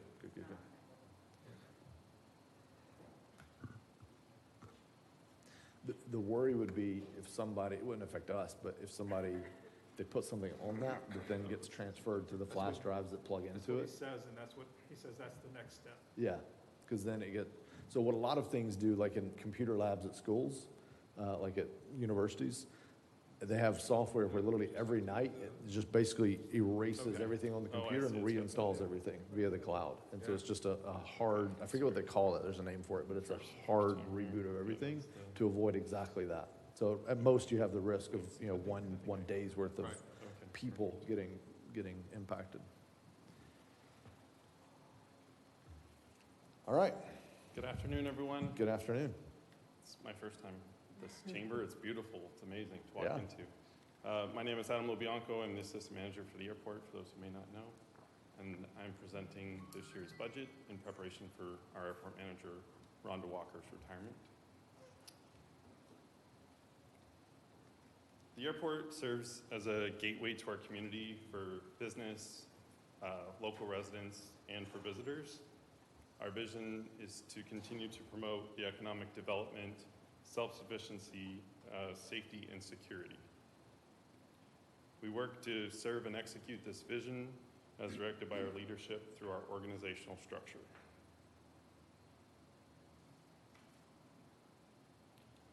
The airport's organized in a largely vertical format. We have a small team in place. With the continued development and investment at the airport, we've improved our staffing capability to maintain our levels of service.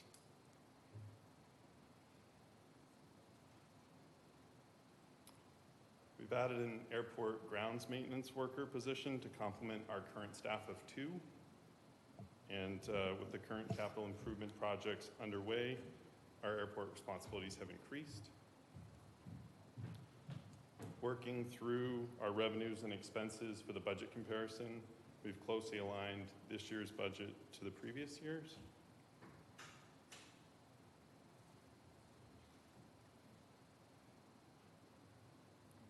As you can see with our personnel expenses, we have a slight increase for staffing with that position.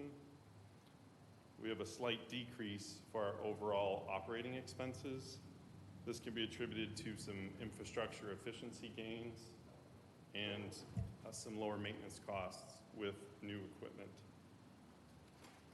We also have a small decrease for our capital projects. We're continuing to navigate the impacts of COVID and our grant opportunities, and we are staying in line with the airport master plan.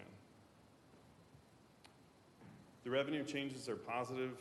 That's an indication of recovering fuel sales, some additional funding that's been provided to us, and some lease renewal and appraisals and additional lease revenue coming in. Up next, I'd like to talk about our CIP. We have the opportunity this coming year to complete, hopefully, the construction of our airport administration and maintenance facility. The design was completed last year. This is the most significant one. This impacts our operation daily with storage of our equipment and our administration.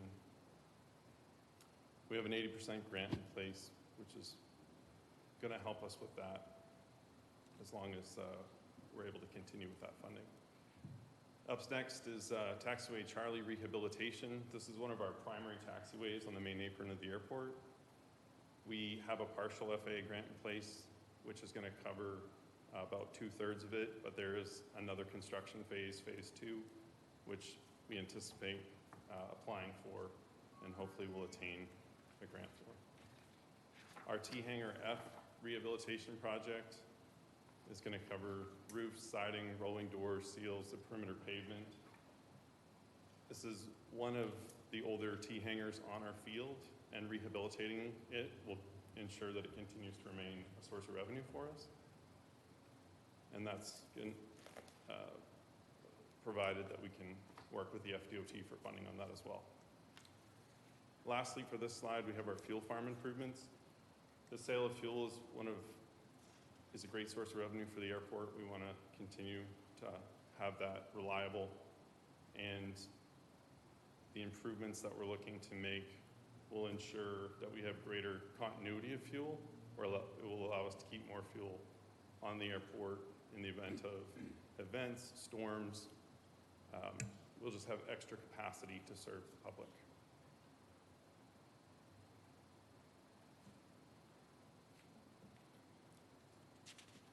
Continuing, we have our taxiway alpha rehabilitation. This is perhaps the second most utilized taxiway. We're looking at doing reconstruction of the aging pavement. It's in line with the airport master plan.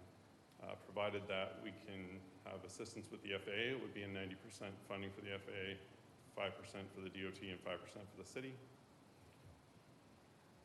And then coming strictly out of our budget for capital is our mowing equipment that we're looking to replace.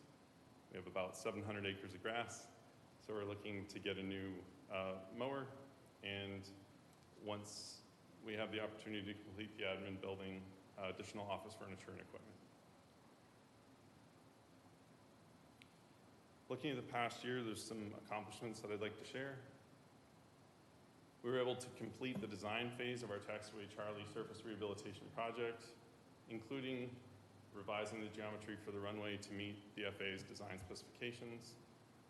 We were able to complete the design phase for the terminal apron project, which will include the demolition of two very old T-hangers, which have provided us with great service, but it's time for them to go, B and C.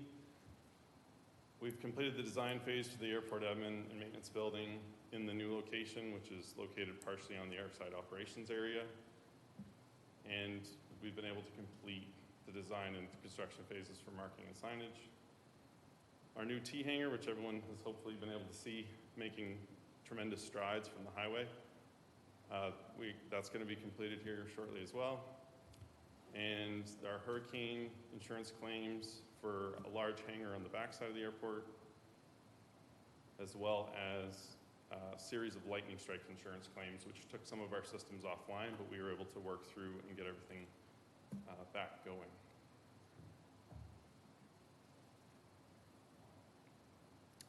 Our goals: we'd like to maintain the airport runways, taxiways, and airfields for safety and appearance.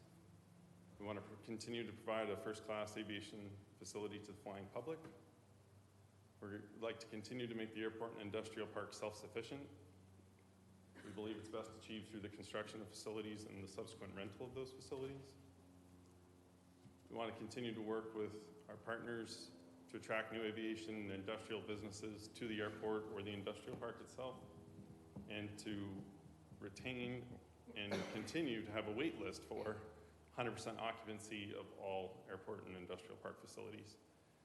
And we're going to continue to apply for grants through our JSIP for funding with the FAA and FDOT in an effort to continue to expand and maintain the airport facilities and infrastructure. That concludes my presentation. All right. Good deal. Take a breath. You did great. Thank you. You're good. All right. Commissioner Hartman, questions, comments? What's our occupancy rate right now? For commercial hangars? Yes. It's 100%. 100%? Yes. Okay. And we have continued interest.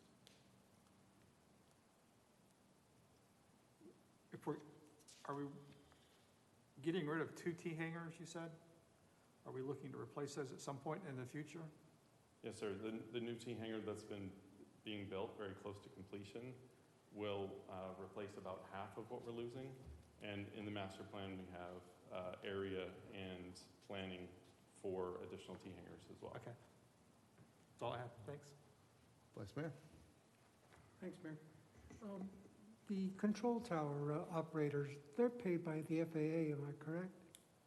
The air traffic control staff are under contract with the FAA. Is the tower and the cab in good condition? The tower and the cab have been maintained satisfactory to the contract requirements. It's about 14, 15 years old now, something like that.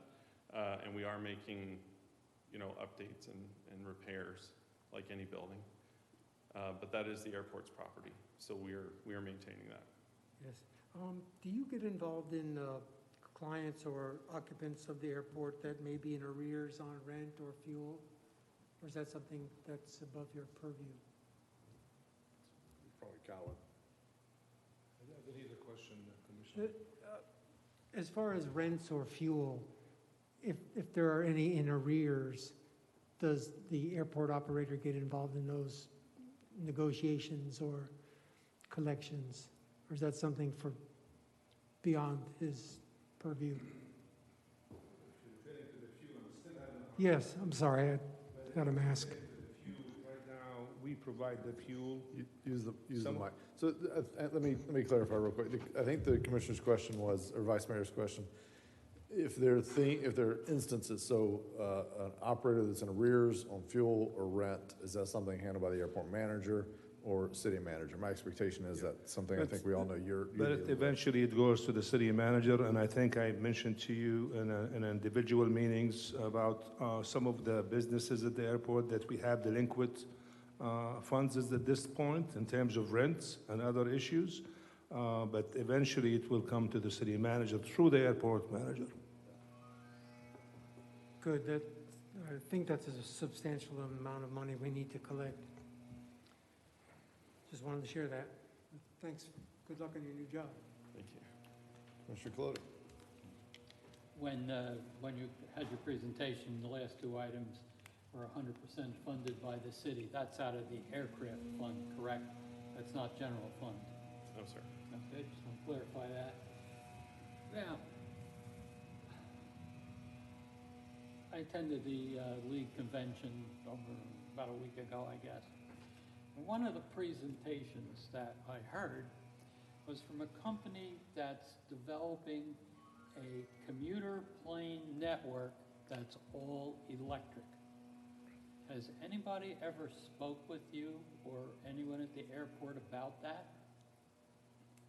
I am not aware of anyone reaching out to the airport specifically. Okay.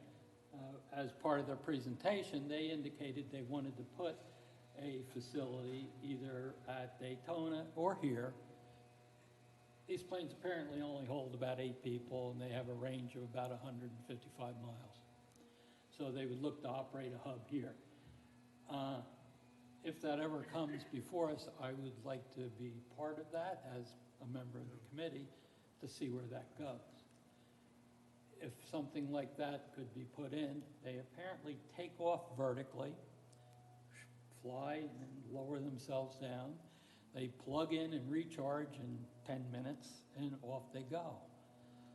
So it's an interesting concept.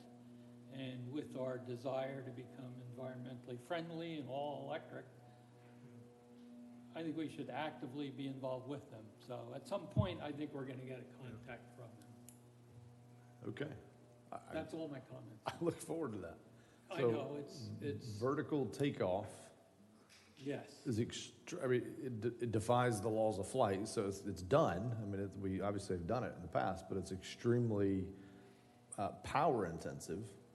And then combined with electric flight, which we've made great progress, but when I worked at the university, it was in aviation. When I left 5-ish years ago, or whenever that was, that was like cutting edge. They were working. I think somebody had just taken like the first electric flight in a plane. We were at Kitty Hawk stage of electric flight. Yes. It's probably going really, really far. I haven't stayed in touch, but that would be fascinating if we've got vertical and electric.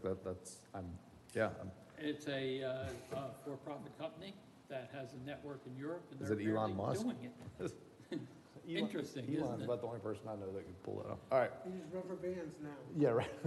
Well, yeah, if I hear of such, if it comes to me, I will certainly make sure you all are aware. If it comes to Colin, we'll make sure that the commission's aware. And obviously, from a noise standpoint, I mean, that's the huge that's right. plus, environmental, but noise is the big plus.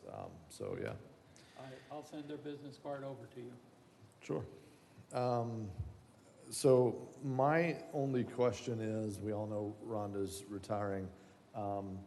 She was extremely instrumental in two factors, relations with the FAA, local contacts especially, the regional office contacts, and then also grants, identifying and then procuring a large amount of grants. So that's something, as she transitions, that I hope we're able to, grasp as much of that knowledge as we can, and that's something you can take the mantle and help us maintain as we go forward. You're not going to replace that overnight, but hopefully all that knowledge doesn't walk out the door when we lose Rhonda. So that being said, I think there are some opportunities at the airport. We've got some challenges presented by COVID. The Commissioner alluded to them. We're all aware. We've got some tenants that struggled in COVID, and now they're kind of functioning in arrears. They're not getting further in the hole, but we got to figure out how to get them caught up. We've got, other than that though, we're at 100% occupancy, and we got new facilities coming online. Sounds like we got demand for those. So I think we have good things, good things on the horizon, and maybe we'll have flying electric planes soon. I don't know. Khaled, yes.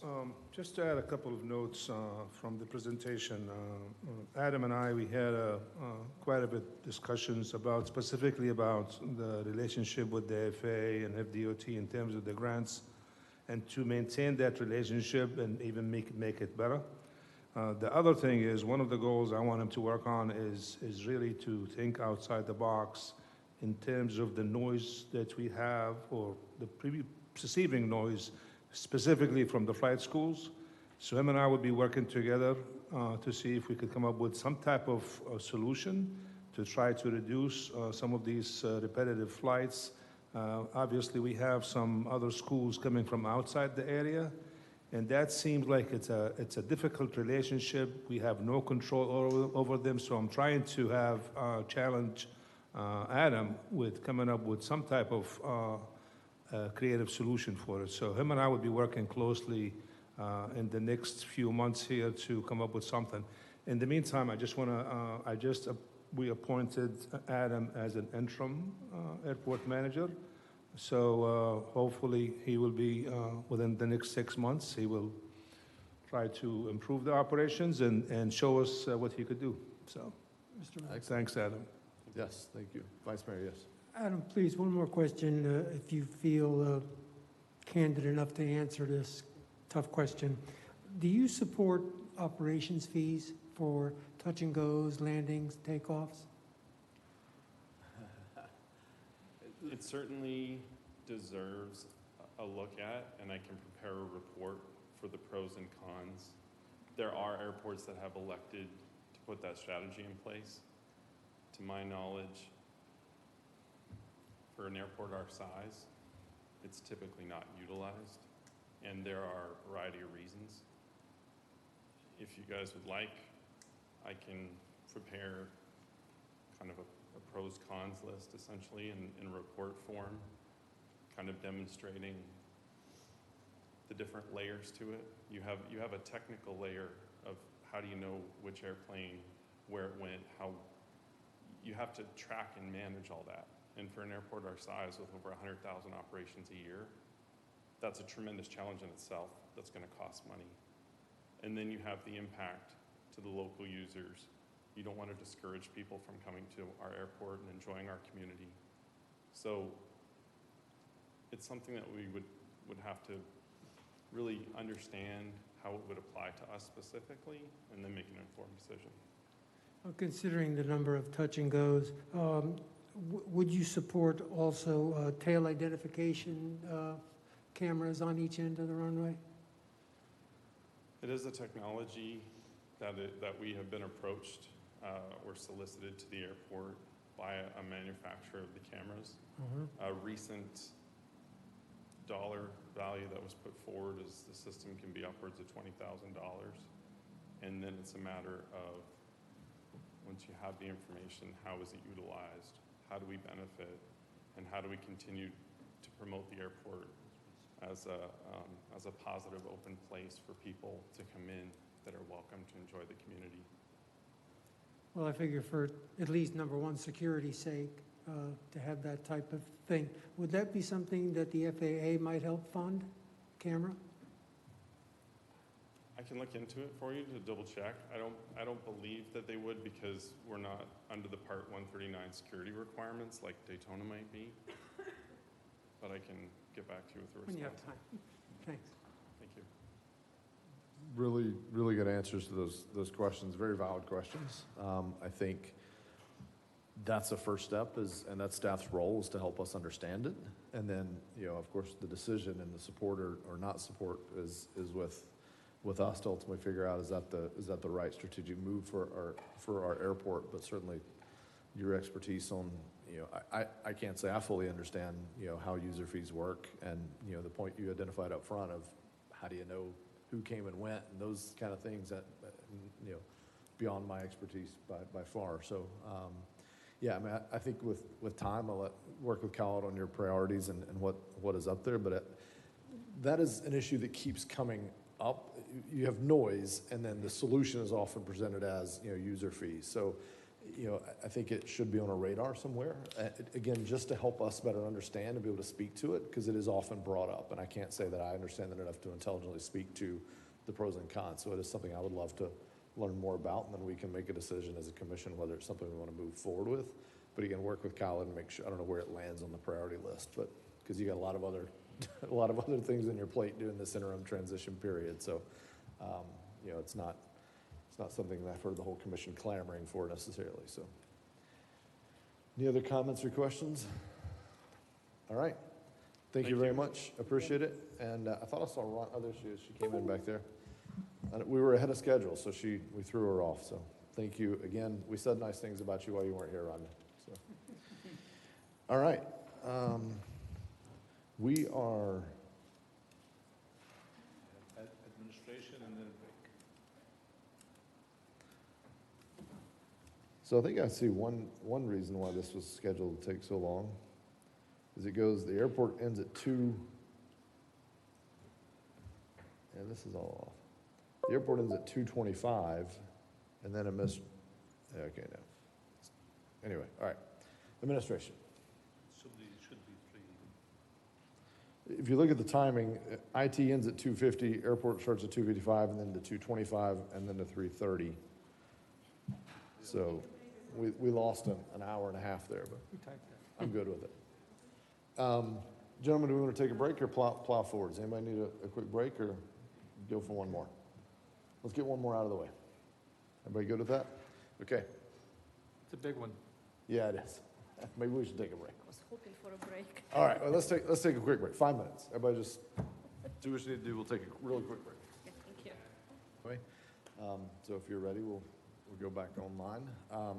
Before we dive in, I wanted to clarify. Some of you all heard me mention, and those of you here can see, we were dropped off a gift basket earlier, a very nice one, and it was to it says our mayor and staff, so that was kind of to all of us, and it was a congratulations and kind of welcome to the new digs and facilities, and looked forward to working with us all.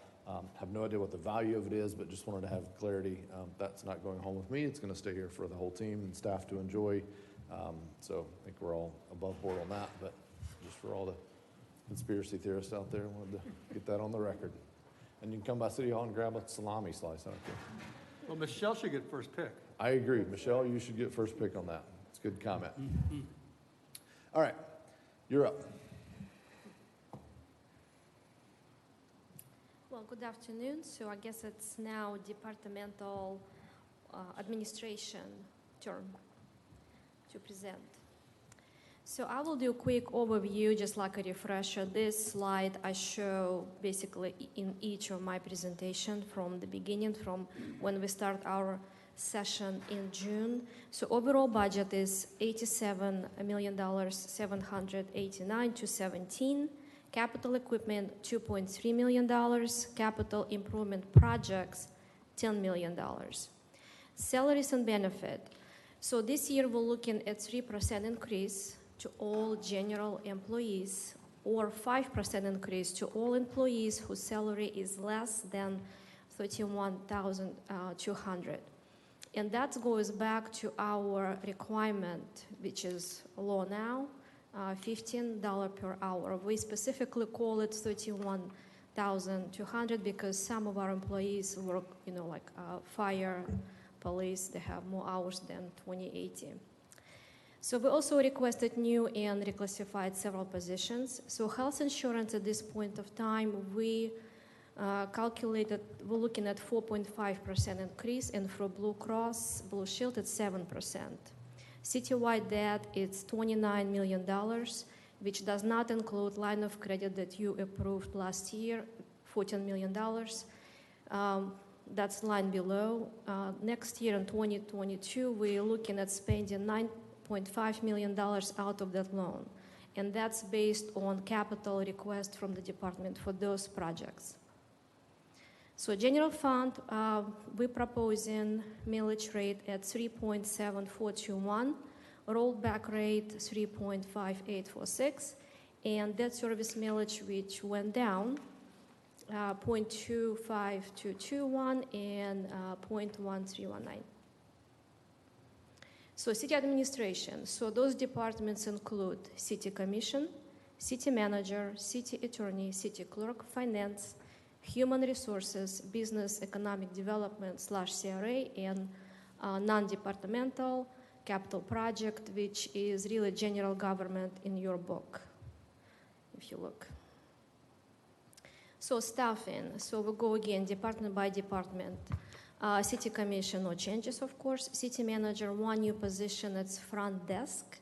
We added this year. City attorney, no changes. City clerk, no changes. Same is finance and human resources, business economic development. A couple of departments did ask for additional positions, but we were not able to accommodate simply because, again, of the cost. However, we added 2 positions to capital project, not departmental. One, we added a capital project coordinator and another risk manager. So we added because we don't know how we're going to proceed at this point of time. Are we going to hire part-time on a regular basis or however, but we really feel we have a need for it. City growing, so is our exposure to all kinds of liabilities. We would like to see somebody really truly review our policies and how we're doing business in the city. So city commission. So what department is that going to be under? It would be a general government or non-departmental, what we call. Okay. Right now, only in this department we have our capital project manager. So these they were going to report through Michelle or report through Michelle? Okay. It's under Michelle, but they're all reporting to the right, city of course. manager's office. Okay. Actually, she reports to Brian. City manager's office. Yes. She reports to Brian, who reports to Kyle. Yeah. But according to the Yeah. Yeah. We'll draw a straw. I may have to redraw it. So city commission. So your personal services increase 7.6, and because it's Blue Cross Blue Shield, which is high, are one of the highest health insurance, so that's due to that, you see that increase. And operating expenses went down because due to COVID, some promotional expenses were cut down and some dinners. Basically due to the fact that it's less events. That's how it is. It's not by much. Everybody give me a look. It's just high in the percentage. City manager increase in personnel services, 37% increase due to now assistant city manager is fully budgeted in city manager budget, which before it was spread over different departments. And also front desk was assigned to city manager department. That's why it's such a high increase. Operating, right, Brian? Colin wants to comment. I think I'm going to make a motion to fire the city manager for having a 161% increase in operating. But when I saw this, I jumped off my seat. I'm going, So Yes. they moved, I guess, some of the salaries away from development services, but anyway, thanks, Natalia, for firing me.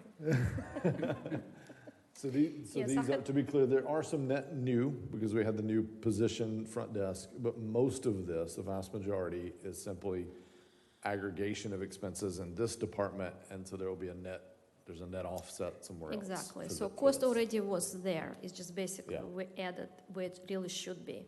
Yeah, okay. Operating expenses went up as well only because we added, as you know, city manager contingency.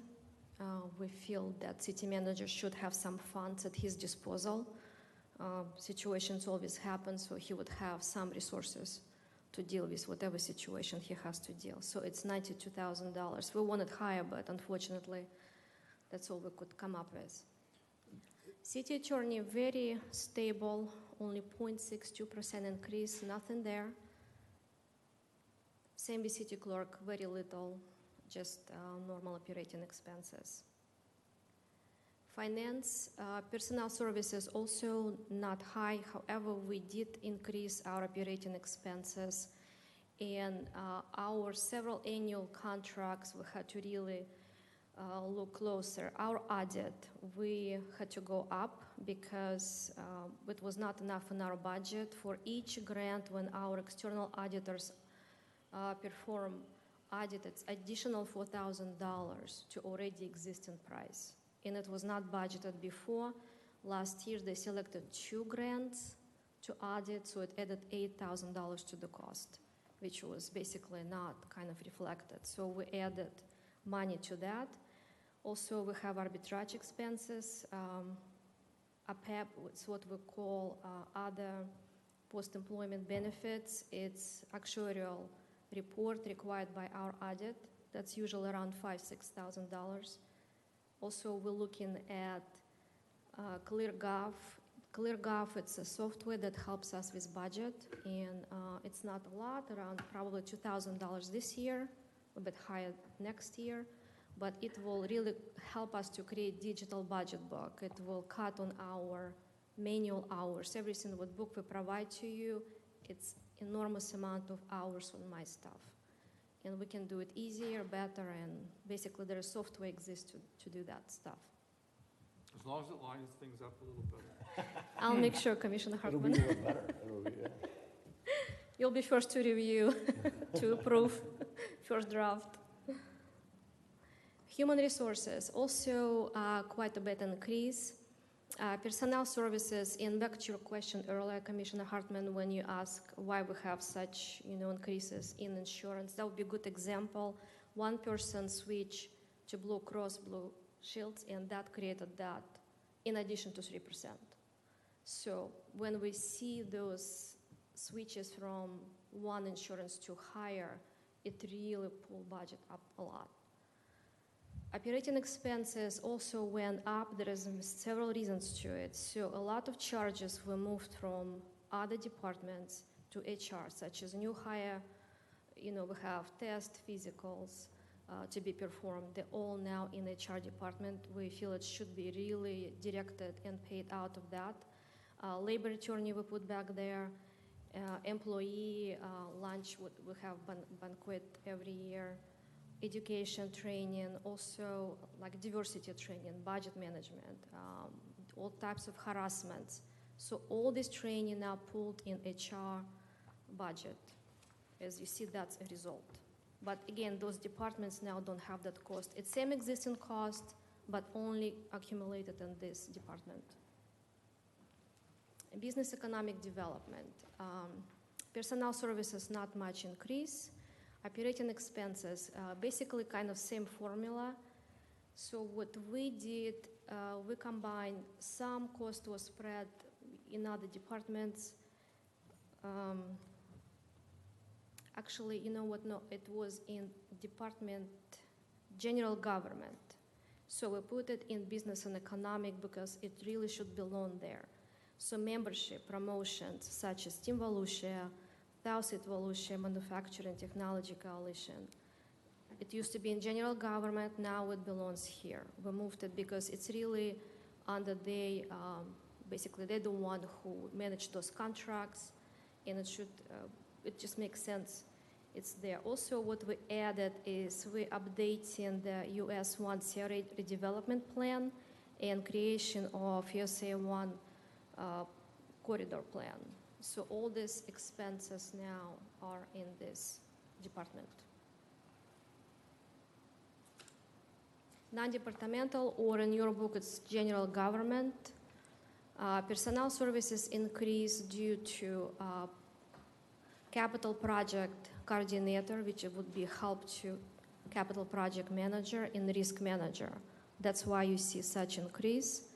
And operating expenses went down because this, what I just said earlier, some of those contracts with Team Volusia,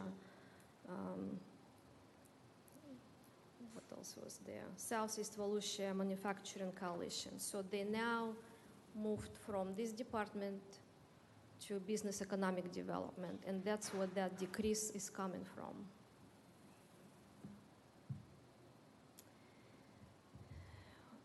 Now, next set of slides will be from my previous presentations. It will go and talk about capital. It's kind of wrapping up what all the directors were talking earlier. So police officers, 4.5 position, to increase that, it would be 0.0778 millage. Now, this is our unfunded capital expenses. Some of them we were able to take care of, such as railroad crossing and firefighters, which are listed as priority 1. The rest of them, as you see, it's a pump house replacement, which David talked about earlier. So that's what it is in terms of millage rate. And again, some of them could be possible grants, ECHO, CDBG. So, but basically, this is what was needed, is needed, and money not available at this point of time. Now, capital equipment request funded.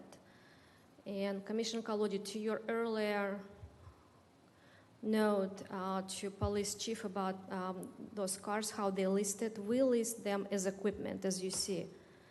For police, interceptors, 7. So in our budget book, they listed like capital equipment.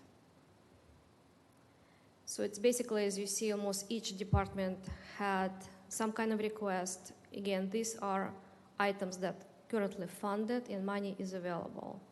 So total for this list is $2.3 million in capital equipment. So next list is we call capital improvements requests. And again, almost each department had a request. And again, all this project well known to you. Some of them will be funded through the loan approved last year. Some were looking at potential new loans, grants, and so on. So this is total for capital outlay, 10 million. So equipment plus improvements, $12.3 million.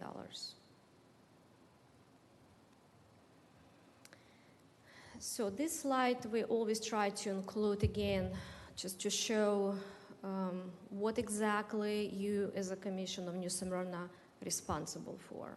So basically right now you vote, not now, it's not in our workshop, it's only 22% of the total tax bill this commission is responsible for. So Volusia County is 35%, school board 36%, City of New Smyrna 22%, and other taxes 7%. So, and for average home, with assessed value of $199,000, we'll look at portion of the bill that goes to us, to City of New Smyrna, it's $823.83. So this slide shows what is current millage rate, what's proposed. So on general operating, at this point of time, we maxed at 3.741. As city manager mentioned before, current budget is prepared based on that operating millage. In 2005, 2018, our voted that general obligation went a little bit down So our current total is 4.1262, which is decreased from prior year of 1.1%. So next steps will be 2 public hearings, one September 15 at 5:30 p.m. and second would be September 28 at 6:30 p.m. And I'm ready for your questions. She didn't say any questions. She said, I'm ready for your questions. She sat here and watched everybody else go through this. She knows what's coming. So. All right, we'll begin with Commissioner Hartman. What do you got? I just had a question about the city manager's salary, executive salary, went from 198 to 295. City manager? Probably, I think that's one of the moves that moved Brian's, probably some of Brian's in with it. So basically, assistant city manager, he was before paid from several departments. Okay. We moved his compensation in city manager budget. Okay. We're not adding anything extra. It's just basically combining in one department. Okay. As it should. Yes. As assistant to city manager.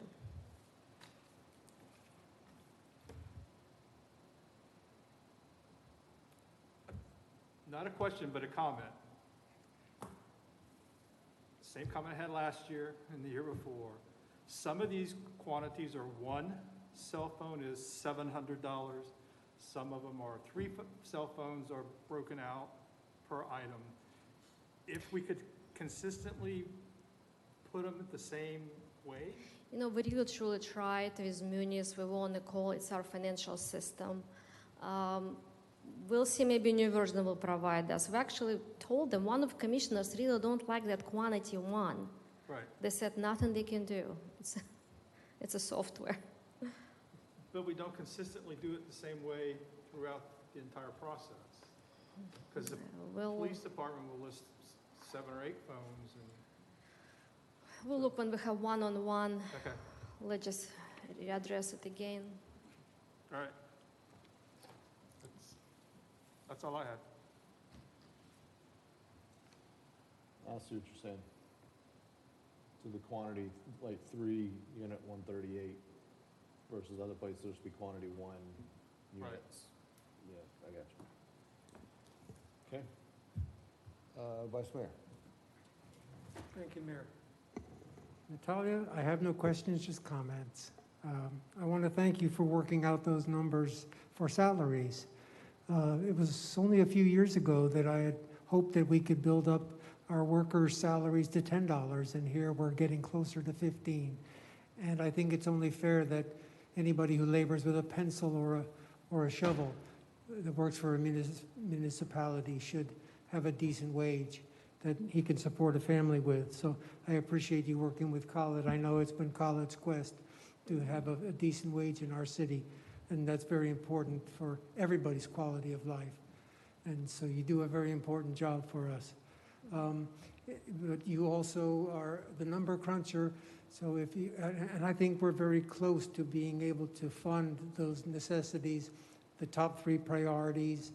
I hope that you have the will and the means and the brains to help get us there, because I think we're very close, and we can offer some relief, just a bit of relief for our taxpayers. Thank you. Thank you. Mr. Clay. As I said to most of the other departments, take a very close look, eliminate any expenses that you can have that are not absolutely essential, so that we can cover the cost of the additional policemen. It's very important to me. Certainly, we want to eliminate the big ticket items, because that's easier to meet that goal. So I trust you and all the departments you mentioned to be aware of that. Keep doing that. Now, general comments. I have 2. I think in our presentations that we have coming in the future, your guidelines, such as with the capital improvement projects and all, very important. Obviously, we got to follow that. But in a budget presentation, it's very important, at least to me, to know what's a new item, what's a replacement item. Some departments have said that, and some haven't. So it's hard to judge in the overall impact on the budget. Obviously, we gotta replace things. If it gets really bad, we gotta look to extend their lives, but we're not in that situation. So it's good to know that. And the second thing that come to my attention is when I review budget, I look at last year, I look at the current year. If I went into all the little line items, some things would raise concerns for me. And one of the things that just comes to light due to your presentation, you explained very well why there's big increases by consolidating line items under one budget. Yet in all the other budget presentations that went before yours from the departments, nobody bothered to mention that they had decreases because items were taken out of their budget. So to me, it doesn't provide a true representation of where their budgets are going, because they had a big credit that they could work with because these items were being paid for elsewhere, and it doesn't give a true picture of what a year-to-year change is, which I like to see. It doesn't govern anything, but it helps me understand where it is, and it may point out where maybe there's an item that doesn't belong there, shouldn't. So I would like to see those two things. These budget presentations that we have often are based on your first go-round, and they don't seem to get updated. I'm not picking on yours in particular, but it's true. I look, I said, what's new now? Not necessarily what's been presented all along. I want to know what changed. We've expressed our opinions. We don't like that. We want more of this. But these presentations often don't reflect that. So it's not your responsibility to take care of everybody else. Take care of your own, and the manager can get everybody else in line. It just makes it clearer for everyone. Noted. Thank you. Okay. That's it. All right. So just some questions first, then I've got some comments. So the attorney and the clerk, if you can go back to those, it was way back in the beginning. I was concerned because it looked like their personnel lines were relatively flat. And yet, I know we did at least 3%, and maybe even some people in those departments, I don't know, that might have even qualified for the 5%. I just want to make sure that we didn't miss something that we were supposed to have done, some action to make sure that my understanding is even those that report directly to us, like the manager, clerk, and attorney, get what staff got unless we make some other, adjustment up or down, I guess. But they looked almost flat in the personnel lines on those departments. Right. So is that right? Did I miss something, or? The city attorney budget, because we have a new assistant city oh, I got attorney, you. So tweaking some salary. Okay, so that makes sense. Yeah. Not was got it at the level, yeah. And the city clerk, I have to look. Maybe the same things, or they may have had some savings. We did 3% for all. Yeah. Okay. So that was my main question.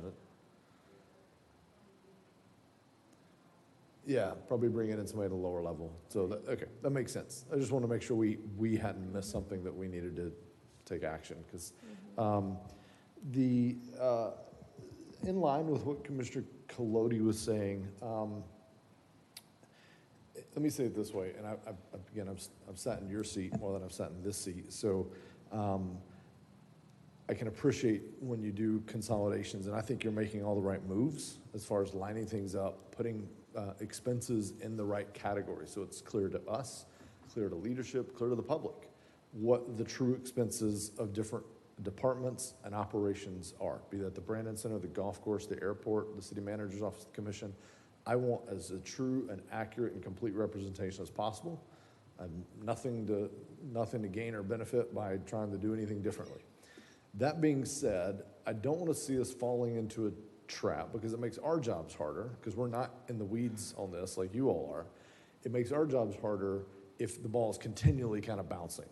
So I'd like to see us get to a point where we say, all right, we've kind of aligned everything, and unless it's some major reorg, let's give it 4 or 5 years and say, all right, these expenses are where they are. Like, everything's gonna live where it is, and that way we get nice, clean, year-over-year pictures. And then if we have to look up in 4 or 5 years and say, all right, now let's do another kind of wholesale assessment, and go through. So I think we've been in that mode of cleaning everything up, and again, commend it. It was the right thing to do.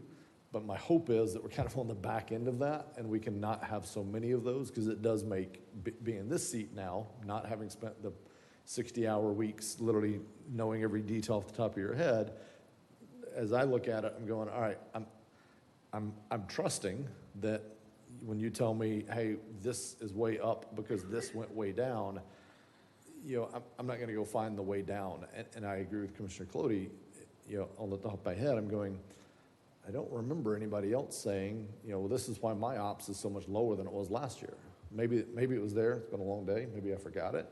Again, I'm sure it happened. I trust you, but it just makes it a little more difficult for us to process. So I do hope we're kind of on the backside of that. That's not discouraging you from doing that. I just want to make sure maybe we're through that.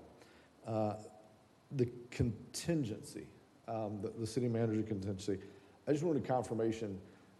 That's not the city manager slush fund, meaning that's not for him to go and upgrade his office.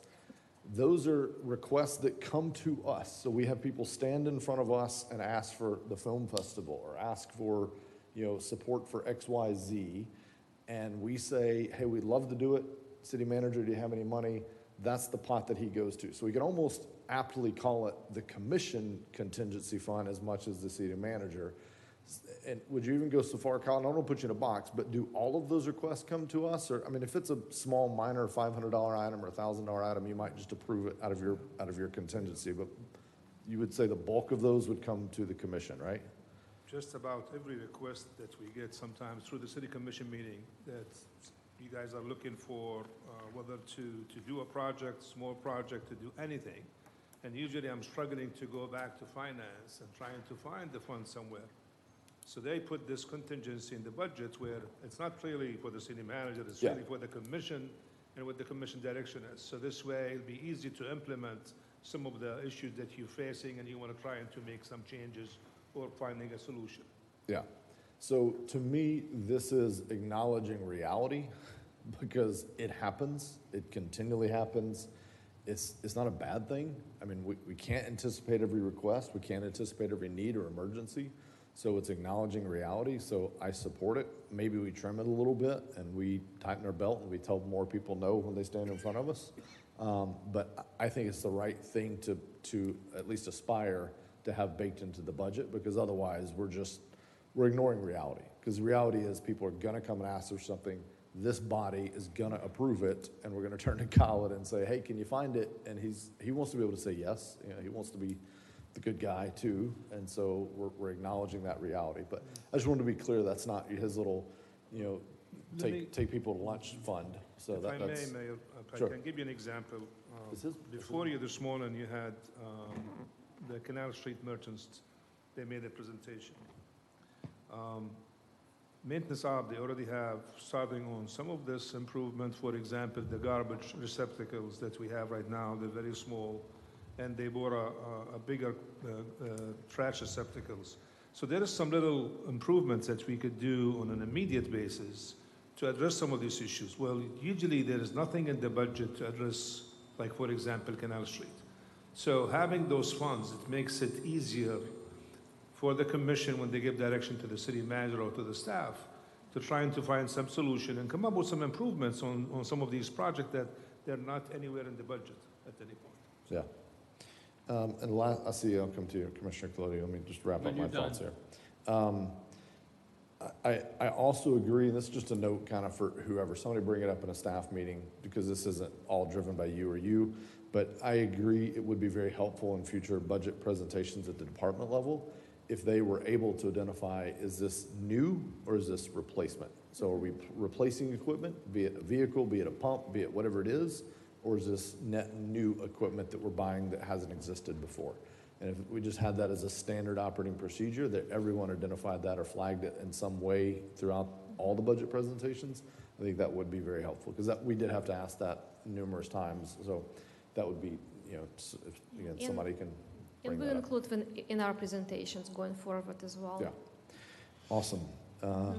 And lastly, just thank you on behalf of myself and the commission. We really appreciate it. Again, I know what you've been through. I know what the weeks leading up to presentations like this feel like and look like for you and your team. So we really do appreciate it. I know it's a lot of work and a lot of digging into a bunch of numbers and trying to be prepared for every possible question, not only of your department, but every other department. So really do appreciate it.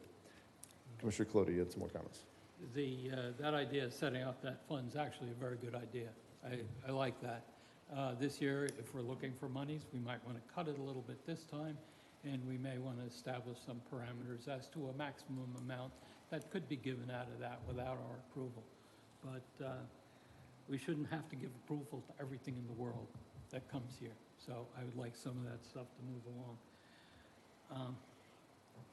I just want to give it a little example of what this budget can do to the general public.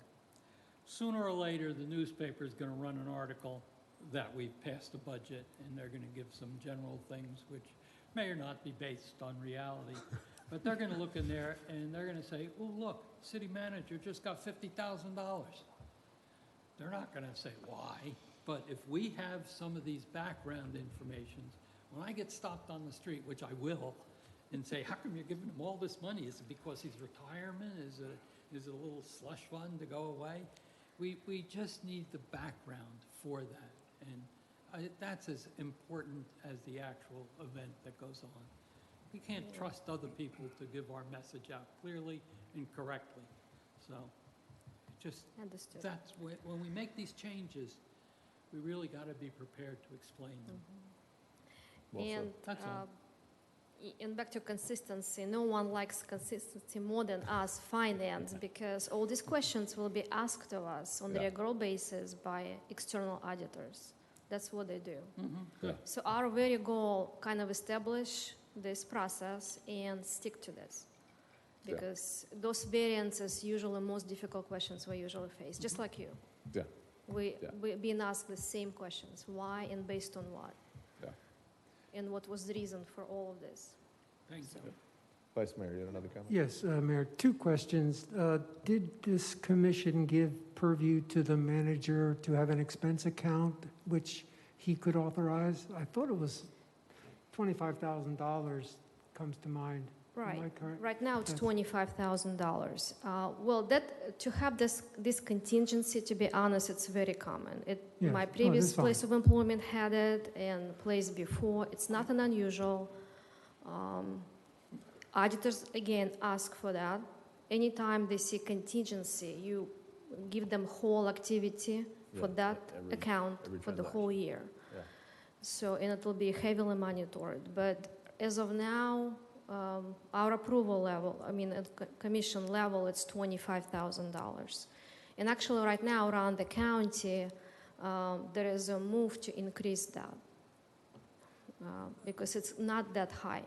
That's Really, for city managers around the county, a lot of cities now looking at least at 50,000, because during this time, during current prices, it's just that's all what you do.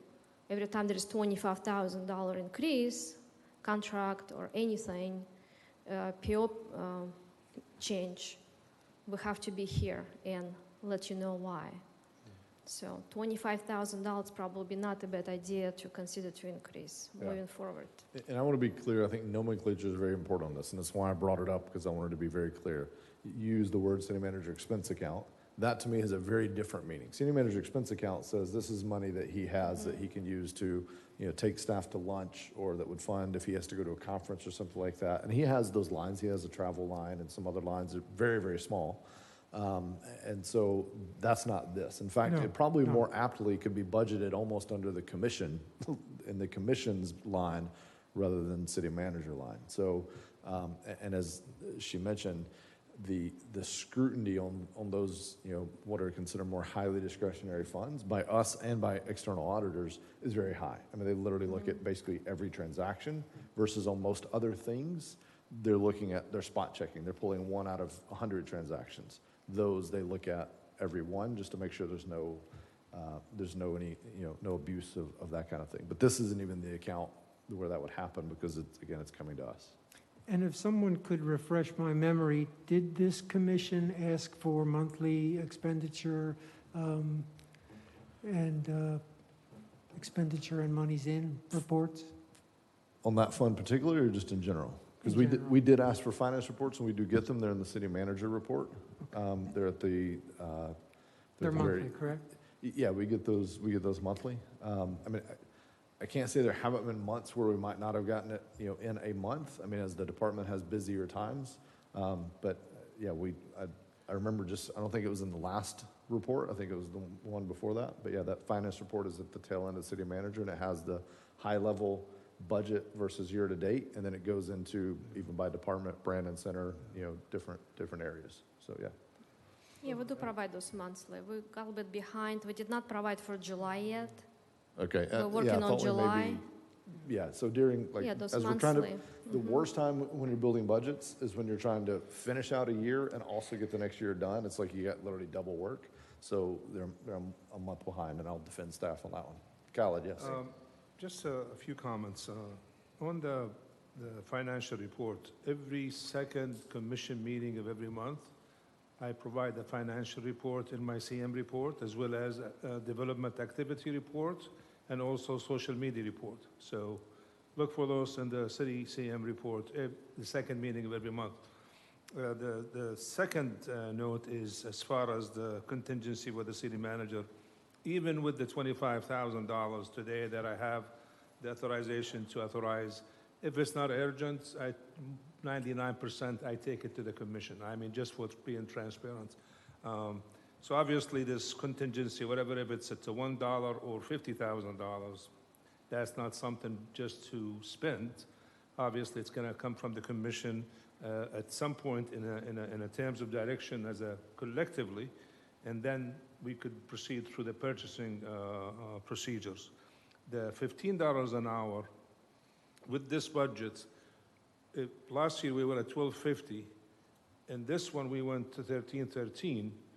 With the state's regulations, we have to be at 15 in 2026, but we're hoping that by 2022-23 budget, that we will be at 15. So that's what the goal is right now. Some of the cities have already got to 15, such as the land. Yep. And so right now it's a competitive market where we have to be really competitive. We're losing quite a bit of employees to outside employment and other agencies. So the goal to get there is as quickly as possible to 15, even maybe higher in some of the positions. So as far as the other comments on Commissioner Colodi and the mayor in terms of being consistent as far as showing the budget, if it's new or not, we really appreciate those kind of comments because that helps us in the next year budget presentations to make it more clear to the commission and to the public as well. I mean, I was shocked when I saw the numbers there, and I jumped off my seat and I called her. I said, "What are you trying to do?" So, He did. but we appreciate the comments back. Thank you. No, I'm glad you provide those, especially for the public. So the very same reasons all of you mentioned is why I'm adamantly opposed to contingency fund. I think it puts him in a bad spot. Because what happens is we set the millage rate and say, here's our budget, and this is where you have to be, and you have to cut in order to do these projects.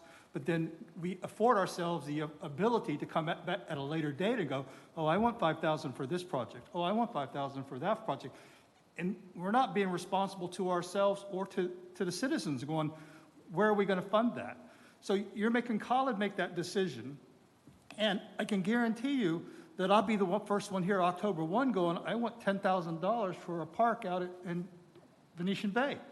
And then you guys won't get any of the money because we'll spend the entire contingency fund.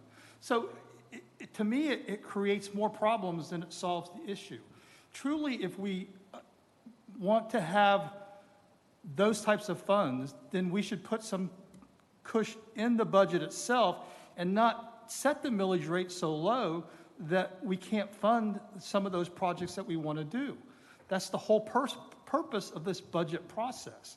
So to create a contingency fund that the five of us will have access to, as it's been explained today, I think is wrong because, you know, are we going to divide it equally? I mean, we haven't even talked about that. And then who gets what? And then how soon do we do this? So it just creates issues out there. So if I have a project that comes forward and he tells me there's no money in the budget, he says, I've looked at it and I can't find it, I can go back to the constituents and say, look, there's no money in this budget. We will work to get it into next year's budget, or if something comes up and the city manager says, hey, look, we had excess funds, you know, is that project still important or do we need to do it? Then we can do it that way. But just to set up a fund out there for him, you know, with no criteria for or no limitations to, I think is the wrong thing to do. I think it sends the wrong message. If you, you know, and you've mentioned it, and I went off on my tirade about it, you know, we set the millage rate. This is what we're going to charge. Yet we're going to have this slush fund, contingency fund out there to do pet projects. So we're not held to the same accountability as the fire chief is or the police chief is. Because he has his budget and he has to live within that budget, or he has to cut his budget to meet our wants and desires, yet we don't have that same criteria. I think it's wrong. I'm opposed to it. Yeah, no, I appreciate those comments, and maybe it's an interpretation thing, because here's my stance. I wouldn't bring a pet project of mine to say, can we fund it from the contingency thing? What I anticipate, what happens, the reality is we have either citizen groups, Canal Street Group, Black Heritage Museum, whatever it may be, that come forward and say, hey, can you help us out with this or that? Or we even have the fire chief show up and say, hey, you know, if I had, you know, our Jaws of Life just broke, I need 10 grand to do it, and it wasn't in the budget. I think trying to run a $75 million operation with literally no wiggle room, you know, that's not how I run my own personal budget. I have a little bit of, you know, hey, if the transmission blows up, this is how I pay for it type money. And that's how I view this. It's not the hey, I had an idea, let me go see if Cal will fund it. It's more of responding to things that come up throughout the year that there's no way we can sit here right now and anticipate. But we have a reserve fund for that purpose. That's the purpose of the reserve fund. Those unintended consequences that come up during the year that we truly, the five of us go, yes, this truly is a need, that a quality of life issue, a safety issue. You know, if we had to go out, if we had no money left over for PPE and you know, they said, hey, I need $10,000 for masks and hand sanitizers. Yes, if we can't fund it in the budget, then by all means, take it out of the reserve account. Yeah, and for me, and I'll let my fellow commissioners speak, but for me, this is, there's, the reserve fund is the count. I mean, it's like, hey, the city must go on type thing, and that's where if I have to have reserves, I'm going to reserves. Versus, again, you know, the Black Heritage Museum comes in and says, hey, can you help us out with $3,000 for this program that'll help us, you know, service, you know, 25 disadvantaged youth. You know, how do we answer them? And when I first sat in this seat, we sat here and we'd hear these very compelling things to be able to do in our community, and yet it was, well, okay, that's great. Now who can fund that? How do we fund it? Do we as a commission have any money to say, yes, we all agree? Because we'd all sit here and nod, and I mean, I did it. This isn't an attack on anybody. I would say, yeah, that's great. I want to help. That happened just 2 weeks ago, and I told the gentleman, I said, look, I'd be happy to see what we can do. If we can do it, what's in the existing budget. If not, you're going to have to come forward, and we'll have to make a presentation for next year's budget to get it in the budget going forward. But and it's difficult because we set the millage so far in advance, and you know, we have needs, and we're in the middle of the disaster season and everything else, so we really don't know what's going to happen. So it's really difficult for us. But for me, it's easier to say, look, call it, is there any money in the budget to do this? You know, or he comes to us and says, hey, we really need to do it. If it's not there, then we can either wait and do it later, or we can mutually agree that it's truly a need for the community, for the best interest, and we can use reserve funds and try to replace that at the end of the budget year. Because the way Yeah. the budget cycle is, you know, you budget for positions, you don't always fill those positions, there's going to be money left over, whether it gets spent on overtime, or Yeah. there's going to be a few bucks come in or not, or unfortunately, $8,000, I think you didn't have budget for. We need to pay for those, you know, out of that balance sheet at the end of the year. So but to purposely set that up for that, I'm opposed to it, and I have problems with it. Yeah. I'll let you guys speak in a minute. So I think on this one, I'll agree to disagree. I think most organizations I've seen, especially larger organizations, you set the budgets and everything so far in advance, and then the speed of society is such that, as I mentioned, budgets are outdated the minute you create them. There's no way you can anticipate all those things. So to have some money that is baked in, that you say this is for the things that may come up, and you know, I think to some degree it also eventually kind of boils down to it's all the same. If we don't do this, so we put that money back in somewhere else, well then somebody comes to us and says, well, hey, can you do this? We all agree. We say, yep, we need to do it. We pull it out of reserves. Well, now we got to build back reserves. So how do we do that? Well, we go to the budget that we put this money in and say, well, let's not spend that money. And so we've really just, I don't, you know, I Or don't we know do that the it responsible thing and say we need to increase the millage because we need to repay the reserves, refund the reserves because we stole it last year. Now you're speaking my language. So, and I don't have a problem with that. So, but All right. I just want to be open and honest Yeah. about all of this. Yeah. To the other point, I took a bunch of classes through EMO. There's a mayor who is also the city manager, who is a non-voting member of the city council, and he has a $10 credit limit. All he can authorize is $10. And anything over $10, he has to take back to the commission for approval. Now, it is a small town up in the Panhandle, but still, so I agree, 25,000 probably is not enough. It probably should be raised, because I don't necessarily think that if we approve a truck in the budget, I don't think it needs to come back to us later in the year because it's over 25,000. I think we've approved the budget as a whole, and if it was in the budget and it's within those parameters, and I don't necessarily think it needs to come back. So certainly I would be amenable to raising that limit, however we do it by ordinance or whatever, at some point in the future. Yeah, that's a good point, and I'll let you two address that one as well. I agree. You know, I have no opinion on what the amount should be.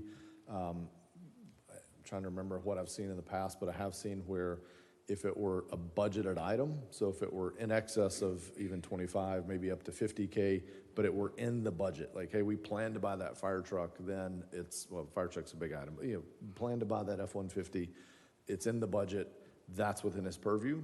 But if it's the same item, even at 25K, but it wasn't in the budget, then it does come back to us. But of course it would anyway, because we're making some kind of a budget transfer or change. So I think we could make some progress there. I'd be happy to support that if you all brought something back that was reasonable and in line with what peer cities are doing. So, gentlemen, we'll let you all chime in on these two items. Yes, I'll try and be quick. So Commissioner Hartman brings up a good point.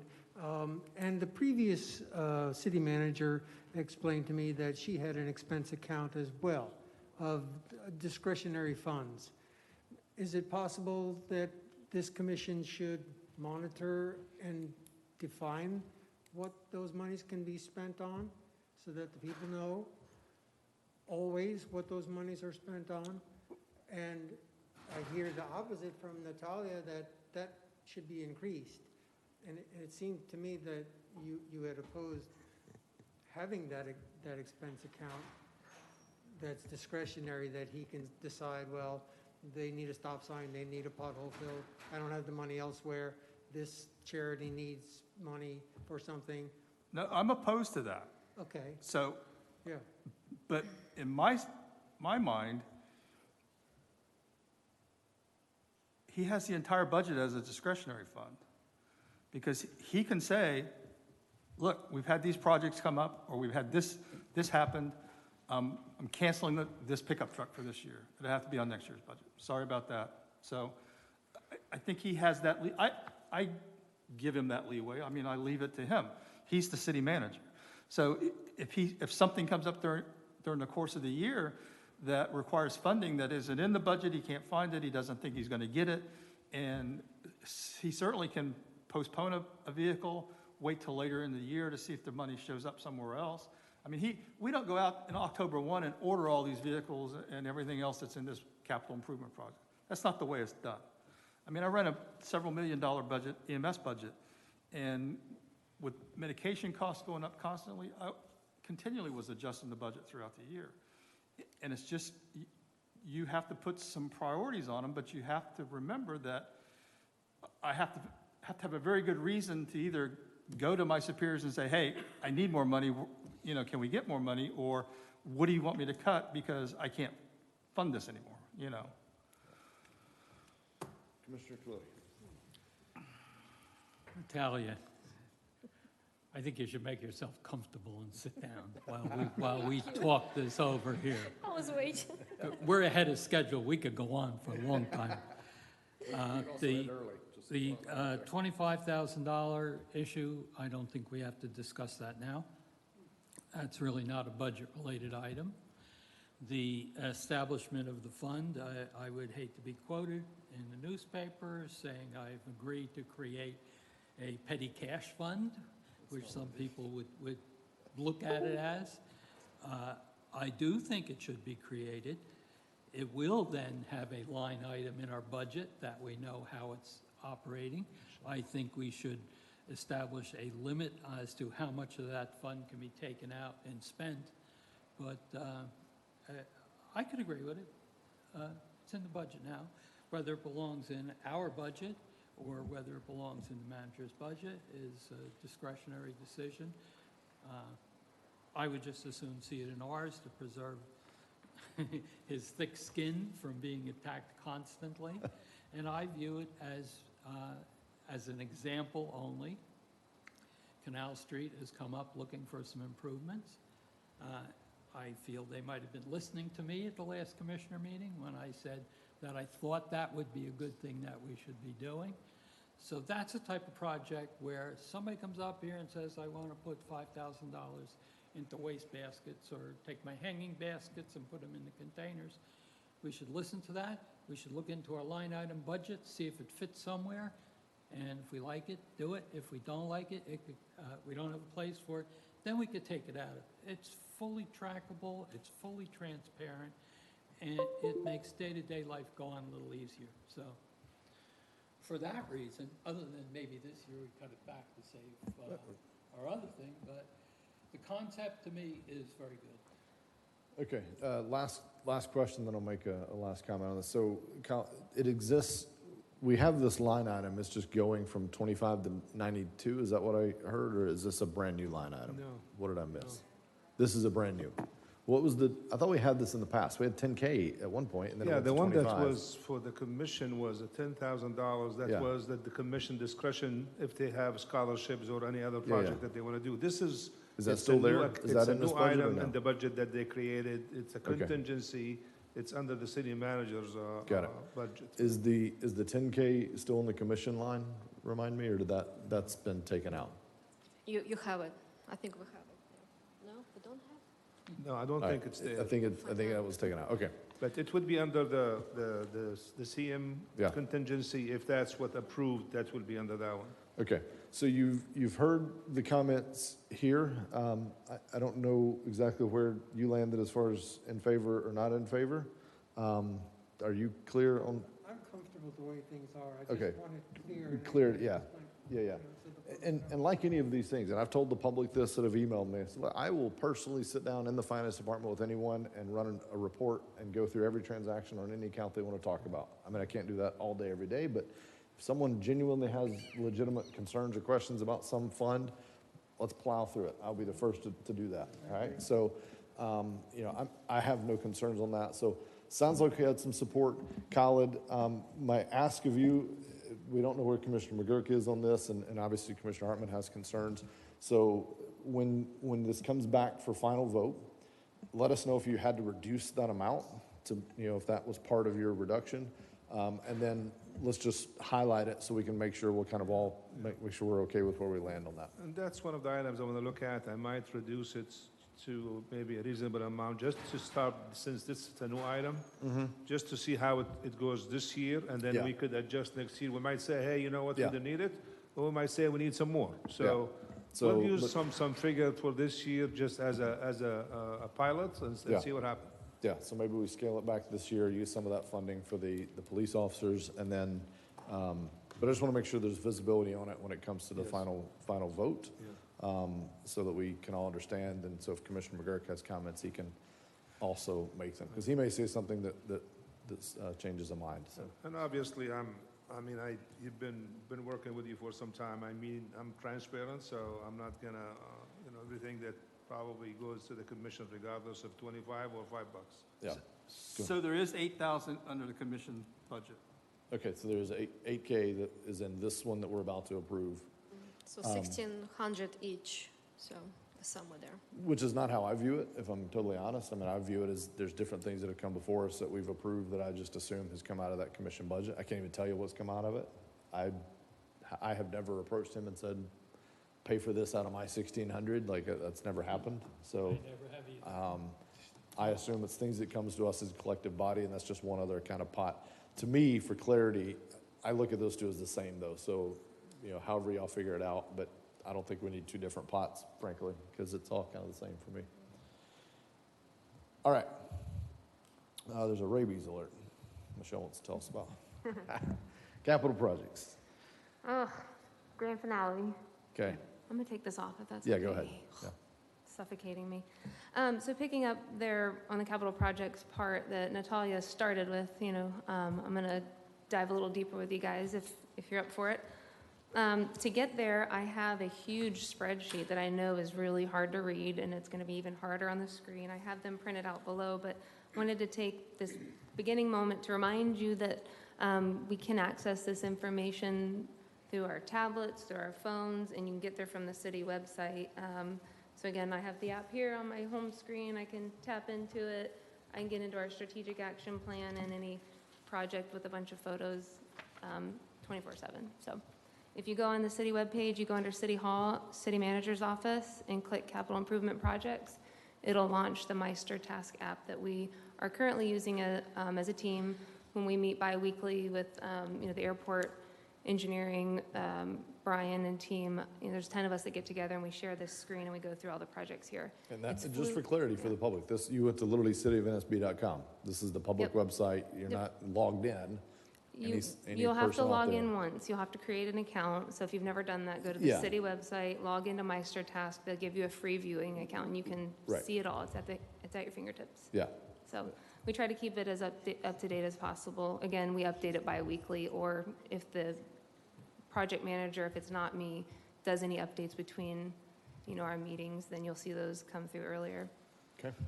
So with that, just high level real quick, there are, not including this building, we call this substantially complete, so everything I say from here does not account for the annex project any longer. We have 31 active projects today. With the new funding requests that were just presented, that would add 9 new projects. So once we roll into October, we'd have 40 active projects underway, including the airport and what it has going. There's about $13 million of dollars in those active projects, and then again, $10 million coming on top of that. So just a little bit of high-level number there for you. I have added here in the Meister Task the 9 new projects. We call those planning, pending funding, kind of the early section, and you kind of read it left to right. Once it moves out of the planning bucket, it moves into the design phase, bidding, award, and construction. So I'm happy to go into any specific project you might have, but now that I've done my little pitch on our Meister Task, I can give you the 11 by 17 that, again, you cannot see on this screen, so I absolutely apologize. So if you give me a moment, I'll hand you these.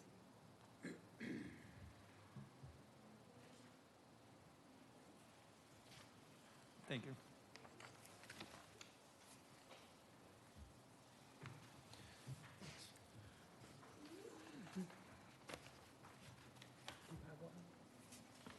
And this spreadsheet is extracted from Meister Task. So again, the information is Same data.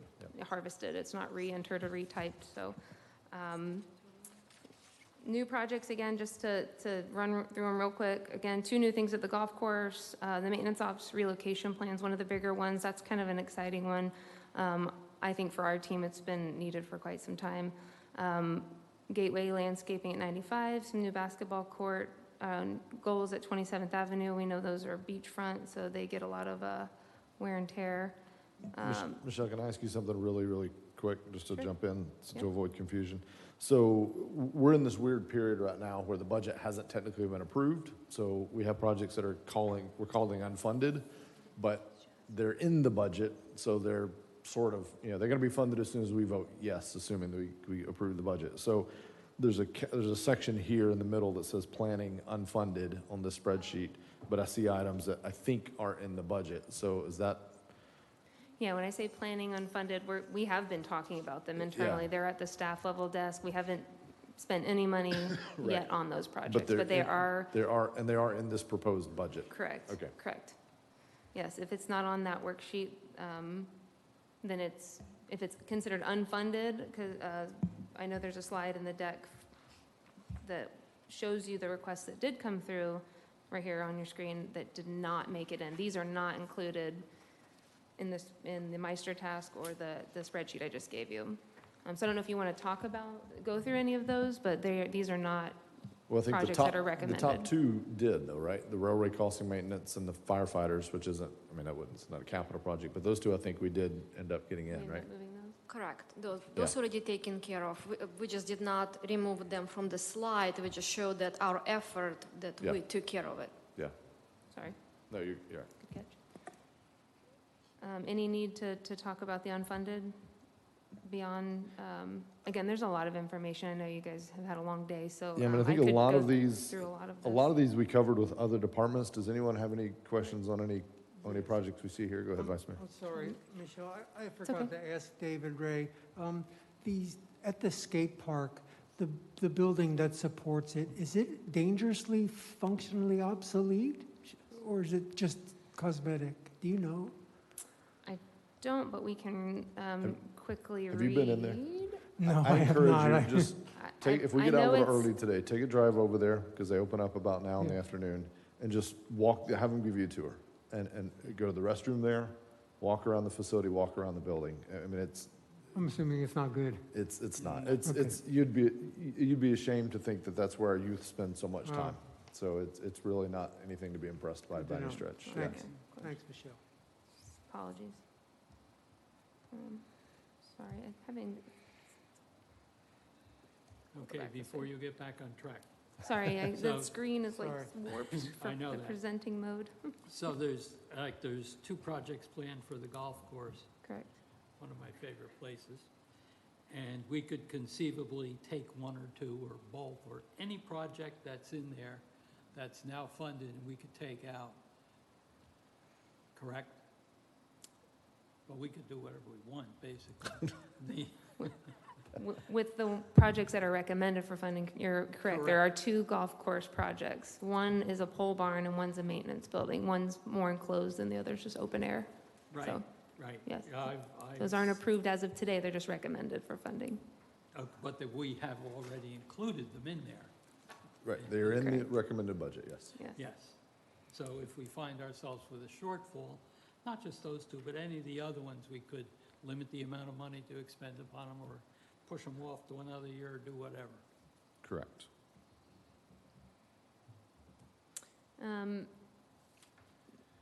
So are you okay if I just hit some of those projects again? Go back to that? Yeah, if you want to hit the highlights. Anybody else have any questions on any projects they wanted to go through that we haven't covered off with other departments? All right, Michelle, if you want to hit any that you wanted to call out. Okay, again, just for this coming year, two golf course, the maintenance ops relocation's the big one, landscaping at I-95, basketball goals at 27th, Barracuda Boulevard roadway improvement. This is not part of the bridge, it's from the bridge south to the intersection. The marina dock repairs and some adjustments at the existing city hall, some interior non-load bearing wall construction. Again, we are continuing to grow. Some new sidewalks for the CDBG area and the historic west side. And then we do have funding requests for existing projects that are already in design, and those are the two bridges, the Women's Club, the Old Fort, and HMGP, hazard mitigation. Those are already active projects, but you do see them coming forward, again, with new fiscal year requests to keep them moving into their next phase. So that's why they're not in the planning unfunded category. They're more or less started. Okay. So if you have any requests on new projects, I'm happy to answer them. Otherwise, we can, of the 31 existing active projects, we can go into some of those too if you have any specific questions. A lot of them are in design. 21, to be clear, 21 are all in the design phase. So if I may, just to keep us on track, so to me, the focus of today is about getting, all the information we need to approve next year's budget. So I want, if I can, to ask the commission, anything that's designed and funded, that's been funded in the past. We've discussed it, debated it ad nauseum. So, I mean, if you have something quick, feel free while we have Michelle, but she presents on this routinely. So I'd like to stay focused on other questions or comments we have on projects that are going into next year's budget or things that we think are missing, or I want to kind of stay focused there if possible, just because otherwise we'll start debating design elements of projects that have long since been funded, so. I do have a question. Sure. Michelle, perhaps you can answer the question on, or maybe Brian, perhaps, the emergency traffic signal station 50. I noticed towards the end of the line, towards the right, it says February 2021 planned versus August 2021 tentative, and then March 2021 planned versus September 2021 tentative. Can you explain that? Yep. So again, with the Meister task and what we've been trying to do is accountability. And what that was doing is literally taking it to the staff person that, again, if it's not me as the lead, engineering does manage a lot of their own drainage projects. We were putting schedules into these projects very tightly, and we've been trying to be diligent about saying what was our original target and where did we end up.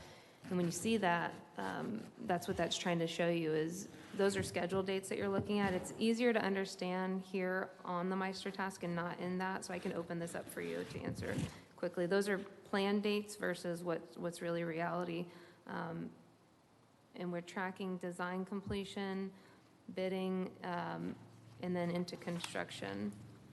Let's see. Yeah, the current status of that one just is we're working to have it ready to put out to bid by the end of next week. There we go. So we are waiting on one design item from the Utilities Commission on some lighting, but we think we will have that and be ready by the end of next week to schedule it for ad and put it out. There it is. Thank you. That's what I thought, Brian. Yeah. Thanks. There you go. Now it's on the screen. Sorry, I can't find my scroll bar, but again, August 2021 was design completion. The original target was February, but I know the DOT's been kind of the speed bump here. So they'll be putting it out in September. Thanks. Yep. Any other questions or comments? Yes. Go ahead. So can you go to the sign shop? Oh, maintenance ops relocation plan? Yeah. Yes. Yes, ma'am.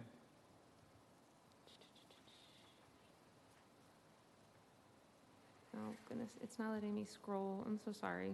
It's okay. What's your question? You used to having a scroll wheel? Is that? It's like, no, it's not. It's like hidden on the side here. Here, hang on.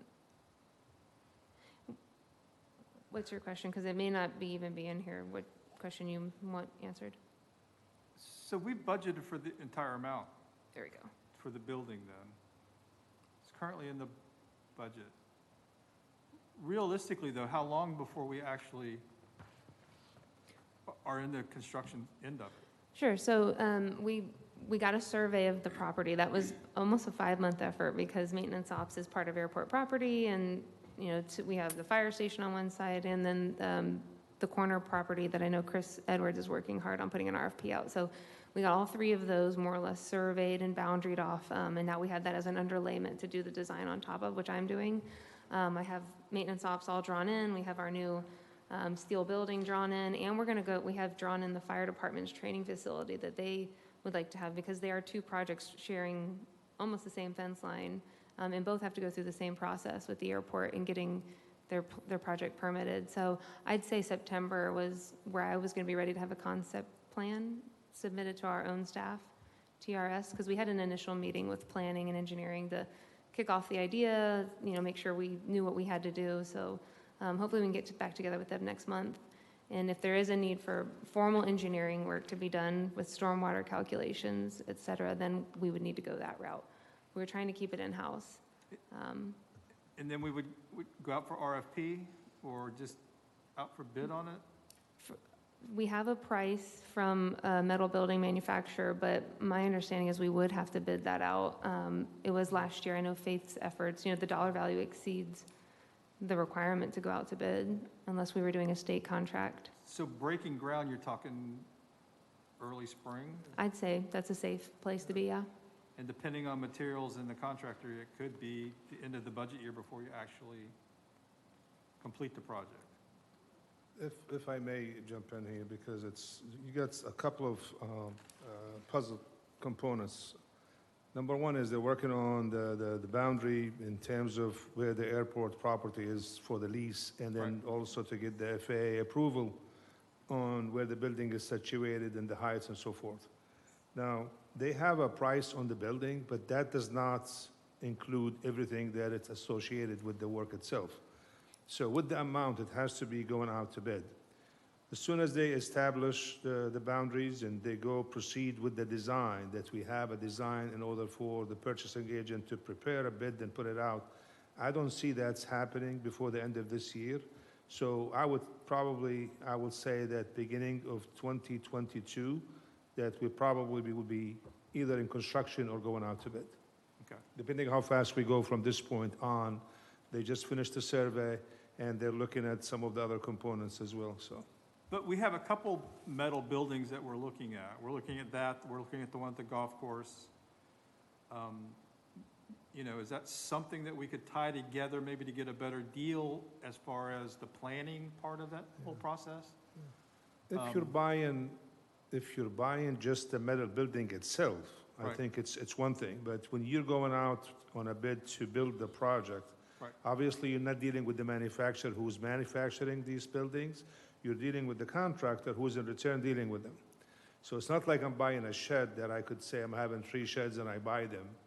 I mean, this is a whole, you got to do a foundation and you got to do the other stuff to go along with it. So it makes it difficult unless if I have everything, all of them designed at one time, and then I put them out to bid as one package for one contractor to take over. That's kind of where I was getting. Maybe that would be a better way to do this. Since the Smith Street is an urgent need, but not necessarily the golf course. So maybe that one could be timed so that we could bid them both out to maybe get a better price, or I'll talk to them after the budget meeting and to see if that's something we could combine together, and if it does, it makes sense. Okay. Okay. So the building on the left is the new building? Yeah, so I just quickly, that's the cool thing about the app, I added a photo, but this is old. We have done more, and again, behind, the L shape is the new building. Okay. The existing building sits in that exact spot, but it's not an L, it just runs north-south. So we would be demolishing that and coming back with this, but it generally sits in its same footprint other than that extension piece where you pick up the 5 extra bays. So again, in the model, what we're trying to do, there's a little dump truck. I know that's cute, but it gives it scale, and you can see the paving that's there that the dump truck is sitting on. That's very important to the airport permitting as well as stormwater. So that's what we're trying to calculate here in-house, is this new building with its new pervious surfacing, plus the training facility that's wanted.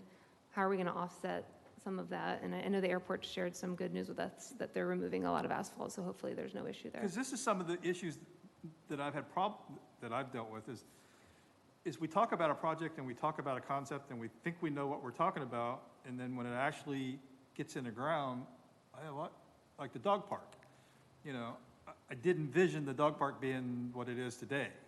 When we talked about it, I had something else in mind. I don't know why. So, to me, this is really helpful. I agree. And Several years ago, people actually said that, especially large projects coming to the city, we should require a 3D modeling of that project. And, you know, I think that that conversation may need to be resurrected at some point in the future. Yeah. But this, to me, is a big asset. Yeah. In that I can visually see now what you're talking about and where it's replacing the existing building, so forth and so on. You know, I'm not trying to drive by there and go, oh, where's the new building going to go? Yeah, where's it go? What's it look like? What's I it like next this to? concept Yeah. and I really appreciate it because it gives me, you know, a better understanding. I think it will give the public a better understanding of actually what's going to go on back there. And some Right. of the challenges also that it presents in getting this done. Yeah. So to tee off on, I'm happy you like it, thank you, because I agree, I think this is super valuable. Not everybody is good at reading a site plan, and when you see it in 3D, it's like, oh, now I get the whole thing. But the other component to that project is solar, right? So this L-shaped building is great real estate for that, but also in that report, it was highlighted that the existing admin building was another avenue to explore. So that's kind of where the 300 is coming from. Whether or not it ends up on the existing office building roof is to be determined. That structure we know could end up like this. If you remember, the results of this building is structurally to support adding solar panels might not be best for that building, but we need to get further. And to your point of concept, doing these exercises, I think really does put the pencil to the paper, and you can count the beans and the widgets and take measurements and get your numbers right. So, But the more that we can do in a given time period, I think improves our ability to get a better pricing on the project. Yep. You know, so. Yeah. Yeah, I like where you're going with that. I agree. If there's projects that are lower priority that we could delay or speed up or whatever we have to do to be able to approach someone, I get it. It's very distinct projects, but, you know, if they're sending a crew here or, you know, whatever it may be, if we're giving them a lot of work, you typically, I mean, you typically get a better deal. We also, though, the inverse of that, staff may make the decision that, hey, we want to have both these going at the same time, and so we need two different companies because we don't, one can't do both. So that's where we'll defer to you all, but that's a good point. There may be an opportunity. I agree. I really like that. Commissioner Colodi, Commissioner Colodi. In this particular project, the solar's component, is there funding in here in this budget for that component? yes, there's 300,000 there. The total project's coming in at 850. Good, very good. 550 for the building and 300 for solar. Good. I was just going to suggest that we should at least put in the inside part to accept the solar, because retrofitting is extremely expensive. So I'm glad to hear it going out as one thing. Yep. And Faith Miller's done a lot of work with that. She's pretty passionate about this one, so got to give her the credit for all of that. And this, the way you have it designed, it won't interfere with the existing historical trees, correct? Correct. Good, We are not touching trees. good. Can we go to a different project? Yes, please. Old Fort Wall. Yay. Do we have money in this coming year's budget for that project? This coming year, it's being recommended to capture the full 900,000 that the state grant is covering. Okay, so when I see 180,000, That's this not- current year that we're in, yeah, so I haven't. That's the current Right, year. this was this So- year's number that was budgeted. Okay, because basically, as we decided that There we go. we don't really have to do the old Fort Wall project, that 180,000 could be applied to a different project. We should definitely talk about that, because I know there is, I believe, 171 remaining. So whether or not it carries forward or gets, Pay the police officers if that's possible, or whichever way we could do it. That's a stretch. But there might be some of the project that we could apply it to and reduce the budget for next year for that amount. I mean, the problem you start running into is even just buying supplies in advance, you end up just timing. I mean, you cross a threshold where you literally can't spend that kind of money that fast. Yes. And I don't mean blowing it, I mean spending on very legitimate things, but you place the order today, or if it's construction, it's out of the question, but even if it's just ordering an item, sometimes you get a 30-day lead time and you're kind of racing the budget clock, which, you know, the auditors will give you a little bit of leeway, at least ours would give us a little leeway on, you know, hey, it was ordered here, but it didn't get delivered till after the fiscal year, but you're walking a real fine line, and at some point it just becomes impractical, so the money just ends up going to the reserve, and then Get reappropriated. I guess we can spend it out of the Hey, reserves. Whatever way it is. Yeah. I'm just saying that this is I'll money come to that it we're right not gonna have to spend on this Right. particular project. Yeah. I had the opportunity to talk to Senator Wright when we were taking our pictures out there, and I asked him what contingencies there were in the 900,000. He basically said, "You got the check, spend it." He may not know every detail either, so. Correct, but he said as long as it's somehow attached Yeah. to that wall, Yeah. Yeah. that we might be able to, And that contract comes to you all at the next meeting in September for review on how that money is to be spent and the Contract with the encumbrance state. timeframe. Yeah. and, okay, good, Yeah. good. Once again, I'll say to you, as I said to everybody else, there's something we really don't need now, that we can put off to next year, not to just delay it, but to suit what appears to be the commission's needs to put the police on the road. Carefully look at that. Vice Mayor. Yes, sorry, Michelle, I'm skipping around here, but I see enhanced pedestrian crosswalks, 3 of them, they were out to bid. Do you know the location of them? Yes, I will have Brian chime in because he's deeply involved with the 3 that are remaining and the plans to go forward, yes. There's 3 on the city streets. I'm trying to remember the intersection locations. Well, yeah, Myrtle Canal is in, the 2 in Venetian Bay are in. These 3 went out to bid. We did not receive any bids. That was this week. We're likely to try and find a capable contractor that we can essentially sole source and bring back to the commission for approval. We don't know why we're not getting bids in this work. It's been a while since we looked at almost a dozen intersections. Yeah. These were the final 3 that made the cut that, One is on Myrtle by the middle school. The other one's up by Holland Park. one's on, I think it's Enterprise. Anyway, Yeah. we'll get you that list. But I thought Myrtle happened already. Canal and Myrtle. Canal and Now Myrtle's Myrtle, done. but Right. but down by the happened middle and then- school. It happened and We'll put the list in the the app. 2 signs didn't And we'll last very help. long. Yeah, we'll- Have you We'll been put it, down we'll Canal post it Myrtle? here, too. They got knocked over literally a day, I think. They got knocked over, so. If you could get back to me. So, It's a good program. Brian, on that, can we visit with the county? Because the county apparently does their own. They do. It's possible we could get with them and, I don't know, hire their staff. I think if we can't find a contractor, then we could explore that option. We did connect with a contractor today who is interested, who can get us a price, so hopefully that'll work out. All right. Gentlemen, any other questions, comments from Michelle? Did you have anything else you needed to cover? Michelle?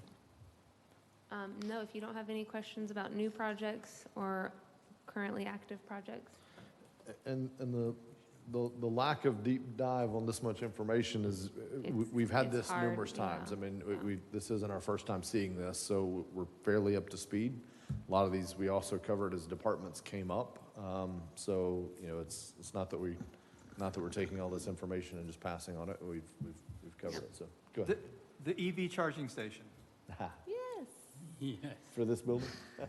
So I did not succeed in the land's make and model. I don't know if I shared that back with you guys, but we contacted the county, we spoke with the UC, county deferred to DeLand with their great success. I know there's other cities, we need to probably reach out to them. But the DeLand city manager or public works director transitioned, and long story short, the make and model that they currently utilize is discontinued. So I thought it would be a simpler thing to not reinvent the wheel with their great success, and be able to bring forward the T1000 charging station for us to look at and consider. But I think we need to take it another step further and see what DeBerry's doing. You know, I think they just recently had great success. Is it still in the project, or is it? Would we have to fund it, or is it Well, we still? It's not, you talking about this building? Yes. It was not in this project because we didn't have a spec, right? We didn't know the the Okay. make and model of the unit. That's why we got the conduit out there and we've got a place for it on the panel. But I think, jump in whenever you feel you need to, but my vision and version of this is the same thing as the pay stations on the beach. I was here with, helping alongside that effort. And I think it's going to be a lot like that for you guys, like the rate and who gets, is there a rate? Is it free? That's a huge discussion that will have to be had, I think, in policy and ordinance and whatnot. So once that's established, I think it'd be just like the pay stations. You buy the make and model and plug it in wherever it's allowed to be, because we even have conduit at Live Oak for it. Yeah. So once we pick the model, I think we can go forward. But no, it's not budgeted that I'm aware of anywhere. Okay, so with this project being done, or mostly done, when do we get the ECHO money that the county? We've received the first grants closed out, the acquisition grant, the 400,000. I believe the first check came in for the second grant, 1709, and they asked us to go ahead and send in a release for the retainage on that too. So it means that that check's coming out and they're about to send the remainder that they hold back. So it should be any day if we haven't. Do you know how received much it is? Yeah, it should be. It was 400 and 400. So we should have gotten the full 800,000. And that money goes back into the general fund? Yes. Okay. Okay. Mr. Floody. No, just on the charging station, that there is a company that's building a nationwide network where we wouldn't have to pay for the unit itself, but they would collect fees. I think we should look into something like that. Yeah, I support it. I'm okay, whatever. I don't think it has to be that big of a discussion. I mean, just have No. the UC help us figure out, how much they charge us per kilowatt hour, and then figure out how to make the machine pass that charge straight on to the consumer. I don't even think we need to make money on it. And if it's a city vehicle and somebody can swipe their card and, however we control the gas pumps up at the police station, just, make sure that it's for city purposes and, it's free. And so, I think it'd be very simple. I support it. I don't want to spend a ton of money on it. It's not a super, super high priority because we don't have any electric vehicles now, but I do think we should move in that direction. Electric vehicles they've reached a point where they've much more economically feasible for certain things, not our police or fire necessarily, but for, IT services like that. They hold a charge for a long time, they charge relatively quickly, and the maintenance costs are just so much lower. Bring us something, I think we could figure it out, so. And if it's third party, then the city's probably paying for it, so I don't know about that one. I just have to look at the option, so. Well, they will often do it. We wouldn't be involved in any way, shape, or form. No, I'm except saying, give them a but then if license we agreement. developed a fleet of electric cars though, and we wanted to use If we it, develop it, then different all of a story. sudden now we're paying to charge our own cars at our own building, like that doesn't, Yes, the totally benefit. pass for me. I'm thinking about use by the general public, Yeah, just like the one that sits out there in front of Publix. yeah. And I just, I don't know, again, it's not a huge priority for me, and here's why, because if someone is here in this building, that's not staff, let's rule out staff from it. If they're here in this building, they're here for a commission meeting, they're gonna stay maybe 20 or 30 minutes is what we get on average. You got a few of the diehards. But you're down to literally 2 or 3 people. And so the chances of one of them having an EV, it's not a huge push unless we needed it for an electric fleet. We had a strategic plan for electric fleet, but I'm not opposed to it. I'm just saying it's not the top priority. Yes. I just encourage the commission if they could go to the link for the strategic plan and the CIP here. I think it makes it that you could have an access at any time. One of the residents call you that they want to ask about a project. It'd be a lot easier for you to go. It takes not even 3 seconds to get in and see the project that you're looking for and get a status on it. So I would encourage you to establish an account and go in and try to get used to it, because it makes it a lot easier for you, especially if you cannot get a hold of us in a meeting or something and you need that information quickly. Yeah. It's very, very helpful. Yeah, I will log in. I have not admittedly logged into this. I didn't realize we could get to it straight off the website now, so that's Yeah. super good. Thank you, So Phil. I will go in and do that and set up an I account. think Brian found the location. Brian, what you got? 3 intersections, All right. South Myrtle between 7th and Cavedo, Colony Park Road at the trail crossing near Otter Boulevard, and then Enterprise Avenue at Milford Place are the 3. Thank you. Got 2 out of the 3 there. The only other thing to note, I know the departments start with their successes from last year too. I do have to, share good news that the team did finish 10-plus projects in the last year, and those are in here too, if you ever want to look back upon them. That's another feature that we like about this is we don't lose the data when we're done. We just click complete, and it lives here, and you can get back into it. And that information sometimes gets lost Yeah. as we go forward. Agreed. All right, any last questions for Michelle? Michelle, any last things to cover? No, thank you. All right, thank you all, we appreciate it. Grab you something out of that gift basket over there on your way out. What's that? Grab you something out of the gift basket on your way out. Oh, I wish I'd have been there all day. We could have just had staff, like literally, it's like their little dentist office prize thing as they leave the presentation. All right, next item I have is special request. Is someone giving a presentation on that, or is that? Typically, it's if somebody's asking for a grant or a special request. So like during the public participation? We give them a chance to come in and ask, so. So do we- you know? We have included in the budgets quite a few that we provide assistance, such as the Boys and Girls Club, the. Homeless funding. Images, I think, the Atlantic Center for the Arts. Yeah, I did want to ask, the ones that spoke from ACA, they asked for the support for images. I lost my notes from that, on the back of something somewhere. So at the beginning of the meeting, maybe somebody else made notes out here. They asked for us to be the title sponsor on the second prize. First prize. So for images, and then the artist residency for that soundscape. Do you all know, is that something that's kind of in the budget and we put in every year, or is that something we need to fund from contingency? I'm not sure if that's specific, it's in the budget or not, To me, they will sound like new items, and I don't recall getting requests. Okay, so if you can just confirm on those Okay. by the time the budget comes back, whether or not that would be something that if we wanted to fund, we would need to fund, or if it is already in the budget, just so we have clarity on that, because I took it as a request, but it also sounded like we have done it before, so I didn't know if we had approved it as a one-time thing before, or how that worked, so. We'll recheck. Yeah, and then the other request, that was the same person that had appeared before, and I think we'd granted for the facilities, but no cash money.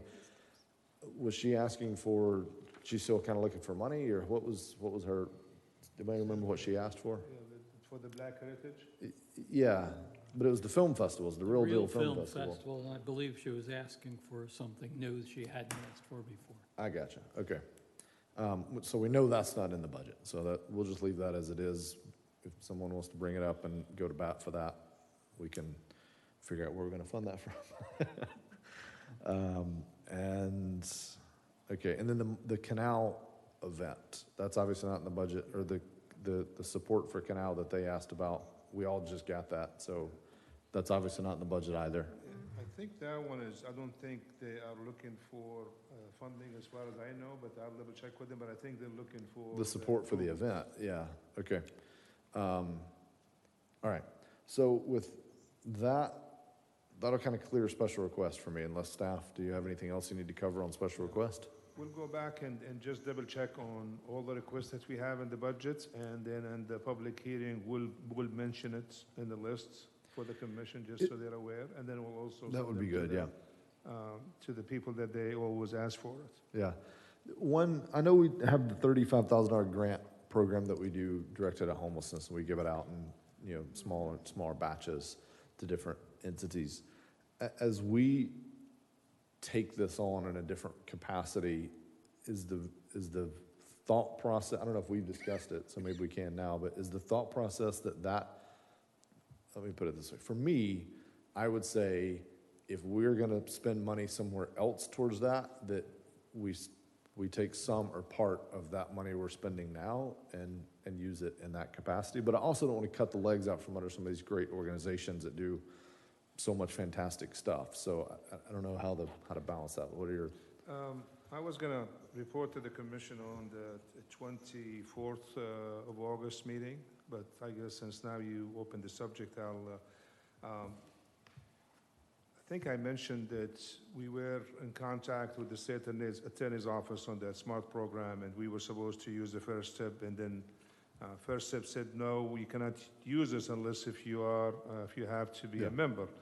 So then we met with, I guess, the neighborhood center from Daytona, from the land who manages the bridge. So currently, as soon as you have the second reading on the two ordinances on the 24th, we are ready to use the bridge at no cost at this point and no MOU. The idea is we wanted to try it for probably, 5-6 months, see how it's working for us, and if it does, we will have an MOU with them. But right now, this is the goal.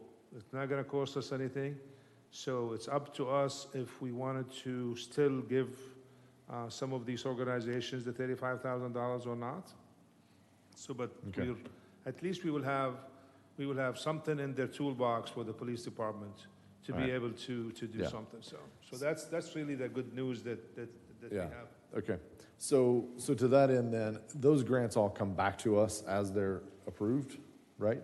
Even the smaller amounts, but we approve and dole out those monies, so we can kind of have this discussion and debate as a commission. And just so you all know, what I'll be sharing with these organizations is, as we have to no doubt fund some other solution that, I'm probably going to be looking to try to scale back some of that support, not eliminate, but maybe scale back and redeploy to this other thing. But I may be the lone voice on that, so, that is what it is. But we can have that debate as we have those grants come back to us. So one idea, Mayor, was to contribute the fund that we have, the $35,000, to the Stuart Marchman Center, because that's really where the I guess the blunt of the work is going to be going in terms of the mental health and also the drug addiction. Whatever we do, though, I would hope that we telegraph our position, because again, I don't want to cut the legs out from under an organization. So, if we're going to do something like that, I'd want to ramp it down, or at least give them a 1-year notice so they kind of know, hey, we're going to fund this, but this is the last time, or however we do it, maybe we can do that. But, and again, my colleagues may fully support, and we'll find the money somewhere else. Last 2 questions I had, and then we'll go to commission comments, any last questions you all have. The revenue from sale of property. We've sold 1 property this year, the $1 million or so up north. It's not quite closed yet, but in theory, we're going to sell it at some point. Those things are typically not budgeted. So when those kind of funds come in, that's money that we could use for some of these initiatives, either one time, obviously not recurring, but one-time type deals. So something to keep in mind. I think probably most of them will hit next year, probably even that facility, and then we have possibly the Smith Street and some other things. So, as that happens, that's just an opportunity to me to address some of these other things, because it's often not budgeted for those revenues. So those are one-time monies we get that we could use to pay for other one-time projects that we need. And then the last thing, Brian, a question for you, back to your presentation. We've talked a lot, or maybe not a lot. I feel like I've talked a lot about this need for a person that is really helping to follow up on. We have the smooth talking attorney stand up and say, we concur, we agree to this, we agree to this, we agree to this. But then it's, you drive by later and all the landscaping is dead and it looks like the building is 5 feet from the road. So the kind of post occupancy inspection type stuff, is that in the budget? Yes. And I missed it? Okay, so Yes, that position that's is funded. The compliance officer and That's development okay. services. Okay, so it's funded, we just Yes. haven't been able to find it yet or hire it, but it is in We the plan. haven't posted it yet. It's Because we haven't funded it. technically Got in it. this budget, Yeah, but got it's. it. Okay, that is good news, I appreciate it. That is a great way to end the meeting for me, so. That's the compliance that we talked about. Typically, that would be one function that they have. Yeah. And then we'll find probably Yeah, some there probably other- can be some other but things this they is can mainly supplement. gonna be their function. Yeah. Just to take those projects and make sure that they're in compliance of the PUD and so forth. Read through those, look, if they need a briefing, they can call Wade and he can tell them how to do their job. Right? I mean, I think he's better at that than probably anybody, so. All right, commission comments. We'll begin, we've been starting this end. If you're okay with it, we'll just do that. Any closing comments? So, I certainly appreciate everybody's efforts and everything they've been through this whole process. Having been through a few of them, I understand the challenges that there are. And none of my comments are reflected at anybody. They're kind of more in general. And I don't, if I've offended any of you, I apologize for that. But I do believe that we all have a better understanding now of some of those issues that we all have and where we want to go to and where we want to end up at. I certainly do think funding the police officers, we're all in agreement on. Whether we do 2 this year, 2 next year, or if we can all fund all 4, I'm certainly in favor of that. But I know how hard staff has worked on this, and to me, it's a difficult process because we've seen some of them 3 or 4 times already. And so it's a challenge for them to you know, go with the flow on these. So I certainly do appreciate all that they've done with this and all of their answers. Every time I've asked a question, you know, I've gotten a pretty good answer. But I would, though, like to maybe get a better understanding of some of these line item issues that we've had. So I certainly do appreciate all that and your efforts. And you are the 4th finance director that I've had in 5 years.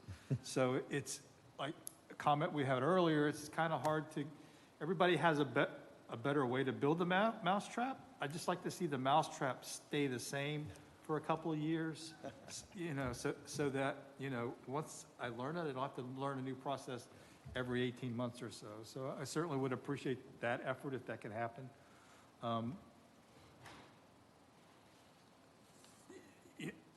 I would hate to be in your shoes.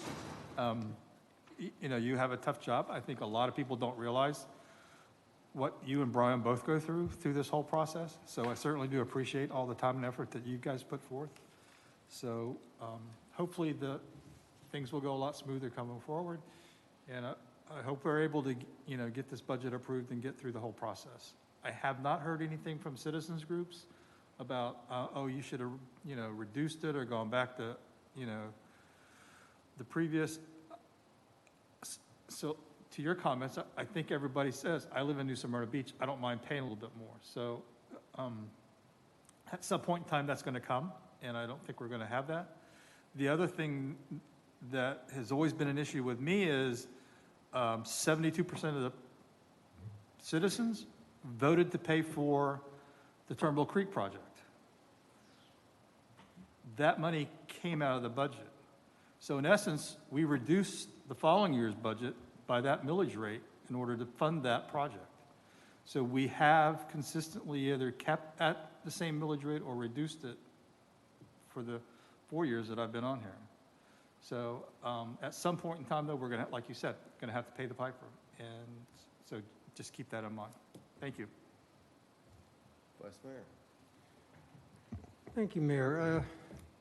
I appreciate this process. It's a kind of a knuckle biter every year to try to balance the budget in a way that the citizens appreciate and we're not overburdening them. I think this might be the first time we're actually not just carte blanche giving what staff wants. And I don't mean to be blunt but you know, when you come before us and say the city needs this much, it's time. This is a very hard time for a lot of people. And so for the city to acknowledge that and to try and to sit here and hash things out as best we can, and to try to keep taxes down is very important, because I hear a lot of justifications. This stainless bolt has gone up in price. and these people are charging more for gas, and everybody's charging more, so consequently, we have to charge the citizen more. I don't believe in that. If we can hold that line, at least try to, and I think we are trying, and that's most important to me.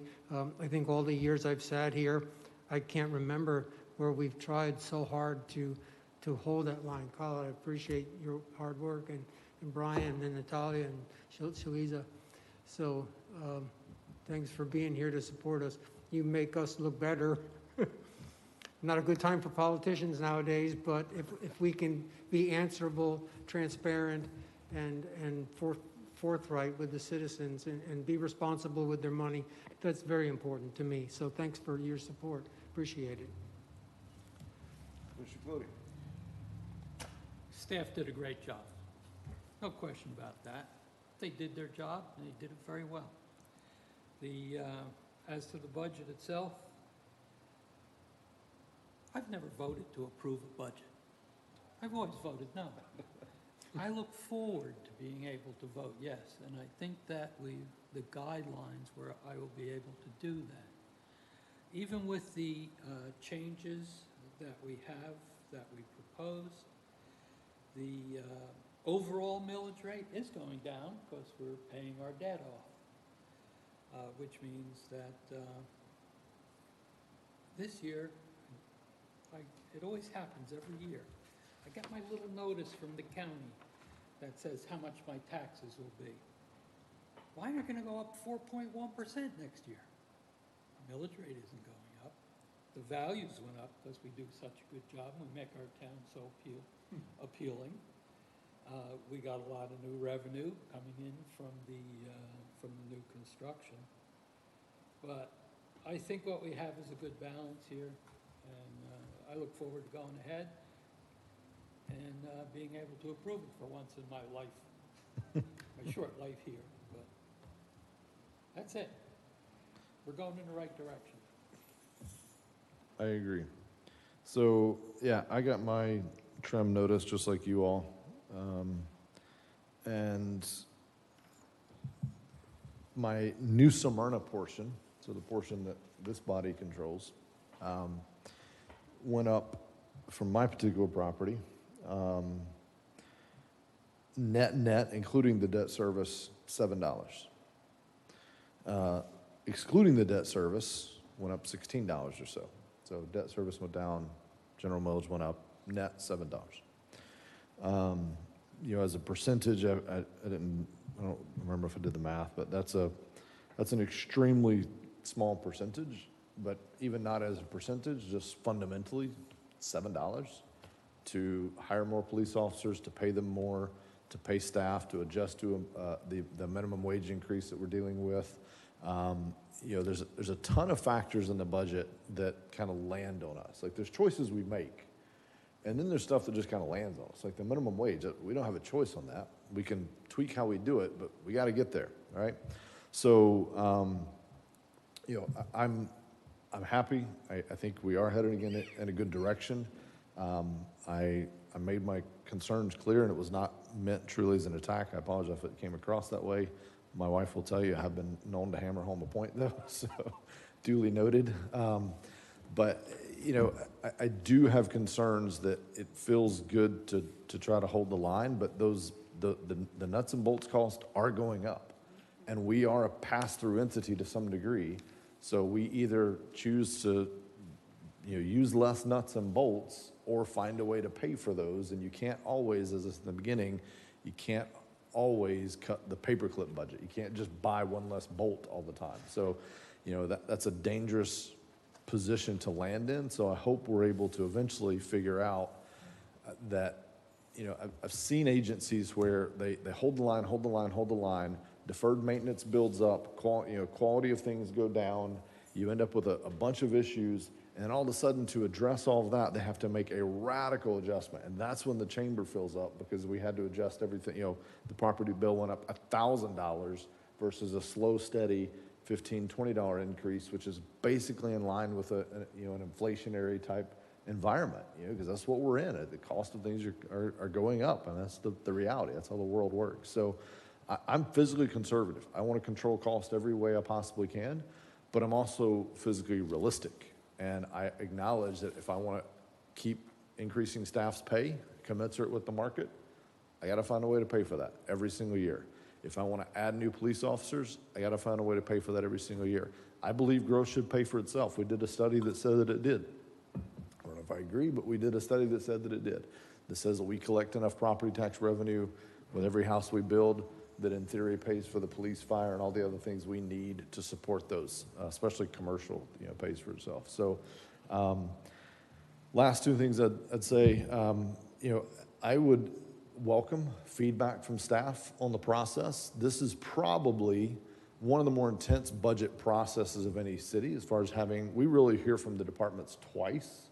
Most entities, I don't know they ever hear at the department level. They get the budget presented kind of like this in the giant book, and then they make, they vote, rubber stamp, whatever they do, and then move on. We hear at the department level initially, and we give them feedback. They go back, make tweaks, adjustments, make decisions, and then come back and we have this marathon day that we have. It's intense. Maybe it's too much. Maybe it's not enough. I don't know. If there's a way that you all can say, hey, here's something we could do that may make it, a little more efficient, may help even the commission. I welcome feedback. We've done this process now for a couple of years, so let's look at it and see if there's feedback. And obviously not my decisions, to be the commission's. But if you have something where you say, hey, we think this is working, or here's maybe a way we could do it better. Maybe we don't need everyone to come back the second time if they've already presented. Maybe this day is just executive staff kind of presenting on behalf. I don't know. So that's for you all. Welcome that feedback. The last thing is transparency. We're always in politics. We're always hounded, and the trope is lacks transparency. I mean, you can pull up any capital project we're talking about on our website. We sat here for 8 hours and had every department head in front of us talking about, we had a commissioner literally pulling up the account codes, and we're down to like the object code level. Like this is, I will literally hand anyone that wants it this budget book that has every single dollar we're going to spend next year in it. I mean, transparency is not an issue in this city. The information is out there. I mean, I can't guarantee it's all presented exactly as everyone will understand it, and that's why I've offered to help folks understand it. Governmental accounting is not like your checkbook, so it can be confusing. But there's nothing we're trying to hide. There's no funny accounting going on here where we're trying to, make this thing look better than it should be. Because frankly, none of us benefit from that. None of us benefit from making the Brandon Center look more or less profitable. None of us benefit from making the airport look better or worse. It is what it is. We want what is right for New Smyrna and what is right for the citizens. That's all of our only motives. So every year around budget time, we always get those people that, trope out there about transparency. So just want to address that. I want to thank the members of the staff and the team that came in today, made time out of their schedules to be here today. Thank the members of the public that were here today. Some spent the entire day with us, some were here for parts of it, and some we know joined online. So thank you all. Anything final from college? I just want to take this opportunity and first of all, I want to thank you and the Vice Mayor and the commissioners for your valuable input. I think it's good for the staff to hear back from the commission in terms of how we improve the process of presenting the budgets. Talking about how we present the budgets, in the past they had a 2.5-day workshops, and they went to 1-day workshop, then they went to half-day workshop. So I would rather be more transparent than anything else. I think this process, it gives the commission the ability to get deep into some of these items. I think it gives staff your valuable input as well. So I think the way right now we have it, I think it's fine. We're fine with it. Okay. But I just want to take the opportunity as well and thank all the department heads and specifically the finance department for their hard work to prepare the budgets. That's not an easy process at any time. The numbers keep changing, but I want to thank Natalia and Shaliza and all the entire finance department staff, as well as department heads for their inputs. So it's been a rough year for us. Every time we think we are over the pandemic, it comes back. But we are going to take your comments and concerns, go back to the drawing board and see what we could come up creatively. I just want to point out one thing about the contract on 2650. We are in the process of negotiation. We're almost like at a dead-end process at this point. I have suggested to the buyer to appear before the city commission on the 24th. Okay. I have an email from him back on that, so I just want to give you a copy of that. You know, we're trying to protect the city's interests. So that's where the, I guess, the disagreement between the city attorney and I and their team. So, but that's, if that building goes into the sale process and being sold, the funding will be coming back to general fund. And obviously, I mentioned before that percentage of it has to go back to the building fund. We haven't determined the percentage of that yet, but we'll do that. But thank you again, and thanks to all city staff, not just the department heads, but city staff down to the maintenance. You know, they take care of the city, they take care of us. And at the end of the day, as you mentioned, we want to be transparent. We have no interest of what the Brennan Center looks like, but we want to make sure that what's actually good for the city of New Smyrna Beach and the citizens of New Smyrna Beach. So thank you. All right. Brian, you're good? Carrie? Sharon? Finance team? Commission, any last comments? All right, meeting adjourned. Thank you all.